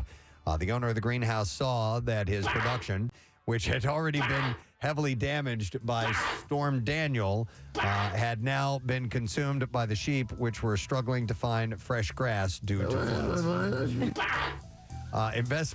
That's a comment from one of the sheep. Investments in pharmaceutical cannabis have taken off in Greece in recent years. While many Greek farmers initially adopted a wait-and-see attitude to the cultivation, it soon became clear that its cultivation would solve many problems facing farmers, and apparently the sheep just love it too. They do. All right, we got time for one more story, and then we will wrap this up. Let's see. Man, there was another one of these. 5 people were hospitalized following a house explosion in a residential New Jersey neighborhood. This was on Friday night. This is insane. An incident happened after 9 p.m. in West Milford, about 20 miles outside of New York City. The injured were transported to the hospital by helicopter. The cause of the explosion is unknown, as officials said. The investigation is ongoing. The conditions of those injured have not been disclosed as of yet. What was the cause? They don't know. The massive explosion startled neighbors in the area, prompting 911 calls to fold into emergency responders. Staggering aerial images of the scene show the home nearly torn to shreds as emergency personnel surrounded the area. And there was the one that was not too far away here. And then I read another one the other day as well. I wonder what's going on. Yeah. It's usually a natural gas leak or something like that. So, all right, and there you go. That is what I have in the bizarre file for you. All right, it is time. Let's do this right now. Oh, my God. That's my fault. That's my fault. Dearly beloved, we are gathered here today for this thing called Crumb Bum Cash. All right, here we go. 93.3 WMMR, Philadelphia. You're a real crumb bum. It's time for a Crumb Bum Cash keyword. And the keyword is style, which we certainly have around here. STYLE. And you have until 15 minutes after the hour to enter it. 3 ways for you to do it. You can enter it at WMMR.com or via the MMR app, or you can text it to the special contest short code number, which is 45911. And one random entry wins $1,000 in our company-wide contest. Each winner gets a call from Beasley, so make sure you answer your phone. Contest rules available at WMMR.com. And it is sponsored by Horizon Services. Again, the word is style, STYLE. Enter it now. Good luck to you. We can now welcome our next guest to the studio. There is a documentary that is out. It is premiering actually today at the annual First Glance Philadelphia Film Festival. And we are happy to welcome from the Hooters, David Uosikkinen. Thank you. Nice to see you, bud. Man, great to see you guys. The debut's next week? Is it? I believe it's the 5th of October. Oh, this is First premiering Glance. at the the 26th annual. Yes. Not the 26th of September, which is today. They didn't get it right. It's next week. No. It's next October week. 5th. You're right. And it'll be at the PFS Boars. Right. The name of the documentary is called Heart of the Beat. How about that? It is your story. It's a little scary, isn't it? Wow. It would. I think it. You know what? In a way, I think it is. And anytime we talk to somebody about writing a biography, autobiography, putting their story on whatever medium they're using, it's kind of daunting. I think It's intimidating. Yes. To be honest with you, I mean, I haven't seen it. I wouldn't want to do. I have not. I saw bits of it. But I have not seen the documentary myself. So, and a couple of friends of mine said, you're absolutely crazy that you haven't seen it. But I trust the director, Joe Freshy. I think, I trust her. Well, and the producer of it. So, what's your reasoning for not watching it yet? Well, time. I've been on the we did 55 shows. So we were home for 13 days between Europe and the U.S. And so I saw a little bit of it. And enough that I thought, okay, this could work. I had to be, I remember having a breakfast with John and Jill, and they talked about doing this because I worked on other documentaries that they had. I did music for them, right? And then they did a documentary called I'm going to get Kensington in Crisis or Crisis in Kensington, right? And I did the music with a friend of mine, and they, it was about drug addiction, And they came to me later and said, hey, you have an interesting story about this and recovery, and so. So they're the ones who floated it to you. Yeah, you were not definitely. you're not shopping this around. Oh, This is no. something that came to you. No. And the step-off point was your experience with addiction as well. Well, that's part of it. Yeah. I mean, it's only a part of it because I was entertaining the idea of writing a book. But even the Hooters are just a part of it because I played in plenty of bands before the Hooters. ton. And did lived in L.A. and did other work. But just the idea of having something like this out there was a little intimidating. I can imagine. Yeah, it's your but life story. I'm cool with it. I love the people that did it. It was, she came over to Europe. She followed us around for a couple of days and came out to see some of my other bands. So in between there, I did a gig with Quentin Jones and Kenny Aronson with QDK. So she got some content in there. So much of what you're involved with is just does good for people and makes people happy. And your general attitude. You're a story that I think if people were to look at, obviously your travails and your pluses is inspiring to a lot of people. I find it kind of wild and interesting and in a way we're proud. The Hooters, especially for here. Oh, thank you. I'm seeing these videos pop up, and there are there's tons of them now. They're what they call reaction videos. So they'll listen to music, and you'll have people listen and for some reason, a lot of the Hooters songs have ended up in these reaction videos. No kidding. And I you'll didn't see know that. people who are say they come from the hip hop world or whatever, and they'll sit and they're like, oh my God, this is great. Right. And they'll freak out. I think I know what you're talking I've seen about. it happen a number of times. And I don't know whether they get floated out there, but it seemed like they hit with like 7 or 8 of these different And I'll get sent them by people who are, catch them on YouTube. Yeah. And it's just great. Does that blow you away? Yeah, it does. But I really think after all these years of playing together and doing this tour is that, we want to bring the joy. Yeah. It's we feel like, listen, we're all getting up there, so it could end any day now. So we're looking at each other like, do you believe we're still doing this? In Fresno, we played 55 shows, and I did 55 solos, Preston. Wow. And I thought about it before that, and it was a kind of like an arc, when I started, I really didn't know what the hell I was doing because I just kind of wanted to improv it. Mm-hmm. The only bit I left in there was the Rocky thing, which I'm giving away. But that was it, and then I just went for it. But for me, it got better. It felt better to do, and it improved, which kind of makes me nervous about the documentary because I was still fishing. Oh, no kidding. They're going to show that so part I'm of it? like, I don't know. If I'm going to be critical, like probably you would be. Totally. About it, like, why did I play that? Why did I do that? Why did I flub that? You know? By the way, up on the screen here in the studio, and we'll do a link to it. That's so. This I is saw Rock that. Squad React. I love that. These lovely couple, and they're exploring rock, but they went nuts for your stuff. So it's great. It's got to be wild. Way when he saw the melodica, and the guy's reaction was just fantastic. Like, what is that? Yeah. No, it's cool to keep your mind open. But you guys, we talk about. Obviously, we talked to you a couple of times over the the past couple of months.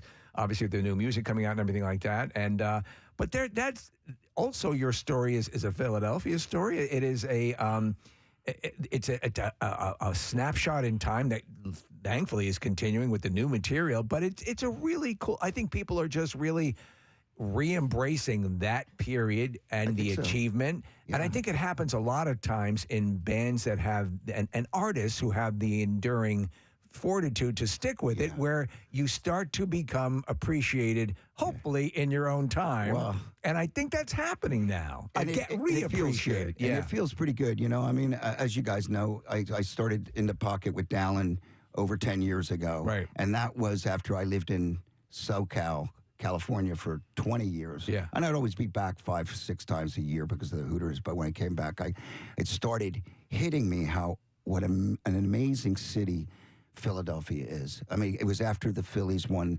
the 2008 World Series. And the vibe was just, it was like, wow, is it me? And it wasn't just me. It was the city. It just felt electric.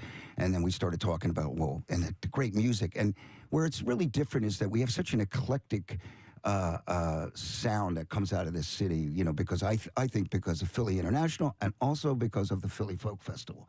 Even the music comes out of musicians is different, So I wanted to do the In the Pocket thing where I was paying homage to all those great songs and a chance to play with musicians that I didn't get a chance to play with because I've been married to the Hooters for 44 years. I'll tell you, when Preston, when you complimented it, this is a number of years ago now, and he was, you can tell when something registers sincerely with somebody. Preston was sincerely moved by that. We're bros. You're able. Bros. Drummer bros. Yeah. And that's special. I have a little posse of drummers. Like I just did a tour with Rick Springfield. His crazy story. His drummer, Jorge, which was always George to me when he was my drum tech. When I did Alice Cooper's record back in 1990. He was your drum tech. He was my drum tech. I walked in and I found out a crazy story because he can play. He's a monster drummer. Yeah. And John Agnello was engineering the record. And when George was setting up, Jorge Palacios was setting up the drums, he started hitting the snare drum. And he just hit the snare a couple times and John goes, I wish the drummer we just fired could play like that. Told George that. Yeah. And, basically, if he would have heard George play, he would have told me to stay home. And Jorge is just such a monster. But, he and I, my point is that we're bros. And we hung out. We had breakfast every day on tour for the last when we left on August 4th, hung out. Like you and I would, if we were on tour, we'd be hanging, having breakfast, having dinner, checking out new heads, talking about the thing. I've been talking to him every other day since we finished the tour 13 days ago. So over the course of years, and I did stand up for a number of years, and there were people who were in stand up who were kind of standoffish, and they were sort of covetous if you were getting more laughs and so on and so forth. I assume that happens to some level, but I think it's probably maybe a different dynamic with musicians. I see more musicians celebrate other musicians' capabilities, like real musicians. I've had that other side of it. And I won't mention the band, but I was a big fan of the band, and they were were jerks when we first started, and we were starting to happen, and their record company was hosing the release. And we were doing well, and we didn't have such a great time on tour. But we did our thing, but it wasn't like it was with hanging out. For instance, in the Springfield tour, Prairie Prince and the Tubes played one show with us, and Prairie and I hung out all day. Yeah. And John Waite played one of the shows. Alan, unfortunately, wasn't playing Alan Childs, but we were hanging out. It was that kind of vibe on that tour. We were all embraced. And Rick, and I think that's because Rick was so cool. He invited us out at the end of the last. There's me and John right there. But on the last show to sing Jesse's Girl, which was awesome. That is awesome. John's a friend of the show too. Yeah, he's John just Wade a great guy. He's salt of the earth. Such a sweet man. And it was a great time with everybody. The crew, the whole thing. Well, I know you haven't seen the doc yet, but you've been interviewed and you know all that, and talking about the substance issue is only a part of it. You said, but was there a point in the Hooters when you guys were at your peak as far as current music, writing the songs that were getting airplay at the time? Were you dealing with it then? Yeah, I mean, I had the addiction when I actually started playing with those guys. So it wasn't like, okay, you started playing music and got into a bad thing. It wasn't about that. It's, I just gotten, whatever happened just happened. But I did. I remember I was going to a rehearsal, and I thought we were going to play, and they said, no, we're not playing today. We're going to have a little chat. And we were in that room that we had offside from where we would play, and it was like an intervention that you would see on TV. Yeah. Told me how much they cared about me. I don't know if the word love was used, but it was love in action, and they told me, if you want to proceed as a member of this band, you got to do something. And I went away for 3 months, and I went to, like, those guys, I think it was the end of our tour. It was June 26, 1986. And they were going on holidays. One was going to Hawaii, I think. And, they were all going to these exotic places. And I was going to Delaware City, Delaware for 3 months. I tell you what, Best thing that ever happened, though. Yeah. Grace Slick called me up on the phone. She goes, I'm good friends with her husband at the time, Skip. She called me up, and it was payphones back then. Didn't have a cell phone. And she one of the residents there were about 20 of us, picked up the phone and said, this is Grace Slick. I want to speak to Dave. And the guy goes, and he knew rock and roll. He said, this isn't Grace Slick. But she got me on the phone, and she read me the riot act. And she told me, go to the Steelworkers meeting on 17th and Spring Garden. And they don't give a crap that you play rock and roll. They don't care about what you do. They just want you to get better. And, and I listened to Grace, of course, and I went. She had her own, profound issue with it. Yeah, it's funny because we see you again as this absolutely up, positive person. Try to be, yeah. So, but in that point in time, would you consider that they always talk about the cratering, the bottom of the bottom? Was that your bottom of the bottom? Yeah, it was. But I didn't realize that it was just the beginning. I mean, that was my introduction into getting clean and sober back then, right? If you will, because that wasn't even a term back then. I just wanted to get off the dope at the time. But then I had to, they say you had to stay vigilant, because I never even thought about pills. Was never an issue. But years later, when I had a broken hip and I was playing, I started. I didn't read a pill bottle correctly. Right. I was eating them like Pez, and then my sponsor, fortunately, saw me, and he said, Dave, you're not the same dude, So I had to get my act together again with that. So, much like Steve Tyler, he knows himself. Like, I knew myself, and I knew I had to get back to meetings, and I had to get real with that. It's ups and downs. It's not always it's not like a straight line in recovery. There's ups and downs. You have to kind of get to know yourself. Did your drumming suffer? Did your drumming sure. Yeah. I'm looking back, yeah. I mean, if I knew what I knew today, and if I worked the way I work today, back then, I would be a much better drummer. But we could all say the same about learning things. What I mean? Yeah. Right. Yeah. But yes, it did. Yeah. Yeah, I would imagine live. You probably, I'm sure you're recording. I mean, look, there's a Hooters. We were playing at the Tower Theater, and there's a live concert there, and we're doing Time After Time, and I actually nod out. playing. Wow. So, but I keep playing. I don't miss a beat. I was pretty good. I could get through that. I mean, but I'm not proud of it, but it's the truth. I could do it. It was just a part of my DNA at the time, Besides recovery, obviously, there's a lot to cover in your story. Levittown. In Levittown. Yeah, baby. But being a drummer, you can be an amazing drummer and still be in a garage band if you don't meet the right people. Yeah, right. And Exactly. That's a big part of it. Totally. Coming across people, like Rob and Eric, who can write songs. Yeah. Just had to be the biggest thing or one of the biggest things in your life. And I don't know what, I just had, and I don't even think Eric really knows this, but I remember he was selling a Marshall 100-watt head to a friend of mine, Rob Paoletti. And I walked into this room and I just met Eric, but I knew who he was. And he played this one note. He played a little riff. And I never heard a guitar sound like that. I was like, oh, who is this guy? And then the same thing happened with Rob. Rob played. And then they, fortunately for me, they came out to a gig I was playing and they invited me to come play with them. And it we just connected. And I recognized that these guys are different. Matter of fact, they were so different that I think I packed my gear up after that first time we played and recorded, and I went home because I was thinking, that's it. I'm going to go back and play. And then they called me back up, and it just worked. These two really smart guys from Penn and this guy that barely got out of high school.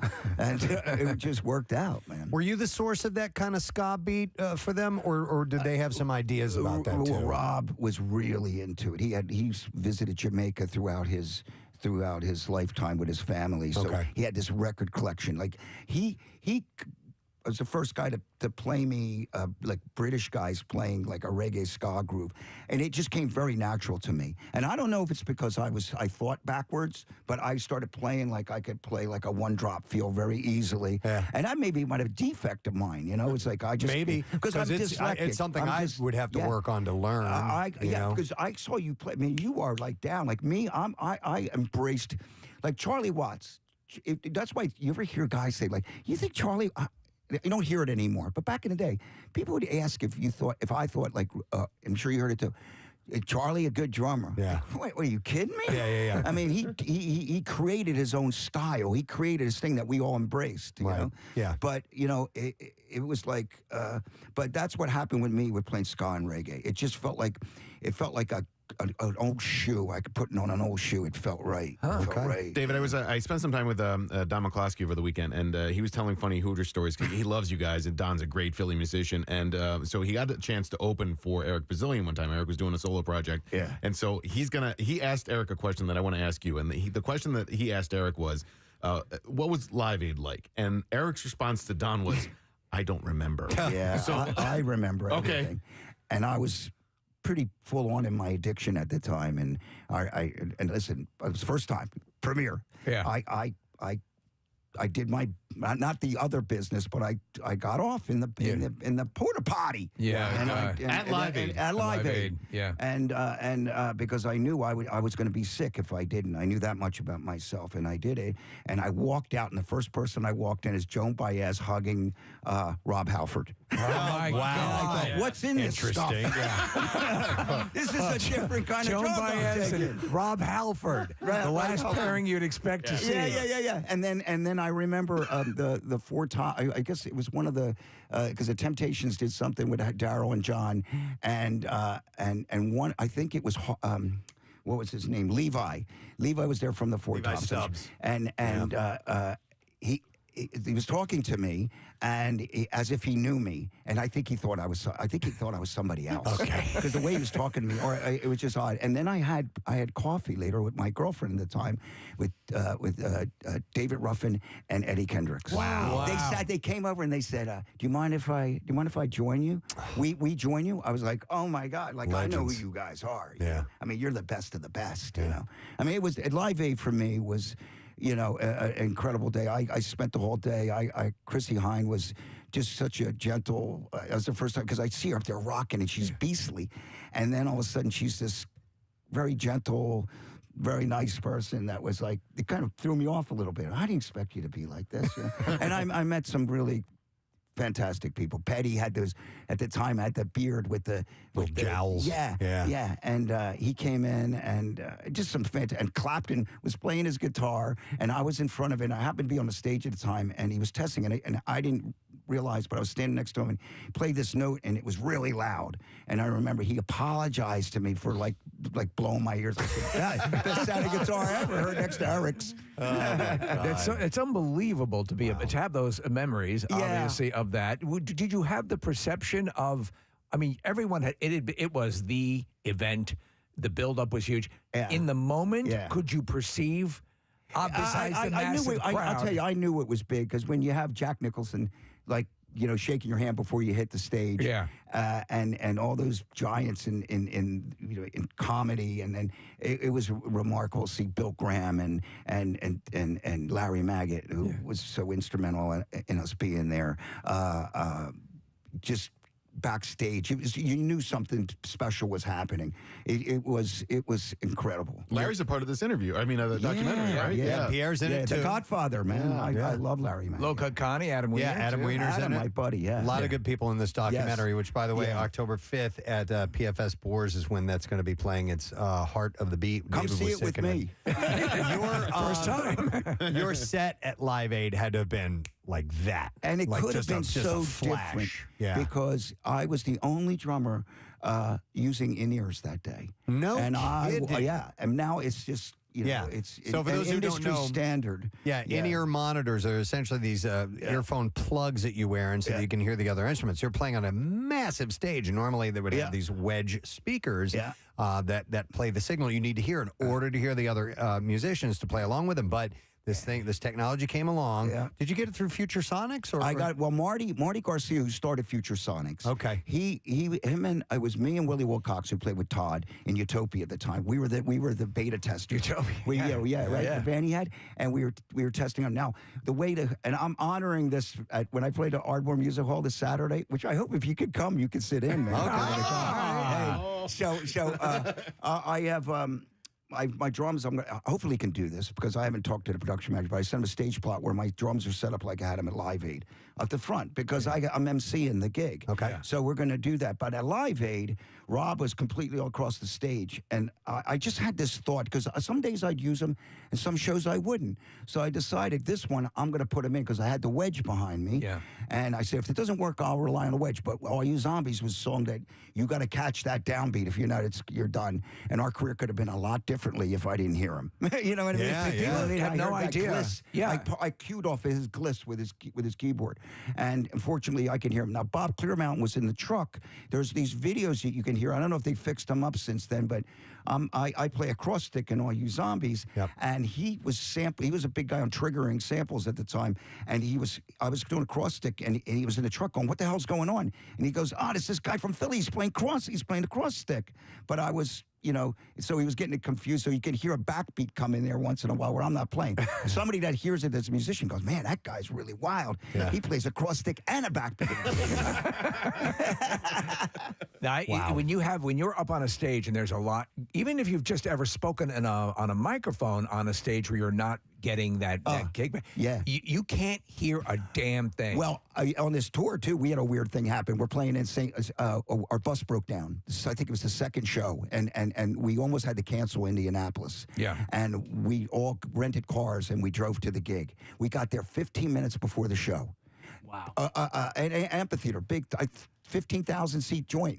Walk in. They tell me that we were on the phone with them. Said we were going to rent you. Jorge set up my drums. He knew my setup. We walk in. I thought I was going to have a wedge. I had nothing. I looked, I'm going, what the hell? So we went complete commando. Oh, my God. And you could look it up on YouTube. I think there's an Indianapolis show we're doing day by day, and it sounds pretty good. Okay. So that's pretty wild. So you just had to kind of... Nothing. It was like the old days, God. like worse than the old days. Yeah. I'm like watching their butts to see, okay, where's the downbeat? Where's this? Like Ringo at Hollywood Bowl. The Beatles at Shea Stadium, they didn't have any monitors. Could you imagine? No. But that's what they were used to. They played on the stadium sound system. Right. Yeah. insane. Can you imagine that? It's No, crazy. No. It's crazy. Well, listen, Dave, I'm very excited. You've got this documentary about your life. It's well, so thank cool. you. It's wild. Heart of the Beat, and it premieres on October 5th. It's at the 26th annual First Glance Philadelphia Film Festival. So 7:30 at the PFS Board. So if you want to get the tickets, firstglancefilms.com. We'll post that information. You can also follow Dave on, I would imagine, on Instagram. You'll have the info on there, too. Yeah. So, but listen, congratulations, man. Thank Always you. good to see. I love you guys. I was so excited love you. when Dallin said, "Yeah, you're going to go down." I said, "My people." Excellent. Yeah, we're bros, man. Yeah, we're we're bros. Absolutely. You know?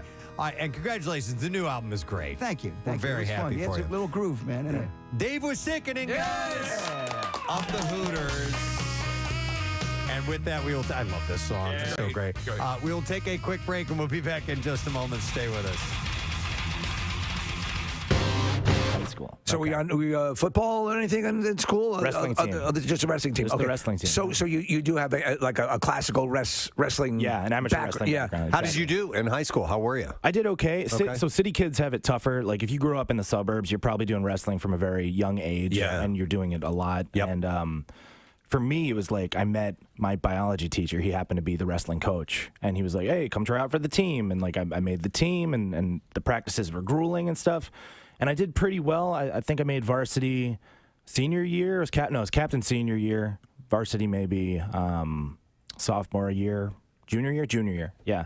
So I did okay, but it wasn't like my one focus too. Right. Like while I was doing that second year of amateur wrestling, I started training professional wrestling, which was, I don't know, thinking back, I love talking about it because I would go from high school and then I would go to high school wrestling practice, and then I would get in a car, drive 45 minutes to Deptford at the time, and do professional wrestling practice till like 10:30 at night. Wow. Then I get home and I got to wake up the next morning. I remember that's commitment. Man, yeah, it was grueling then, but like I loved pro wrestling so much, and like, nothing was gonna stop me. So going from the amateur to pro, obviously, you know, you got to work on the moves. You got to know what you're doing. You have to be proficient in the ring. But you also have to, as a part of that, being physically large. I mean, making sure that the muscles are big and impressive, because that's part of it. Looking at those guys, looking at you guys, you have to go, wow, man. Yeah. So that's a whole other thing outside of just the technique of wrestling. It's also, you got to look really good, too. It's true. It's true. And like when I started, I didn't even think about physique. I didn't think about strength training. I had a wonderful strength training teacher in high school, so thankfully I had that. I had the amateur background, so I was in shape. I wasn't huge. Right. I was maybe 180 pounds when I started. We've talked about this, even in general, and wrestling goes through, the WWE, and you had been with Combat Zone as well. But right now we're in I think you have the best athletes who are doing it, but they're not necessarily Andre the Giant size. Yes, it's right. not that. So what you'll get is you're getting like uber stuntman level stuff going on from guys who are really, I think, more athletic than they've been in a while. Would you agree with that? So I'll agree hands down. Like we have the best athletes ever in the history of professional wrestling right now in WWE. However, we have a guy named Amos right now who's 7'4". Well, you don't want to piss him off. No. Right. But I'd say he's an even more impressive athlete than Andre was. As fantastic of an athlete as Andre was, and the way he would move around the ring. I'd say Amos, even though he's newer, he's got more potential athletically for sure. Wow. Yeah, I mean, listen, you're always going to have the showstoppers, right? You got your Andre the Giants, your King Kong Bundys, your Hulk Hogan's, Big John Studd, the big dudes that are the showstoppers, The Rock, Undertaker. Sure. But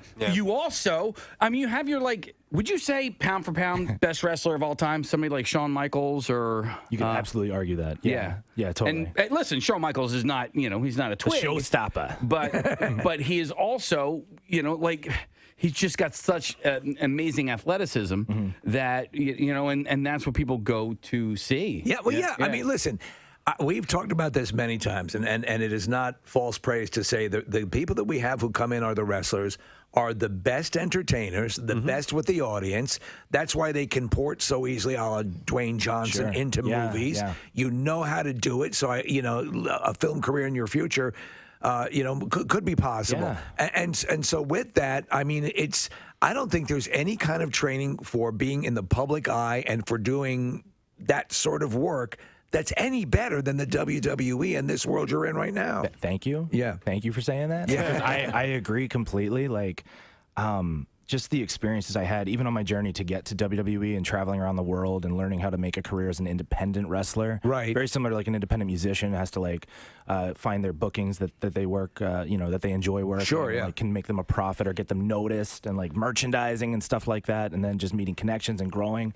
That experience alone, like, I feel like I can do anything. I can take on whatever I need to. So when did you learn that portion of it? Because you go to high school and you're a good wrestler, right? And that's athletics. But that, like, did you go to drama club? Did you learn how to write a script? Because there are these storylines that, as just a guy who's competing in wrestling, that you're not worried about that. But then you get into the entertainment side of things, and it really changes the dynamic. So how did you and when did you learn that part of the business? So I would say that the high school wrestling, if anything, it didn't really push me into the pro wrestling career. If anything, gave me a good foundation athletically to kind of like not get hurt in training. Right. The performance side of everything and the creative side of everything, that kind of grew organically for me just over time, gradually, because I was independent. I didn't have somebody strictly coaching me on just, you need to do this here, you got to do this, at certain times. I had to kind of experiment and find that out on my own. Now, I did work for certain places that had very scripted out storylines and stuff like that. Right. And that's another thing I had in my wheelhouse, just based on that experience alone. So just, it wasn't one strict thing. I'd say it took me about 6 years to start to get comfortable and learn all of that and how to put it all together, just for me. That was my story. But just a very gradual experience learning the performance side of it. What was mom and dad's reaction when From architect. from architect What to do you mean? engineer? Yeah, right. Oh, we had hoped you would put that architecture stuff aside. That was not the conversation that we had. There's no work in architecture. No, it was interesting. Like my family, they knew that I was super passionate about it, Yeah. but they didn't really get professional wrestling. They didn't understand it. So to do it on an independent level, that's real scary as a parent, seeing your kid just go and just mess around at these shows. You don't even know what's happening there. He could get hurt. He's not making money. I'm making maybe $50 to $200 at most. That's a really good payday on an independent level, for real.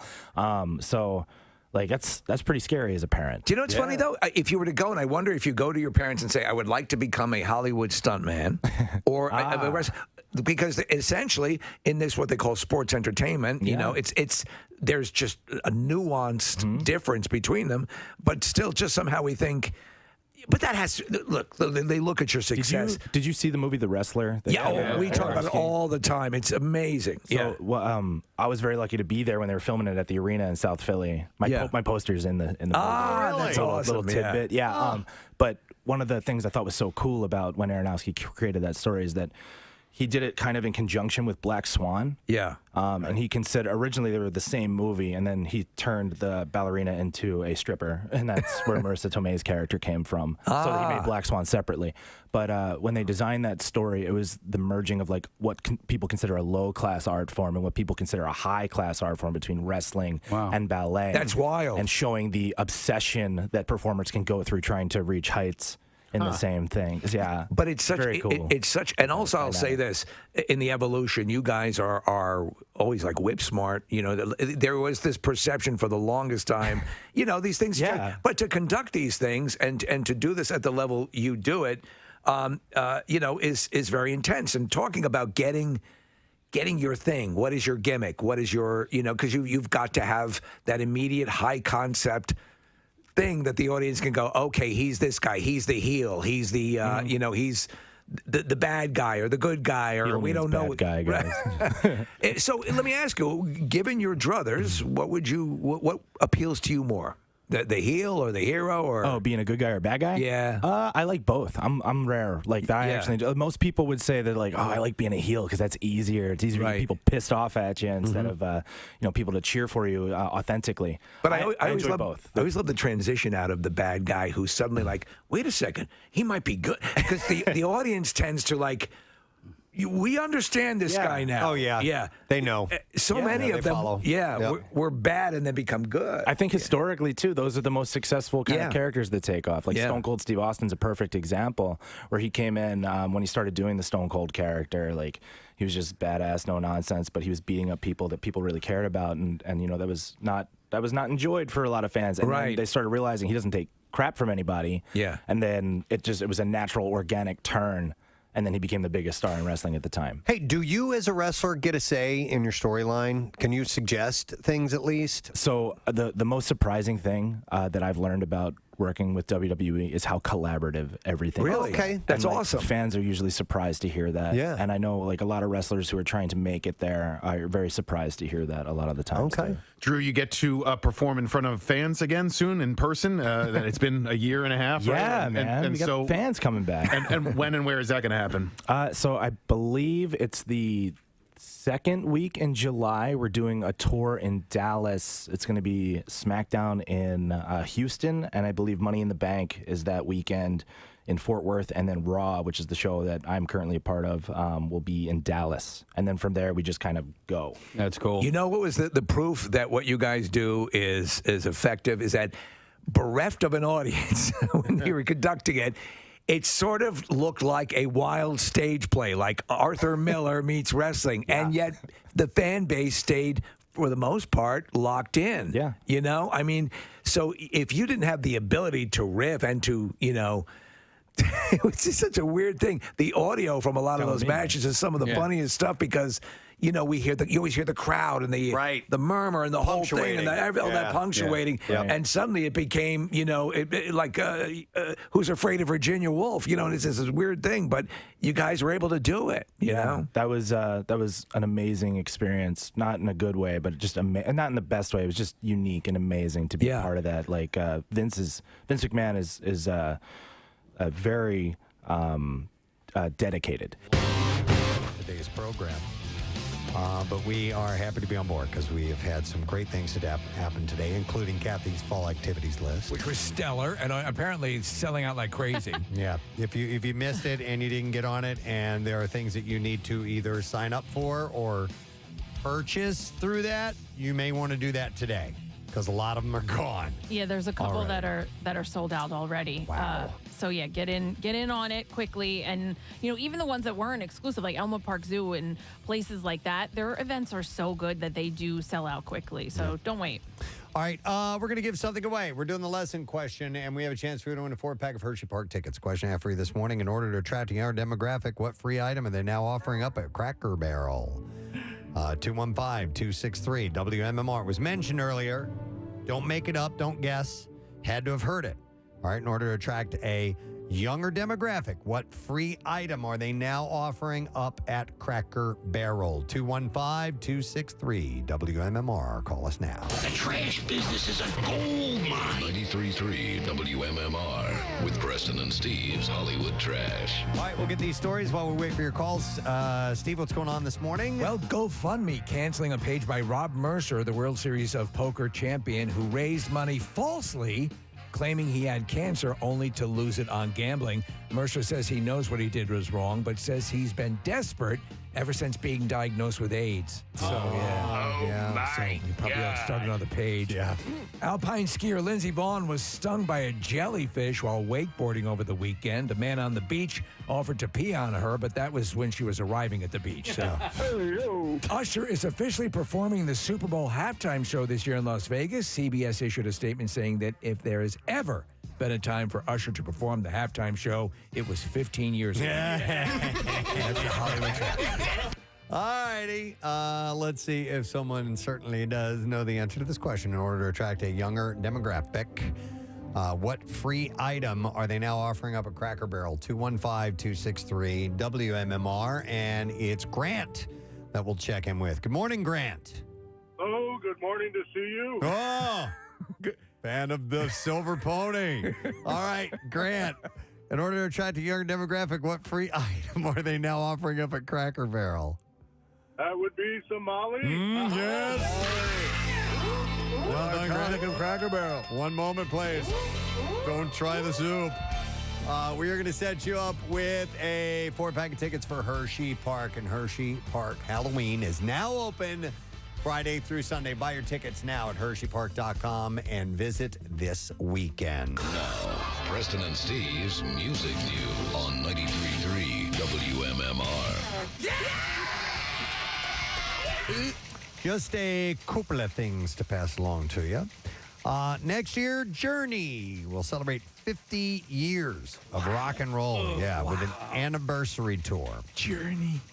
Special guest Toto. Toto. Will be on board, by the way. That's a hell of a show. It is, yeah. They've collectively streamed more than 3.3 billion plays on Spotify, by the way, so no slouch themselves. It's like a billion. The Journey Their manager. Freedom Tour. That's their Reuben Kincaid. 2024. Nice Partridge Family reference. Begins February 9th in Biloxi, Mississippi. They will be, as close as I see now, they'll probably have more dates. They're going to be in Wilkes-Barre at the Mohegan Sun on April 27th. Tickets for the 30 city tour go on sale Friday. So, what musicians now comprise Toto? You have Neil Sean, you have Jonathan Cain, and Well, that's Journey, right? Oh, Toto, you said? I'm asked. I don't know. I would imagine Steve Lukather is still on board. Yeah. I think there's two Lukather brothers. Is Steve the drummer? No, he's a guitarist. Who's the drummer? Well, Jeff Porcaro. He passed Oh, wait, away. I'm sorry. There were two Porcaro brothers. Yeah, Jeff Porcaro died ages ago. It was some sort of like chemical or some sort of Yeah, it was an allergic reaction to a pesticide or something like that. There's a guy named David Page and Joseph Williams are the current members of Toto. Really? Mm-hmm. Wait a minute. And nobody, and Steve Lukather. Okay. So the Toto pedigree was that you had like studio music, like they were world born caliber, out of studio musicians. But Yeah. none of the Porcaros are in it anymore. That's sad. Yeah. So Mike Porcaro was the other one, I think. But yeah, I'm not sure who all. I think the original vocalist, and I couldn't tell you who that is because I was just new. Mainly, I was a Jeff Porcaro fan, so I don't have the answer. And in Journey, aren't two of the members suing each other currently? Yes. Yeah. Well, yeah, they may have settled that issue. I'm not 100% sure. But it was Jonathan Cain and Neil Sean were going at each other, which is crazy because they would essentially just show up, do the gig, and leave. Yeah. And then call their lawyers. Well, in fact, he would yell out on stage, "Are you ready to rock?" And then he'd say, "For that answer, you need to talk to my lawyer." Perhaps. Speak with my attorney. At this time, we're not ready to rock.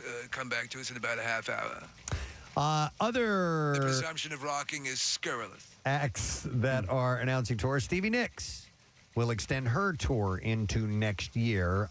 February and March dates include stops in Atlantic City, Omaha, New Orleans, Hollywood, Florida.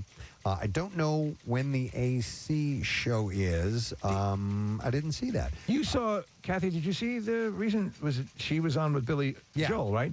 Yes. Were you there for that show? I was there. And did you see Stevie Nicks? I did. Yes. Did you like it? I remember you giving a lackluster review, saying it was good. It's not but- really my. I mean, it was cool to see her say that I Yeah. saw her, but she's very like. Trippy and ethereal. And, I love Stevie Nicks. I was more. I kind of looked at like she wore one of the, her original one of those like capes that she wears. Right, yeah. So like I was looking at her outfits, but yeah, it was it was all right. They'll be playing. She will be playing Saturday, February 10th in Atlantic City, and then in Allentown on November 9th at the PPL Center. I'm not sure what venue it is in Atlantic City, but. And then the last thing, and I think we have some audio to accompany this, but Ringo Starr is now a member of the Musicians Hall of Fame. He was inducted during a private ceremony in Nashville over the weekend. It means a lot, actually, because, I have a love for country music, and it's getting any bigger than Nashville, you know what I mean? So, it's good. The reason he's saying that is they were in Nashville for the presentation, correct? Yes. Yeah. That is correct. Yep. That's why I said it was a ceremony in Nashville over the weekend. So he joins recent inductees ZZ Top's Billy F. Gibbons, Vince Gill, and Don McLean as well. So He took a spill on stage, Ringo. Did you see that a couple days ago? No, I didn't see that. That's the audio of it. Oh, God. No, yeah, he took it. And the guy defies age. Yeah. It's unbelievable. Yeah, he's amazing. And that is all we have in music news for you, friends. So we're going to take a break. We'll return, and we'll get the letter of the day for the word of the week. So do not miss it. We'll be right back. And like, there was no way he was going to stop the show. He had to keep the show going. Did you? And we did. We did it. Do you think anything's going to stay? Is there anything that you guys gleaned from that will stay with the post-COVID world of wrestling? I think technologically we advanced a lot of things. You know, building the Thunderdome, which is what they call the live stage that they built. Testing things with like augmented reality for people's entrances and just that kind of stuff all got laser focused on because we were in a sterile environment at first. So you'll see a lot of that carry on to the live events in new ways that you probably haven't seen yet, for sure. I'm going through your Instagram, which is just it's definitely a fun scroll here. Yeah, but thanks, man. There's a picture of you and the Nature Boy. I mean, that is, for a fan, like you're a fan before you were an employee, right? Like so. And it just says always an honor. So when I read that, I go, oh, so you've met and hung out with Ric Flair more than one time. Like that's got to be so cool. It's awesome. He comes by all the time, even if he's not featured on the show. His daughter, extremely successful wrestler, Charlotte Flair, very talented. So he'll come by and like watch her perform, or he'll just come and support the other wrestlers. And Well, Rick's awesome. I got an email from a guy. I wasn't going to say anything I didn't know you had a connection with Ric Flair. I got an email from a guy who was desperately trying to get Ric Flair to be the best man at his wedding. Oh, okay. And he wanted me to ask you about it. And I'm like, I don't know, man. He's got a wedding reception website. No way. I wouldn't doubt it. He's also a moil. Yeah, need a Preston. He'll be a But honestly, Ric Flair was my moil. How much is that guy willing to pay, and how much is what's the number for Ric Flair to do that? Right Probably. I got to imagine a couple 100,000. I've mentioned this before, but I grew up just as a kid detesting, hating, I thought he was the most vile human being, Ric Flair. I hated him. He was so mean to everybody. He was such a show-off. And it wasn't until I was a full-grown adult, well into my 40s, that I was on YouTube and I pulled up a video of like Ric Flair's greatest rants. And I didn't know how much entertainment that guy had given me as a kid, and I just fell in love with him. I did, because I literally, I was like scared of the guy when I was a kid. That's how I felt about Sergeant Slaughter. I was like legit. I was like, oh my, because I saw him like whipping some guy, and I was like, dude, he's beating that guy with a whip. Like, that's right. Like, what if he comes to my house? It's so great though that becomes. That's the stuff you carry with you through your life. He stole Harley Race's cowboy hat and crumpled it up, and I'm like, you don't do that, And I was just, but I didn't realize it until later that it was actually a really, those memories are so fun to think about. And it was something special, man. And you're creating those memories for some people. Yeah, it's surreal. Like, that's it's really cool. All right. Don't take it for granted. So Ric Flair is undoubtedly a legend, and everything the credit is credit due, right? But I was texting with a friend yesterday, and I am so exhausted by the Ric Flair woo at Phillies games and Flyers games. It personally drives me nuts. Have you heard it, and do you have an opinion on that? Like, have you ever heard like fans? They do the woo. So of course, I will be in a crowd randomly outside, and people will say woo. Right. And it's like just knowing where it comes from. It's really cool. I take pride in being a part of that community. The yes chants. Have you heard those? Yeah. Daniel Bryan. Exactly. Someone who I was very close. I'm very close with. So like that kind of stuff is awesome. But it turned to no for a while too, or something, right? That confused me. Or he was saying no, or. Well, you're a good guy. Yeah. He's how it works, man. He's been by here a bunch of times. I like him a lot. He's great. I never get tired of the woos. I'm okay with them all the time. My neighbor across the street from me, whenever he comes outside, if we're outside, he goes, woo! No way. Seriously? And he's older, too. Well, what reaction do you give him when you go I give him a woo back. So he's going to do it every time. And then I do it to him. So now when I see him, I go, woo! And That's your thing. He thinks you're best friends. It's like Screaming Slayer, right? That's right. Here is a storyline I'd love to see for you guys. Okay. By the way, if you're just tuning in, it's Drew Gulak. I just want to reset from WWE. Thanks. Here. Yep. And I think this opens up a new, perhaps a new audience. What about the Paul brothers? Maybe we call those guys out because they love the boxing and the MMA and all that stuff. And let's see him get in the ring with you, Jake Paul and Logan Paul. Yeah, we had Logan Paul at WrestleMania this year. He actually, and the reaction was pretty good. From what and you can, dismiss this as BS if it's not the case, but they talked to some of the wrestlers and they said they gave him props. Yeah, I'd like to see a tag team. Tag team match. I mean, I think there's potential in your storyline idea. Mm-hmm. Yeah, but I will say that celebrities coming in, it's always like it's a good way to cross over and bring new audiences. We had Bad Bunny this year. Oh my God, he's like one of the biggest streaming artists. Well, what about Dua Lipa? I think maybe if you bring her in. Yeah. Okay. If you can, you want to make it happen. We can. Oh, he's got a lot of ideas. Some phone numbers. Like a plot line that mimics Steel Magnolias would be really good. Right. Exactly. That was not my idea. No. Terrible. Now, I also read your younger brother had wrestled as well. Yeah. So we did it together. We trained together. He didn't make the cut though, or did he not want to try for no. the big show? He was, I guess he didn't really get to the WWE level, but in the independent career, a very successful independent wrestling career. What do you think, like the big leagues in any major sports? So to become the amount of people that play football and the amount of people that make it to the NFL is minuscule. It's microscopic.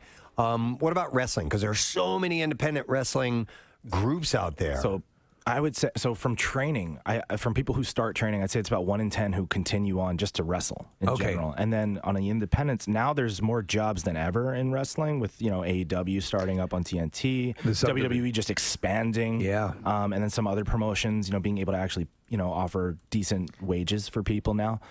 So it's better now than it's ever been, but I'd still say it's about 1 in maybe 100 to try to go on to really maybe even 1,000 depending on how many people there are. It's a pretty small amount. Do you remember your first match in the big league? Oh, in WWE. Yeah. I was a part of the Cruiserweight Classic when that came in.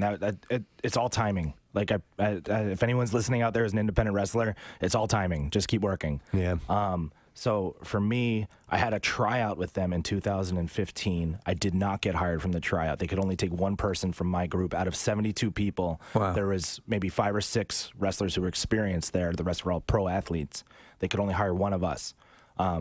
So the rest of us were all told, maybe something in the future, guys. You did great, thanks.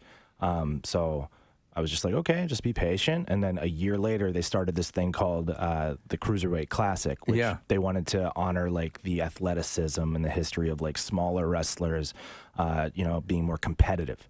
And they created this tournament, and they needed, as William Regal told me, they needed groundsmen, and I was a prominent groundsman. Right. So they brought me in for that. I did pretty well, made it to the second round, had a good showing.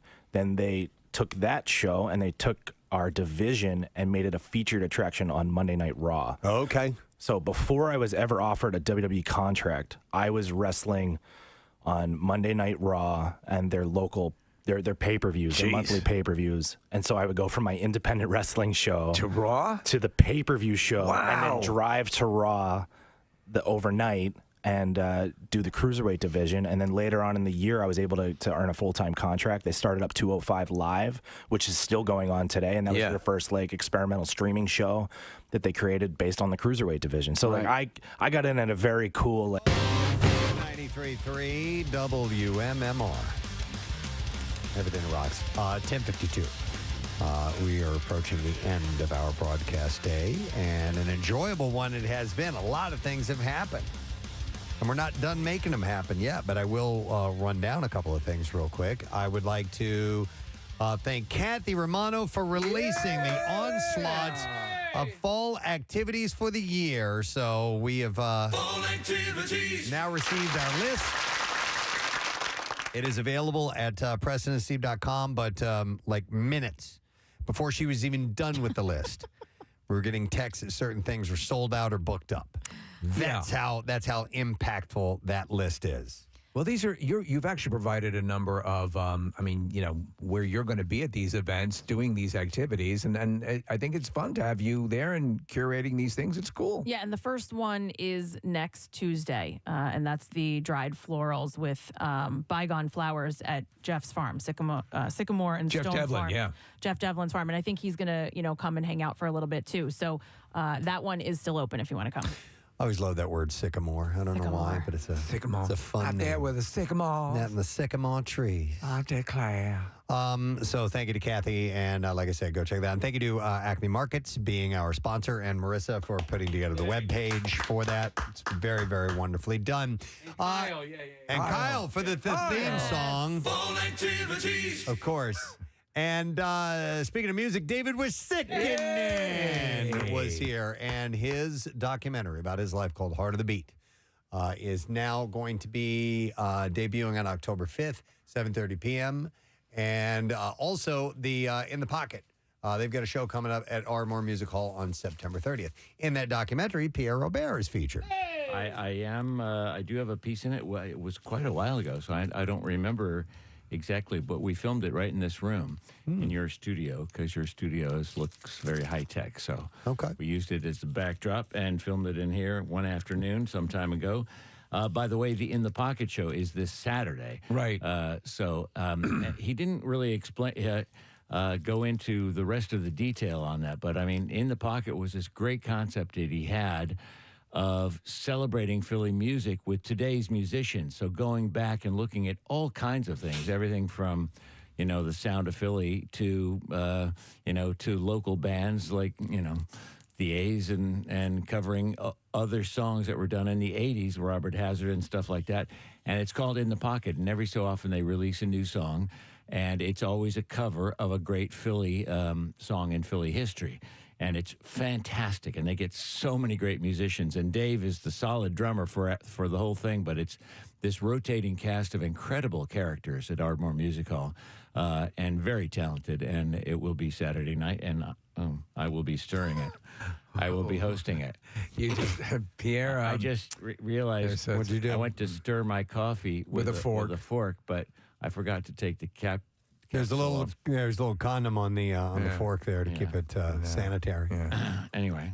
It's funny. It sounds like as you were talking about it with the sugar, it sounded like you were panning for gold in the background. Oh, it does, yeah. Thank you, Nick. Nick is handing me some sausages. Anyway, sausages. I will be hosting that on Saturday. ArdmoreMusicHall.com, I think, is the website, and you can get more information, and it will be a great, fun evening. And he invited you, Presbo, to come out and pound a few pounders on the skins. Yep. Yeah. Yep. We'll see if that can happen. Swing the iron. Yeah. Swing the iron. Swing the old iron, as the old drummers say. That's what we do. Yep. Link it to the hills. Yeah. Link it to the hills. Yep. Link it to the hills. Link it to the hills. Sharp Old as a drumming tack. trade. Buddy Rich used to say, "Link it to the hills." He always did. I'm searching for threads to link this to a segue letter? to something else. No, I want to give away our Tattoos Day. I'd like to that. do that actually. So let's do that, and then we'll do that. Then we'll do the letter. I would like to congratulate our winner, George Marion. Yeah. From Levittown, Bucks County. And George is getting a new tattoo, a $350 gift certificate for Floating World Tattoo and Piercing. And it's brought to you by Floating World Tattoo and Piercing, which is located at 1729 South Street in Philadelphia. Their samples are available at floatingworldtattoos.com, or you can check them out on Instagram at Floating World Tattoos. Now we can do the letter. Okay. Preston and Steve on 93.3 WMMR. Now, the Daily Letter. The Preston and Steve Show is brought to you today by the letter P as in Petunia. All right. And we will give away a 4-pack of great seats. Center Orchestra, just 8 rows behind the pit seating area to see Jerry Seinfeld. Friday, October 6th, 9:30 p.m. at the Met in Philadelphia. Tickets for both shows that night are on sale now via Ticketmaster. The 7 p.m. show is nearly sold out, so go to the contest page at WMMR.com for another chance to win tickets. What's happening on the program today, ma'am? We will have Crumb Bum Cash at noon, and again at 3, and again at 5. We've got Workforce Blocks with the great Robert Palmer. Also, Foo Fighters and Brian Ferry of Roxy Music has a birthday today, so we will celebrate that. You saw him recently, right, in concert? I saw the 50th anniversary last summer of Roxy Music. Phenomenal. Yeah, great band. I mean, so many great romantic, dreamy, drift-away songs, and his wonderful voice and the way he dresses, everything about him. I got an interview with him for the first time last year. Oh, cool. Maybe we'll drop a piece of that in, too. Love it. But cool. Excellent. All right, well, let me thank our sponsors. President Steve Show is brought to you today by Duncan, and the President Steve Show runs on Duncan. Also brought to you by Wilmington University, and you can find your education home at Wilmington University, wilmu.edu. Tomorrow on the program, Wednesday, Secret Text Word, Fox Good Day, and the legendary John Cleese will be joining us. How cool. From Monty Python and many other things. That is it. We are done. Ray John, have a great day. We'll see you tomorrow, friend. Bye-bye.